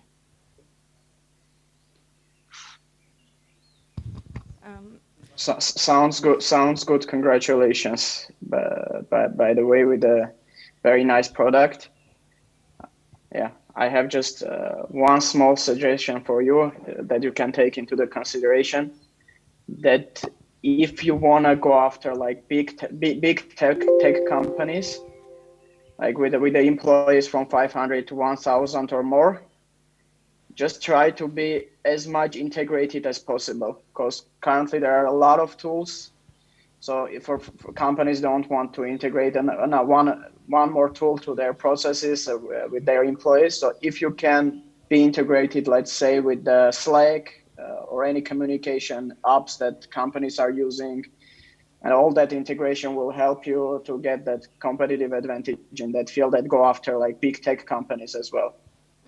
A great remark, because In our growth slide, in the growth strategy, I said that we also do like integrations with HR tools, and not only. For example, we will very soon we will launch the Teams, the Slack integration, and then afterwards we will also integrate with HR tools. For example, Bamboo HR, which is an HR automation tool.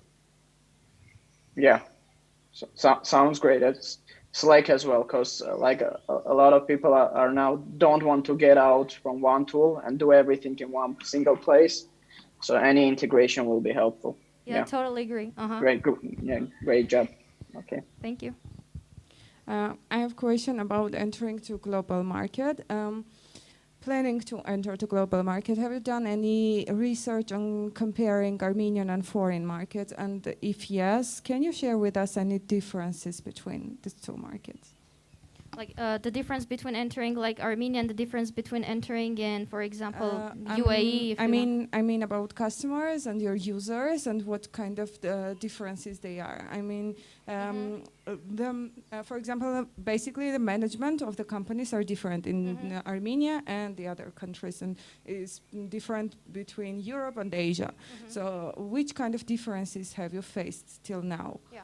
So one major difference that I can tell is that, unfortunately, in Armenia, the HR world has just started, developing, and many HR managers in Armenia do not really act as HR business partners, but they just do like recruiting. They don't go deep into employee engagement, and employee engagement is such a very big and general and actual and very misunderstood topic in Armenia, but hopefully it is very, very well understood in the international market, because the HR sector has developed there very well. And when you say there is an employee disengagement and you solve it, they totally understand. You don't need to even tell them what the disengagement is. They totally understand that, and they understand how you solve this, and they understand that they need to go from top-down rewarding to decentralized, meaning peers see each other's work and we can say thank you to each other for the great work that the managers don't see. So that's the primary difference that I can see that helps us actually to sell faster in international markets, like the knowledge and HR sector development. So basically in Armenia it's quite difficult to do that than in foreign market, yeah? Yeah, because it is like a little bit different, because for example, in Armenia you don't only talk to the HR manager. You enter the company with the HR manager, but you need to talk to the CEO because he or she is going to make the decision of that sort. But in international company, if there is an HR, if it's like a mid-size, they have their department, they have their budget, HR is the decision maker, then it kind of gets a little bit easier. You mentioned that you are giving some engagement or disengagement related insights to the companies. So like, can you bring an example, like what type of, like how this information looks like? Like the system gives some information, right? Like these employees, like, can you just give an example? Like, because the notion of the engagement and disengagement is like very diverse. The spectrum is like very large. So can you just give like one or two examples that your system has recently suggested to some of your users? Sure. So the thing is that in just a concrete example, please. Just a Let's concrete, say yes. From Vivacell, person A from department A, this was, I don't know how this looks like, that's why I'm asking, otherwise I wouldn't. I see. I will give like the very basic example with one of the basic features that we have. I'll not go into technicalities and etc. So in Lucky Carrot, we have a feature that shows engagement, but not the employee engagement that we know, but the engagement on Lucky Carrot. And it gives a score to the person, and the score that we calculate, how do we calculate, is that how many times this person is being appreciated, how many times he or she is appreciating others. When there are some team building activities, whether he or she participates or not, Lucky Carrot knows that. And then there was an employee in one of the companies that Lucky Carrot that they use Lucky Carrot. The engagement score of that person went down more than 50% for 2 consecutive months. And then we talked to the HR manager. We said, like, pay attention to this, because And I then, got it. I totally grasped the idea. So people are giving some inputs in the system, so related to their colleagues, and the system is giving some insights. Just Have one you of them. ever like compared this information? Like I think it's more qualitative and the mix of a qualitative and the quantitative data, right? Yes, it So is. have you ever tried to somehow compare it with the team manager of that employee or an HR? Have you like tried, let's say you have some insights about me that Artashes is not engaged in the project, etc., etc. So 3 people said he's angry or whatever. I don't know the exact technicalities. Have you ever tried to compare this with the team members or with the HR leads or the team leads? Like how do this information of the system compares with what people actually say? Absolutely, yeah. We have done some testings, and just going back to the feature that I said, that engagement. Let's just stick on that because now we get a better understanding of what that is. So, for example, when we like released that in the beta feature, we went to the CEOs of a little bit smaller companies when there are like 40 or 30 people, and the CEO exactly knows like who these people are, how they act, like more or less they exactly know what's going on in the company, right?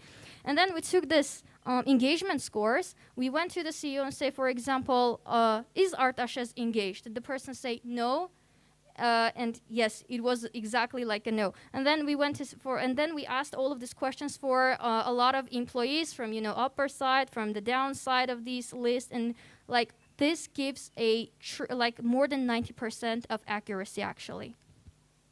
And we have dealt with the case that I told you, like the person that had like 0 engagement score on Lucky Carrot, not even the engagement that we know.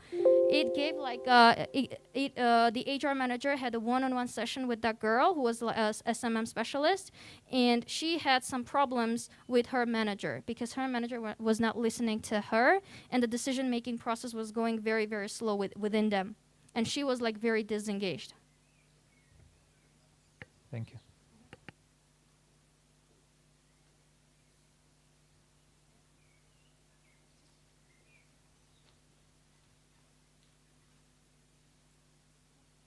Thank you very much.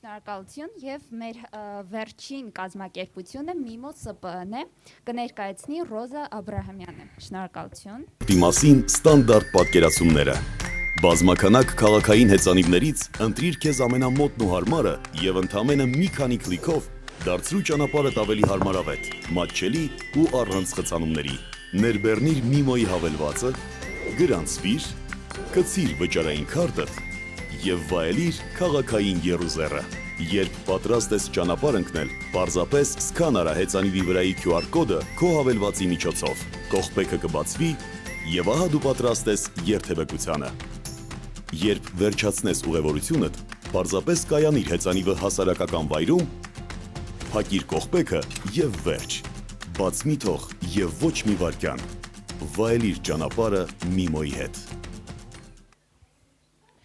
Ողջույն։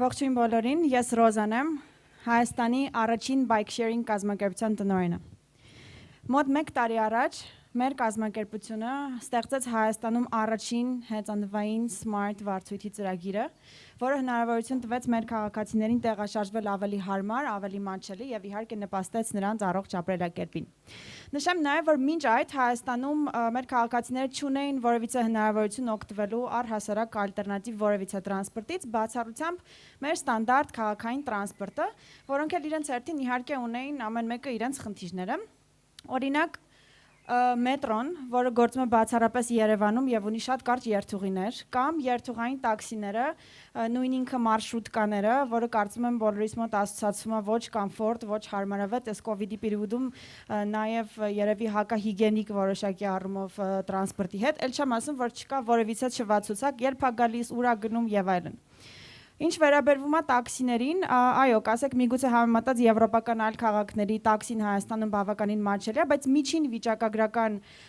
հայ քաղաքացու գրպանին առօրյա կտրվածքով հասանելի չի։ Այս ամենի հետ մեկտեղ բոլոր այս տրանսպորտները, որ նշեցի, մեր միջավայրը նետում ահռելի քանակությամբ նեգատիվ, վատ, թունավոր գազեր, որ մենք շնչում ենք, մեր բնությունն է շնչում, վնասում ենք, այդ բոլոր խնդիրները դուք էլ երևի գիտեք, գլոբալ տաքացում եւ այլն եւ այլն։ Նաև այս ամենի հետ զուգահեռ ցավոք սրտի եւս մեկ խնդիր պիտի նշեմ, որն է մեր բոլորի Հայաստանում, Հայաստանից դուրս, Եվրոպա, Ամերիկա, Չինաստան կարևոր չի, մեր բոլորի ստաբիլ նստակյաց կյանքը։ Ինչ ենք մենք անում, շատ մարդիկ, հա, 50%-ից ավելին, մենք գնում ենք գրասենյակներ, 8-ից 10 ժամ նստում ենք գրասենյակում, հետո մեքենայով շարժվում ենք տուն, հետո մնացած ժամանակ անցկացնում ենք տանը բազմոցին նստած կամ որևիցե այլ տեղ, հա, նստած էլի վիճակում։ Սա իհարկե չի կարող չանդրադառնալ մեր առողջական վիճակի վրա, եւ եթե օրինակ համեմատենք, չգիտեմ, կարծում եմ ձեզնից շատերը իմ հետ կհամաձայնեն, իմ սերունդը, մեր սերունդը վերցնենք եւ ամեն հաջորդ սերունդ էլ ավելի ու ավելի նստակյաց կյանքով է ապրում։ Եթե օրինակ մի քանի տասնյակ տարիներ առաջ երիտասարդները դուրս էին գալիս, բա գնդակ էին խաղում, հեծանիվ էին քշում, ինչ-որ ակտիվություն էին անում, հիմա նստած են համակարգչի առաջ, ինչ-որ խաղեր են խաղում։ Միմոն եկել է կոտրելու այս բացասական շղթան։ Մենք նոր մշակույթ ենք բերում Հայաստան եւ հնարավորություն ենք տալիս մեր քաղաքացիներին տեղաշարժվել արագ եւ մատչելի, առանց մտածելու խցանումների կամ կայանատեղի գտնելու մասին։ Մենք նվազեցնում ենք խցանումները, իհարկե նպաստում ենք մեր քաղաքացիների առողջ ապրելակերպին եւ նպաստում ենք շրջակա միջավայրի պահպանմանը։ Ինչպես ասեցի, այսօր մենք ստեղծում ենք մշակույթ եւ մոտիվացնում ենք եւ ոգեշնչում ենք մեր յուրաքանչյուր քաղաքացու ապրելու առողջ ապրելակերպով եւ խթանելու եւ պահպանելու շրջակա միջավայրը, որի շրջանակներում հավելվածի մեջ ստեղծել ենք այսպիսի հատված եւ մոտիվացնում ենք մարդկանց, որպեսզի իրանք տեսնեն, թե յուրաքանչյուր երթի արդյունքում քանի ծառ են փրկել եւ ինչքան կալորիա են այրել։ Ստեղծել ենք նաև բազմաթիվ վճարային համակարգեր, որպեսզի ավելի մեծ քանակությամբ մարդկանց ներգրավենք եւ հնարավորություն տանք վճարելու իրենց հարմար եղանակով։ Եվ իհարկե չենք մոռացել մեր երիտասարդների, այսինքն ուսանողների մասին, որոնք այս պահիդրությամբ ֆինանսապես կայուն չեն եւ չենք ուզում, որ իրանք մտածեն, այսօր ինչքան փող պիտի ծախսեմ, ինչ որ միտեղ ագետից բկետը գնալու, մենք ուզում ենք, որ իրանք չմտածեն գումարի մասին, շատ ավելի էժան եւ մատչելի տարիֆ ենք մշակել, որպեսզի իրանք ներդրում անեն իրենց ապագայի մեջ եւ տեղաշարժվեն ճիշտ եւ առողջ տրանսպորտով։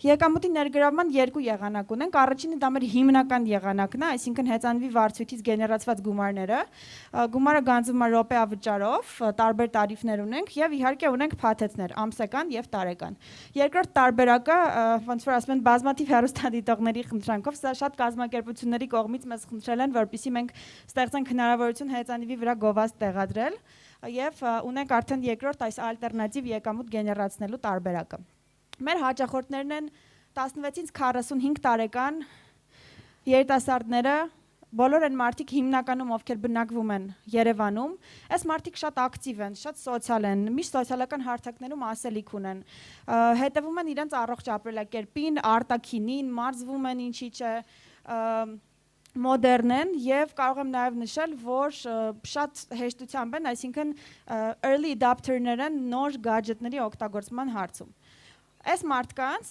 նշված թվարկված սիրախային խմբին իհարկե մենք մարքեթինգային տեսանկյունից գտնում ենք սոցիալական մեդիաներում եւ գովազդը ուղղված իրենց իրականացնում ենք հիմնականում սոցիալական հարթակներում Facebook, Instagram, հիմա արդեն նաեւ սկսել ենք TikTok-ը։ Մրցակիցներ շուկայում ունենք, բայց միանշանակ ունենք մրցակցային բացարձակ առավելություն մեր մրցակիցների նկատմամբ։ Կայանել հեծանիվը ցանկացած հասարակական վայրում առանց կապելու որևիցե տեղ, Երևանի ներսում երթեր եւ Երևանից դուրս, րոպեավճար, պարտադիր չի վճարել ֆիքսված գումար, վճարում ես այնքանի դիմաց, ինչքան որ քշում ես, ավելի էժան վճարային համակարգ ուսանողների համար, անվճար հեծանիվ ամրագրման հնարավորություն, բազմաթիվ վճարային տարբերակներ եւ իհարկե հեծանիվների քանակի առավելություն։ Ներողություն։ Բայց բացի նշված տեխնիկական միգուցե պարամետրերից մենք ունենք հստակ առավելություն նրանում, որ մենք առաջնորդվում ենք տեսլականով, մենք ստեղծում ենք մշակույթ եւ զարգացնում ենք հեծանվային եւ առհասարակ էկոտրանսպորտի օգտագործումը Հայաստանի Հանրապետությունում։ Մեկ տարվա ընթացքում կարող եմ հպարտանալ մեր ցուցաբերած արդյունքներով, ունենք 40,000-ից ավելի իրականացված երթ, այսինքն 40,000 մարդ պոտենցիալ, ովքեր որ արթնանում են եւ ուզում են առողջ ապրելակերպով զբաղվեն, մտածում են մեր շրջակա միջավայրի մասին եւ նոր օրենքներ ու կանոններ են թելադրում տրանսպորտային շուկայում։ Ունենք իրականացված 150,000-ից ավելի երթ, ամսական միջինում 4,000-ից ավելի գրանցվող հաճախորդներ, հեծանիվների քանակի ընդլայնում եւ իհարկե ընդլայնված աշխարհագրություն։ Սա ինչով է կարևոր, քանի որ երբ որ մենք նոր շուկա ենք մուտք գործել, շատերը մեզ ասում են ինչի եք մենակ Երևանի կենտրոնում, եւ մենք լսեցինք մեր հաճախորդներին եւ նաեւ քանակը ավելացնելով հիմա ներկայացված ենք Երևանի գրեթե բոլոր համայնքներում։ Նաև գրաֆի միջոցով փորձել եմ ցույց տամ նշվածս թվերը, թե ինչքան ամեն ամսվա կտրվածքով մեկ տարվա ընթացքում մենք ցուցաբերել ենք ստաբիլ աճ, ինչը իհարկե չէր կարող չերևալ վաճառքների մեջ, հա, ցավոք սրտի այստեղ թվերը չեմ նշել կոնֆիդենցիալությունից ելնելով, բայց եթե ժյուրին կարիք կունենա հստակ թվեր տեսնելու, առանձին ֆայլով կարող եմ անհատապես ներկայացնել։ Թվերը աճում են, այստեղ մի փոքր նվազում ունենք, որը որ կարող է հարց առաջանալ, նախապես ասեմ, սա ձմռան եւ ավելի ցուրտ պերիոդի հետ է կապված, իսկ հեծանվային եւ առհասարակ micro-mobility բիզնեսը, հա, բացառությամբ car sharing-ը ունի հստակ սեզոնայնություն։ Չեմ կարող չանդրադառնալ միջազգային շուկայի պոտենցիալներին, ինչի, քանի որ բնականաբար ապագա պլաններում, այսինքն մոտակա 3 տարվա ընթացքում եւ 3 տարվա այդ կտրվածքով մենք նպատակ ունենք դուրս գալ միջազգային շուկա եւ ըստ McKinsey-ի հետազոտության կա 3 հսկայական հնարավորություն, 3 հսկայական շուկա, դա Ամերիկայի Միացյալ Նահանգներ, Եվրոպա եւ Չինաստան եւ այնտեղ որոշակի երկրներ էլ կան, որ McKinsey-ին չի ներառել իր ցուցակի մեջ, բայց ելի մեծ հնարավորություններ են տրամադրում։ Հայաստանում ավելի լոկալացնելով մեր ապագայի պլանները, Հայաստանում եւս ունենք մշակված զարգացման ուղիներ։ Մոտակա 1 տարվա ընթացքում մենք պլանավորում ենք, իհարկե սկսել ենք Երևանից, հասկանալի պատճառներով, պլանավորում ենք ընդլայնվել Էջմիածին եւ Գյումրի։ Քաղաքները ընտրված են հաշվի առնելով աշխարհագրությունը հեծանվային sharing-ի բիզնեսի համար, այսինքն տվյալ քաղաքներում կա համապատասխան ինֆրաստրուկտուրա, որպեսզի ներկայացված լինեն հեծանիվները։ Ինչպես նաև մենք պլանավորում ենք հեծանվային տրանսպորտի մեր բանակը համալրենք նոր տրանսպորտային միջոցներով, էլեկտրական հեծանիվ, սկուտեր եւ մոպեդ։ Եվ իհարկե մինչև 2022 թվականը առնվազն ակնկալում ենք եռապատկենք վաճառքները, հաճախորդների բազան եւ իրականացված երթերի քանակը։ Հիմա կասեք, Ժորժ, ձեր գործը լավ է, եկեք մեր մոտ, ինչի եք մեզանից փող ուզում առհասարակ, չէ՞, կասեք երևի։ Չէ, ասենց բոլորին եմ նայում։ Ասեմ, ուրեմն մենք շարունակաբար ներդրումներ ենք անում մեր կազմակերպությունում, սակայն ռեսուրսները սահմանափակ է։ Այս պահի դրությամբ մեր հիմնական կոմպոնենտը, այսինքն ծրագրավորման կոմպոնենտը արվում է outsource տարբերակով։ Եվ որպեսզի մենք կարողանանք ընդլայնել աշխարհագրությունը եւ հեծանիվների քանակը, մեզ անհրաժեշտ է, որպեսզի այս կոմպոնենտով մենք լինենք հանգիստ, որովհետեւ առանց dedicated ծրագրավորողների թիմի այս ամեն ինչը կլինի շատ անիմաստ եւ շատ դժվար, այսինքն մենք պետք է մեր ռեսուրսները մոբիլիզացնենք կամ նա անենք կամ նա, իսկ մենք ուզում ենք զարգանանք, աճենք եւ Հայաստանի համար նոր մշակույթ բերենք։ Թիմը բաղկացած է 8 հոգուց, 8 մասնագետներից, ովքեր առօրյա կտրվածքով լավացնում են մեր սերվիսը եւ իհարկե, քանի որ ինձ հուշեցին, որ ժամանակ դեռևս չի մնացել, ուզում եմ ասեմ, որ մենք ունենք հաճախորդների ձևավորած լոյալ բանակ, ովքեր ամեն օրյա կտրվածքով մեր հետ զուգահեռ զարգացնում են հեծանվային մշակույթը։ Ես հույս ունեմ, որ ներկաներից յուրաքանչյուրը իր լուման եւ ներդրումը կունենա ալտերնատիվ էկոտրանսպորտի շուկայի զարգացման գործում։ Եկեք մտածենք մեր բոլորի երեխաների վաղվա օրվա մասին եւ ներդրում անենք եւ կերտենք ապագան միասին։ Շնորհակալություն։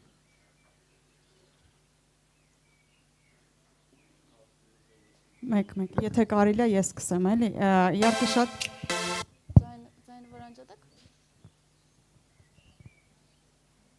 Այո։ Всё։ Իհարկե շատ լավ գործ եք անում, ես ինքս առողջ ապրելակերպի կողմնակից եմ, բայց ուզում եմ անդրադառնամ ձեր կողմից արված մի քանի անպագորգոր հայտարարությունների։ Շատ լավ է, որ այդ անում եք, բայց դրանք պետք է հիմքեր ունենան։ Առաջինը որ ասացիք առաջին bike service-ն եք Հայաստանում, անկեղծ ասած ես չեմ լսել ձեր մասին, առաջինը Երևան Ride-ն եմ լսել, այսինքն դուք ունեք մարքեթինգի խնդիր այդտեղ։ Երկրորդ որ ասում եք մենք create ենք անում culture, հա, այդ մշակույթ ենք ստեղծում։ Պարզապես bike տրամադրելով մշակույթ չի ստեղ, այսինքն մարդուն պետքա կրթել։ Եթե դուք ասեք մենք, չգիտեմ, համագործակցում ենք դպրոցների հետ, հա, որպիսի խրախուսեն այդ ամեն ինչը, քաղաքապետարանների հետ, որպիսի դե գիտեք մեր ճանապարհները ընդհանրապես հարմար չեն հեծանվավարության համար, ես այդ մասով կհասկանայի, պրոստը ասել, որ տրամադրում ենք հեծանիվներ ու դրանով ստեղծում ենք culture, իմ սուբյեկտիվ կարծիքն է, բայց այդպես եթե ուրիշ point-եր ունեք, խնդրում եմ ասեք, ու մեկ էլ եկեք ներդրում անենք մեր ապագայի մեջ, ինչա, կբացեք այդ չհասկացա։ Մերսի։ Սիրով, շնորհակալություն։ Կներեք, էլի մի բան էլ ասեմ, միանգամից որ բոլորին պատասխանեք։ Տեսեք, այս գիտեք որ tech competition-ը, ուզում եմ մեկ էլ highlight անեք, թե technology-ն որն է, հա, ձեր մոտ, то есть ինչն է ձեր technology-ն առավելությունը, կարևոր այդ feature-ը, որ դուք ունեք ու որովհետև ես ինքս չլինելով tech մարդ, business մարդ, կարող եմ գնեմ հեծանիվներ, ինձ թող անեմ նմանատիպ ծրագիր ու run անեմ այս business, այսինքն այդ market entry barrier-ները, որ դուք կարծում եք, որ ունեք, որոնք են։ Մերսի։ Շնորհակալություն Լիլիթ, չէ՞։ Լիլիթ ջան, շնորհակալ եմ։ Խնդրում եմ, եթե ընթացքում քանի որ հարցերը շատ են, եթե որևիցե մեկը բաց թողեմ, ինձ հուշեք։ Առաջինը սկսեցիք նրանից, որ իմ մեր մասին չեք լսել, ուրեմն մենք առաջինը չենք կարող լինել։ Ուրեմն Երևան Ride-ի մասին եք լսել, այո, օքեյ, ասեմ։ Մենք մուտք ենք գործաշուկա 2019 թվականի հունիսի 2-ին, Երևան Ride-ը մուտք է գործաշուկա 2019 թվականի հուլիսի, անկեղծ ասած չեմ հիշի, հուլիսի վերջ, որևիցե։ Այո, մարքեթինգի մասով մենք սկզբնական շրջանում մեր հիմնական ներդրումը տեխնիկական կոմպոնենտի մեջ էր, սակայն հիմա ես վստահացնում եմ, որ դուք դուրս գաք փողոց եւ հարցնեք Mimabike կամ մեր մրցակիցների վարության անունը, վստահաբար միջավայրը տարբեր կլինի, քանի որ դուք խոսում եք առաջի օրվանից, այսինքն հունիսի 2-ի կամ մայիսի մասին, որ լսել եք մեր մասին կամ Երևան Ride-ի, ես կարծում եմ, որ չափանիշը կլինի, որ հիմա գնաք դուրս մարդկանց հարցնեք, արդյոք տեղյակ են մեր մասին, թե չէ։ Սա մեկ, երկրորդը կհուշեք։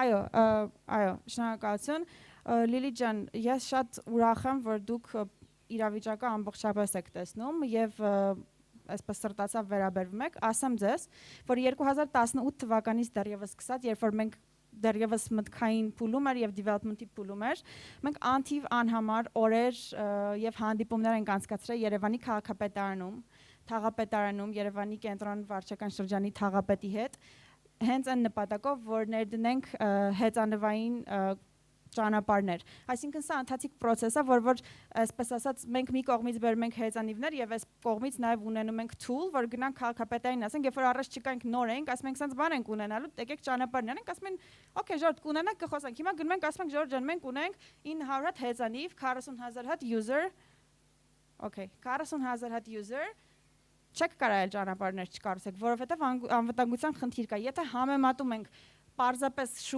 քաղաքում սեփական հեծանիվ ունեցող մարդկանց անցյալ տարիների ընթացքում եւ այս տարի, երբ որ մտել է Mimon եւ ինչու՞ չէ նաեւ մեր կոնկուրենտը, հսկայական աճ է ունեցել, որովհետև մշակույթ է գերտվում։ Կրթելու հետ կապված, այո, մեր բոլոր պլատֆորմերում մենք տալիս ենք ինֆորմացիա հեծանվային մշակույթի հետ կապված, երթևեկության կանոնների հետ կապված եւ նաեւ մարտից սկսած արդեն կար ծրագիրը, պլանավորում ենք հեծանվային դասընթացներ կազմակերպենք եւ նաեւ տենց հեծանվային քլաբ կազմակերպենք։ Ցավոք սրտի կորոնավիրուսի պատճառով այսպես հետաձգվեց, հա, դեռևս չգիտենք երբ կիրականացնենք։ Ինչ վերաբերում է ինչ առավելություն, կարծեմ այստեղ ինչ առավելություն կա, որ չբերեք պլատֆորմի մեջ։ Ուրեմն ասեմ,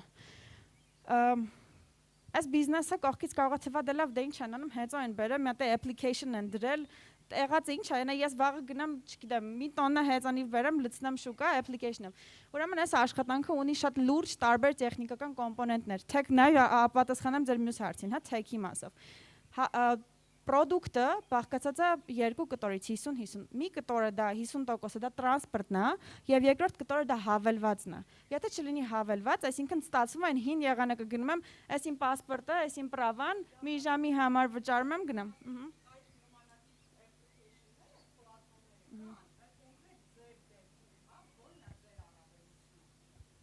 Մեր առավելությունը ասեմ, նաև եթե համեմատական տանենք եվրոպական շուկաների հետ, որը որ այսօրվա դրությամբ benchmark կարող ենք համարել, առաջինը այն է, որ մենք ունենք տարիֆների բազմազանություն, հա, նաև ուսանողների համար, հայկական շուկայի համար մասնավորապես նաև։ Առավելությունը այն է, որ մենք ունենք booking for free հնարավորություն։ Առավելությունը այն է, որ եվրոպական շուկայի հետ համեմատած եվրոպական շատ երկրներում նմանատիպ ծառայությունները ունեն հատուկ parking area-ներ, որ դու պետք է տանես այդտեղ դնես, այսինքն կարող է եւս մի կանգառ դու քայլես, որպեսզի հեծանիվը դնես, հետո էլի մի կիլոմետր հետ գաս քո աշխատանքի վայր։ Շատ եվրոպական երկրներում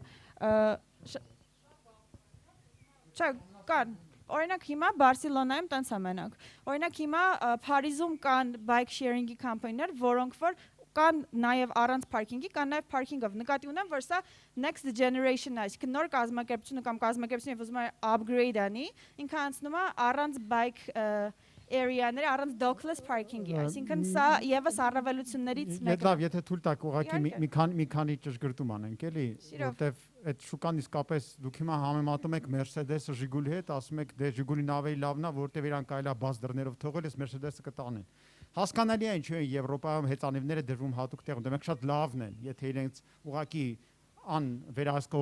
վերահսկելի կերպով մարդիկ սկսեն տարբեր տեղում, ուղղակի չքվեն, այդ մեքանիկը տանեն քանդեն, մասեր որտեղ շատ լավն են։ Եվ քանդում են իրականում։ Իսկ ձերը չինական ամենաէժան տեսակի հեծանիվներն են, որոնք ոչոքի պետք չեն առանձնակի, դա մանավանդ կարելի ամենուրեք թողել, նրանք չեն գողանա տանեն, դա հասկանալի է, դա ուրիշ մոդել է, բայց դա innovation չի, դա ուղղակի ուրիշ մոդել է։ Հիմա տեսեք, ամեն դեպքում ձեր գովազդում, ես հիմա նայում եմ, բոլոր տեղերում երիտասարդները հարթ տարածքներում ընթանում են հավեսով այս հեծանիվներով, ես այս հեծանիվները քշել եմ, էլի։ Ես շատ սիրում եմ հեծանիվ քշել, ես ինքս 3 հատ հեծանիվ ունեմ ու bike sharing-ից օգտվում եմ։ Ես ձեր հեծանվից 15 րոպե հետո մեռա, դուք ձեր հեծանիվները քշում եք ինքներդ։ Անպայման։ Մանումենտի դիքով բարձրացել եք։ Ես անձամբ չէ, բայց բարձրացողներ եղել են։ Կլինեն հերոսներ, հերոսներ կլինեն, բայց դա հերոսություն է։ Ինքը շատ տեսակետներից էրգոնոմիկայի տեսակետից ուղղակի ահավոր է։ Իմ նման մարդու համար, ոչ միայն իմ նման, ցանկացած մեկի, որը ես երեխա չի, ոտքերը կարճ չեն, ինքը ահավոր անհարմար է, այնա ձեր բոլոր մոդելները կանգնած են քշում, որտեվ գիտեք, որ ինքը նստեց շատ բանը ոտքը հասնում է գլխին։ Հարցը ինչու՞մն է, ինչու էր պետք այդպես անել, ինչու չէր կարելի սկզբանե այնպիսի հեծանիվներ կառուցել կամ այնպիսի մոդելներ բերել, որոնք իսկապես հարմարավետ լինեն, հաճելի լինեն, այդքան դժվարություններ չստեղծեն քշելուց եւ ոնց որ մի քիչ ավելի շատ դրական էմոցիաներ լինեին, որտեվ հավատացեք, ձեր մարքեթինգի խնդիրներից մեկը եկավ հենց նրանից, որ իմ ընկերներից որևէ մեկ օրինակ, որ տեսել է այդ հեծանիվը եւ շատերը քշել են, ինձ խորհուրդ չի տվել այդ հեծանիվից օգտվել, որտեվ իրենք ահավոր են։ Վերջացրեցիք։ Այո։ Շնորհակալություն, ձեր անունը ինձ կհուշեք, մի քիչ չեմ տեսնում։ Արամ։ Շնորհակալ եմ շատ Արամ ջան, ես շատ սիրում եմ տարակարծիք մարդկանց, ովքեր որ ալտերնատիվ տարբերակ են առաջարկում եւ շատ սիրում եմ նաեւ իմ տեսակետով կիսվել։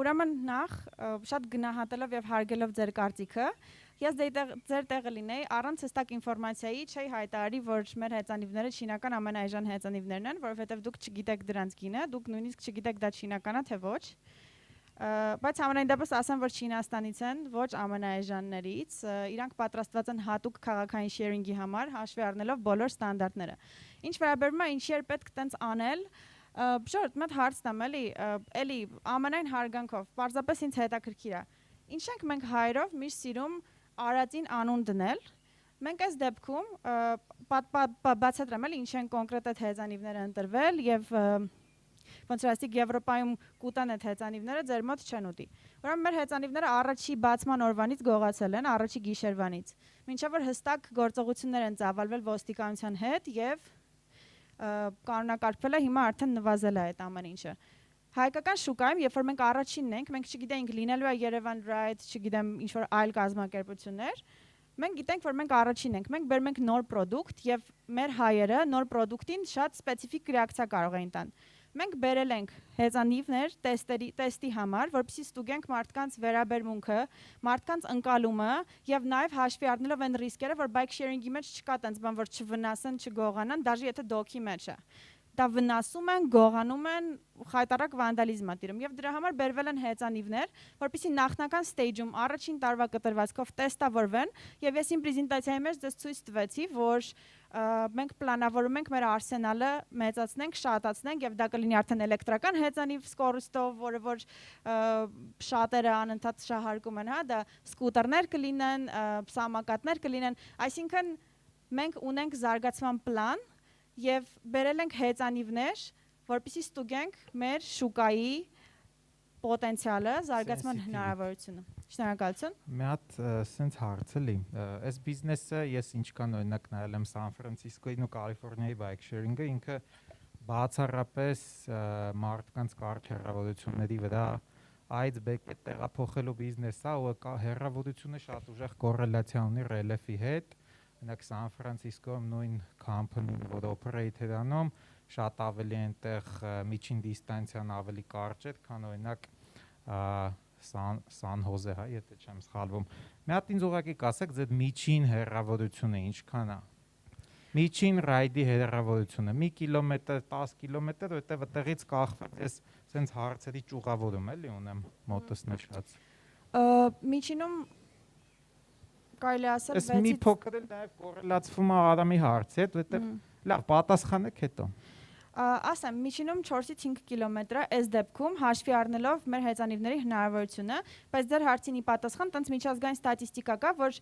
առհասարակ micromobility-ին չհաշված car sharing-ը ինքը հնարավորություն ունի վերցնելու շուկայում բոլոր միջինում 8 կիլոմետր ride-երը։ Էլեկտրականները բնականաբար, հա, այդ բան չասեցի։ Մեր հեծանիվների դեպքում 4-ից 5 կիլոմետր։ Շատ լավ, 4-ից 5 կիլոմետր, այսինքն ես ճիշտ եմ հասկանում, դուք փորձում եք, այսինքն մուտք եք գործել ու փորձում եք այսպես ասած պայքարել այդ կարճ հեռավորությունների տեղափոխման մեջ, չէ, որը կոնկրետ ստեղօրինակ նշեցիք մշակույթ ենք փոխում եւ այլն։ Իմ կարծիքով, ըստ իմ համեստ կարծիքն է ուղղակի, հա, մշակույթ փոխելը եւ այլն ինքը ավելի շատ մեսեջինգ է customer-ները track տանելու համար, ինքը բիզնես մոդել չի, ձեր բիզնես մոդելը բացառապես կարճ հեռավորությունների վրա մարդկանց տեղափոխելն է ու ըստ կատարած, չգիտեմ, քշած րոպեների գումար չարժ անելը։ Մյուս հարցս էլի, դուք հիմա ինչի համար եք գումարը ուզում։ Ինչ նոր լուծումներ եք պատրաստվում այդ գումարով ստեղծել, թե ուղղակի ուզում եք հեծանիվի ստոկը թարմացնել, ինչ եք ուզում անել այս նոր գումարով։ Շնորհակալություն հարցի համար, ասեմ, որ մեր նպատակը կարճ դիստանցիաները cover անելը չի միայն։ Մենք կարճ դիստանցիաները cover ենք անում մեր այսօրվա ունեցած պրոդուկտով։ Հա, մեր նպատակը այն է, որպեսզի մարդիկ անցում կատարեն ստանդարտ բենզինով, չգիտեմ, գազով եւ մնացած այլ տրանսպորտից, ալտերնատիվ էկոտրանսպորտ։ Փոխադրման բիզնեսն է ձերը, ոչ թե մշակույթ փոխելը։ Զարգացնում ենք մայքրոմոբիլ, դա մշակույթի փոփոխություն է, ասեմ, որովհետեւ կան մարդիկ, մենք ունենք user-ներ։ Կասեք փողը ինչի համար եք ուզում։ Ասեմ փողը ինչի համար ենք ուզում, ոնց որ նշեցի, մենք պլանավորում ենք եկող տարվա մեջ Երևանից դուրս գալ, տեստային տարբերակով հեծանիվներ ներկայացնել Էջմիածնում Գյումրիում, որից հետո արդեն Այսինքն ուզում եք ստոկը թարմացնել ձեր։ Չէ, դա մենք ենք անում։ Եվ նաև հեծանիվներ եւ ալտերնատիվ տրանսպորտ ենք բերում շուկա։ Այսինքն ուզում եք ձեր եղած գույքը ավելացնել։ Ոչ։ Մենք ուզում ենք հարցս կասեք ինչ եք անելու փողը։ Բացատրում եմ, շատ կարևոր էր նախաբանը, որպեսզի հասկանանք ինչի համար էր։ Գումարը, որ մենք ուզում ենք, դա նրա համար է, ոնց որ ասացի, մեր բիզնեսը բաղկացած է ունի երկու հիմնական բաղկացուցիչ՝ տրանսպորտ եւ soft հավելված։ Մենք պատրաստ ենք տրանսպորտի մնացած կոմպոնենտի ներդրումը ինքներս անենք, սակայն այս պահին ունենք հսկայական կարևորության հարց, որն է in-house IT թիմի ձևավորումը։ Մենք IT լուծումները այս պահի դրությամբ տալիս ենք պրոյեկտային outsource տարբերակով։ Տվյալ բիզնեսի համար հսկայական կարևորություն ունի, որպեսզի ծրագրավորողների բազան, ծրագրավորողների թիմը լինի ներքին, լինի dedicated եւ full-time աշխատի պրոյեկտի վրա։ Եվ այն զարգացումները նաեւ ծրագրային, որ քաղաքներ ենք ուզում ավելացնենք, տրանսպորտ ենք ուզում ավելացնենք, իրան պետքա back-end-ում եւ ծրագրային ապահովում եւ համապատասխան նաեւ այնտեղ հավելյալ feature-ների ցանկ կա, որը որ ուզում ենք ավելացնենք։ Պարզապես կարծեցի, որ գլոբալ ավելի ընկալելի կլինի ներկայացնելը։ Այս գումարով, այսինքն որևէ sense չարսեմ հեղա շրջող, բայց որևէ ինովացիոն թեկուզ էլեմենտներ ունեցող նոր feature-ներ համենայն դեպս ես չլսեցի, որ դուք ավելացնելու եք։ Եթե հա, կասեք որոնք են։ Օրինակ, չգիտեմ, feature եք ավելացնելու, որ մարդը մատը չտեսնի ու հեվծանիվը unlock լինի իր face detection-ով։ Ինչ որ մի բան, չգիտեմ, ես անիմաստ օրինակ բերեցի։ Զուտ ուզում եմ հասկանամ, տեխնոլոգիապես ինչ մի հատ նորամուծությունը ավելանալու։ Մենք ունենք մի շարք feature-ներ, որ ավելացնելու ենք։ Երկու ամենակարևորները կնշեք։ Group ride, այսինքն որ դու հնարավորություն ես ունենալու, կարող է ձեր համար հիմա ասենց հեռակակարգով այդքան կարևոր չթվա, բայց հաշվի առնելով մեր հաճախորդների բազան եւ ամանորյա պահանջները եւ feedback-երը, group ride-ը կարևոր feature է։ Դա մեկ։ Եվ երկրորդը շատ ունենք, ուզում եմ որ մտածեմ, որ մեկը կարող եմ առանձնացնել։ 1 րոպե ժամանակ տվեք։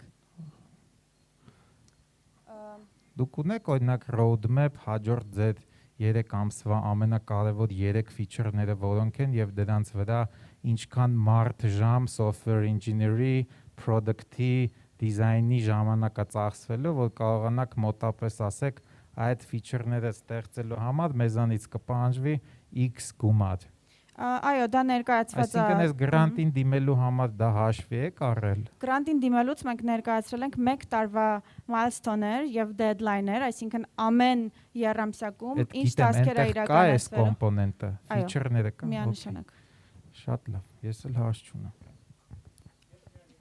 Իհարկե։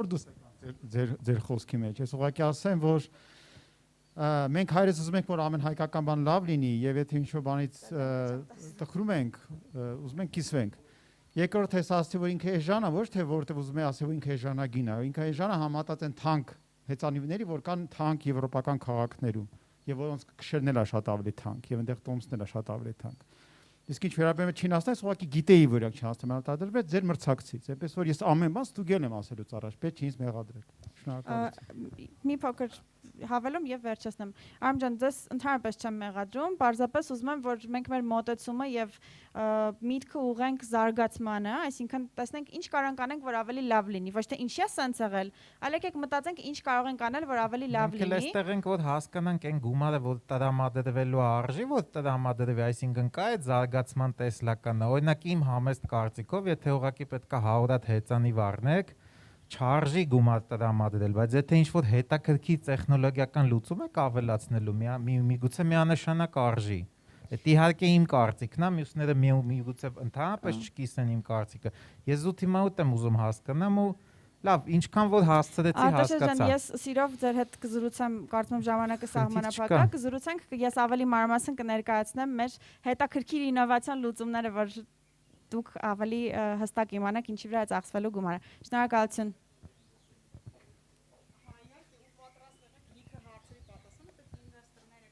Ես սիրով, ես միայն սիրով։ Պետք է հասկանալ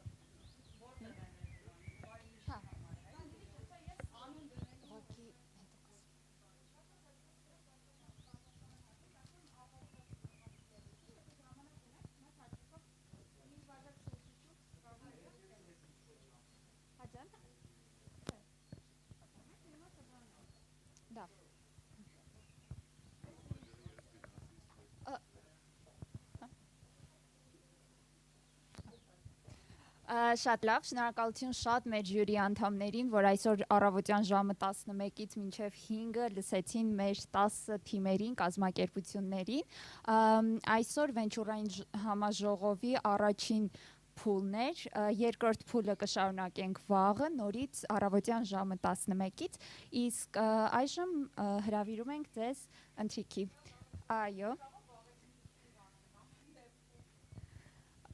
Կքննարկենք, այո։ Շնորհակալություն։